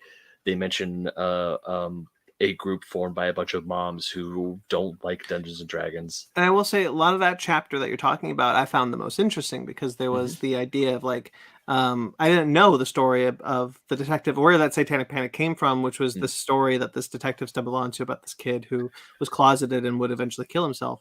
And I found that to be the most interesting, but it is really just kind of brushed. It is really just kind of over by the end of that chapter. And I don't know. I guess I kind of wish that there was just more of everything that this book does. It's very much a brisk read. I like the art. I like the narrative device. It's just there's not really a lot of meat to this, I don't think. Real quick, like what I think like gets weird to me is let's kind of documentary-esque, right? Yeah. So let's put this in the visuals terms of a documentary. If a documentary had the same visuals that this comic is presenting, right? There's a specific sequence earlier where Gygax is in his basement while his wife is outside with the kids. And like it does feel like it's trying to paint this picture, because we later learned that they got divorced, like of an increasing disconnect there, right? And there's these other illusions with like the Arneson thing and everything, that like maybe he's an asshole, right? If I'm going from this material, then I side with Arneson. I think it paints Gygax in a bad light. But what confuses me about this is that we still put the visualization of Gygax on a chair in front of like a cult of hoods. And that's the part where I'm like, visually, what are we saying about Gygax here? That feels like it's holding the man a little loftier than maybe we should, because it does seem like a lot of the story that's told here is how collaborative efforts led to the creation of D&D, and Gygax got his name on it at the beginning, but like a lot of other people were instrumental to its creation along the way. And so like holding him aloft over everyone else visually at the end feels like counterinterpretive to what the comic is saying in the text before that. I do 100% agree with that. Actually. I do. I wonder if it's like a funny comparison. Like a Hamilton thing, where you think the show's about Hamilton, but it ends up being about his wife or whatever. You know what I mean? Like this is a story about Gary Gygax. It's actually about everybody else, and Gary's not the most important person. And I know that's a weird way of doing it, but like it's not like they are pairing Gary as the hero of the story. It is weird. I know. I agree. It is weird that they are lefting up, but like he is the guy who made D&D famous. It's like Stan Lee. Right. Stan Lee didn't solely create Marvel, but he is the guy everyone knows for Marvel. Right. That's what Gary Gygax is. So like, yeah, that's a fair point. I just think like when you get to that, the visualizations at the end and like what he's putting on there, like the heavy-handedness, I think with Gygax is like, this doesn't feel like this totally fits what we've been saying up to this point. I think if the book presented it better, that was a beautiful picture of the cat, by the way. Yeah, beautiful I know you picture. took it. I scrolled past the comic picture. I think I really like the idea of like painting Gary as like, hey, like he's the guy who created it, but like I do agree. It's like it is weird that they are still, because this is still his book. They have to prop him up a little bit. But I do really I think there was value in like, they aren't showing that he's the best guy, and there are tons of other people that they show tons of credit for. Yes. That like I didn't know. Like I would never have known about Arneson without this book. I would have only thought Gary Gygax created D&D, and I think that's incredibly valuable. Yeah, I agree. It's more just a like, again, going back to why is this book called Gary Gygax and about Gary Gygax when it feels like it's a lot of the narrative wants to be about all the other people that were involved as well. Yeah. Specifically, like the thing that made me go like, well, kind of F you Gygax is the specific panel where it talks about Dave was never considered as a partner. we didn't figure he was the kind of guy who would be too good at running a business, which in the context of the comic feels like something that he must have said at some point. And So like, because of the way they show it, these are like pull quotes, right? So it's something he said at some point. Yeah. And it feels right after what you've been given in information, like that's totally shitty, because like the version of D&D you have wouldn't exist without Arneson. Yeah. Like Arneson is a driving force that took your foundation and turned it into the thing that could be D&D. Like Gygax got the tabletop thing rolling. Arneson got the D&D thing rolling. Yeah. And I thought it was this page, it's not this page, but there is another thing of like Gary said some really shitty things about Arneson. And then Arneson, he took the high road. He took the high road and he gave That's a true. really great quote. And again, like I think this book is doing a lot of this on purpose. Again, maybe they should have titled it differently. But like this book, I think this book is to be like, Bill Finger is not the only person who created Batman, y'all. Like it's that kind of thing. Like or Bob Kane, you know, I mean, the reverse of that. But like this book, despite it being called Gygax, it's not about him. And maybe a different title would have helped with that. I guess again real quick, Brandon. I guess again in terms of like what the book is giving me, again, I'm leaning towards Arneson as like I feel like he got the raw end of the deal when he shouldn't have. And like with the pull quotes you're getting at, we put such a focus on Gygax in the last chapter. I'm like, why isn't there as much of a focus on like Arneson? Like Arneson is more of a footnote in like, it's a positive footnote, but it's a footnote in the end of the story of like his impact and what he wishes for the future. Then Gygax gets this whole like what I believe in God and how I face death kind of thing. And I'm like, this is kind of lofty, and I don't know that we needed it in the context of the rest of the story that we told. That's why I don't feel like it's intentional, as Ryan is suggesting. I do feel like all the Gygax being kind of a shitty person is accidental, because it is just telling the factual story of how D&D came to be, and Gygax isn't a great man. And so when we get to the end, it just feels like but wasn't Gygax great for getting this thing going? Like the final note that we end on makes me feel like, oh, so it wasn't your intention for me to think that this man was horrible. It was your intention for me to kind of feel loftier about It feels him. incongruous with what you're given beforehand. Yeah. The last thing I want to point out is I just really like this fact with Deer, the investigator who's looking for the kid and finds him, but then he ends up killing himself a year later. That he tried. So when it first shows like he wrote a book, I'm like, oh man, and this is the thing that kicks it off. But it's actually that he wrote a book that's trying to tell more truth to the story, and like is very sympathetic to what the kid was going through. It's just 5 years too late for public opinion about D&D. And I thought that was that's really nice to know. I'm glad that they left that. It would have been easy to just not include the investigator's point on that anymore, but like to spotlight that, like, you know, he wrote a book that was trying to be honest about the situation, but like the public had already made up its mind. I just think I'm glad they included that. I think that's an important footnote to add. All right, Ben, do you have anything you want to add before we end? No, not really. All right, Ryan. Yep. It's your turn next week. What do you got? For the first time in maybe 6 years, I don't have a book club ready because I haven't had time to think about it. All right, no worries. Follow our socials to figure out what that will be. It'll be a nice surprise. It'll probably be tomorrow. I just haven't looked yet. All right, so that'll do it, guys. Next week we're going to be talking about Super Mario Bros. And this is a good time to bring up. Sparks has made us let's see if I can bring it up. There it is, a bingo. There, here we go. Come on, bingo card for Super Mario Bros. The movie. This is the Fake Nerd Podcast bingo card because we decided we're not all making individual ones, but we made one together. Well, you three did it, and I was like, yeah, cool. Yeah. Do you want to go through it? So like real quick, we've got Mario's Death Whale, as done by Chris Pratt, I suspect. The reference to Princesses in Another Castle, a Smash Brothers reference. This could be an invitation. It could be some other cheeky thing, maybe just the symbol somewhere. A master hand, just a glove, anything. Mario jumping into a painting. Mario 64. Main Yoshi. Green and Yoshi. I had to be specific about this because we've already seen Yoshi's species in one of the trailers. So specifically our expected usual what you picture when you picture Yoshi.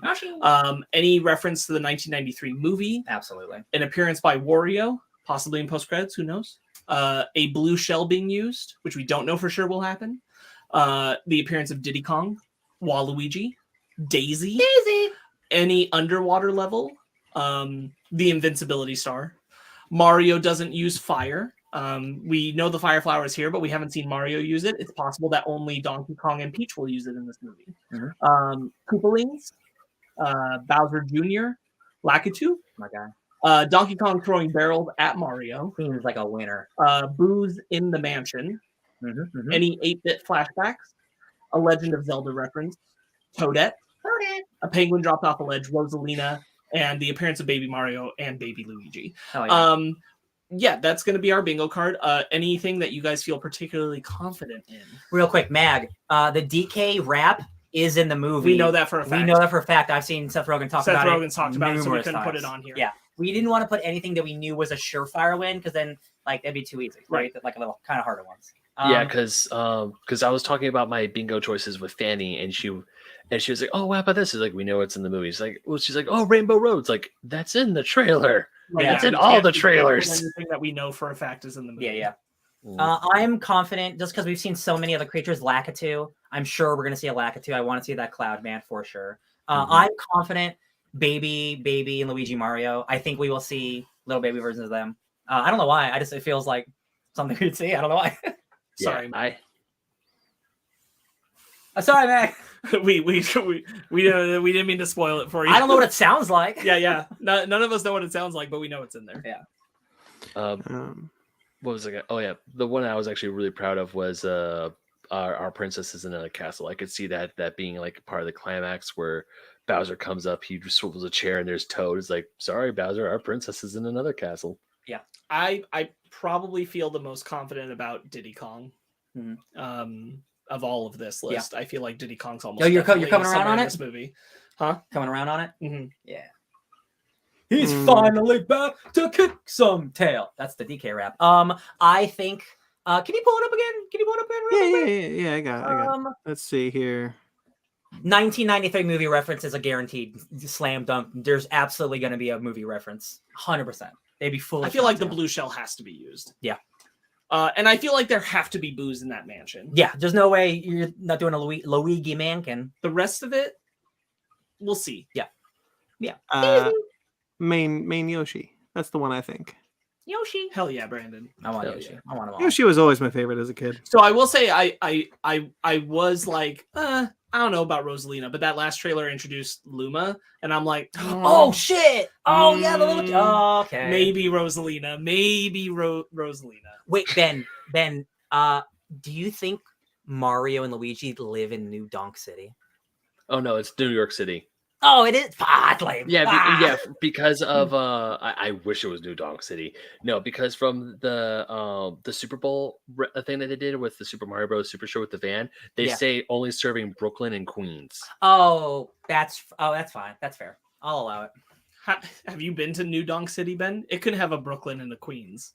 A Donklin. Jesus.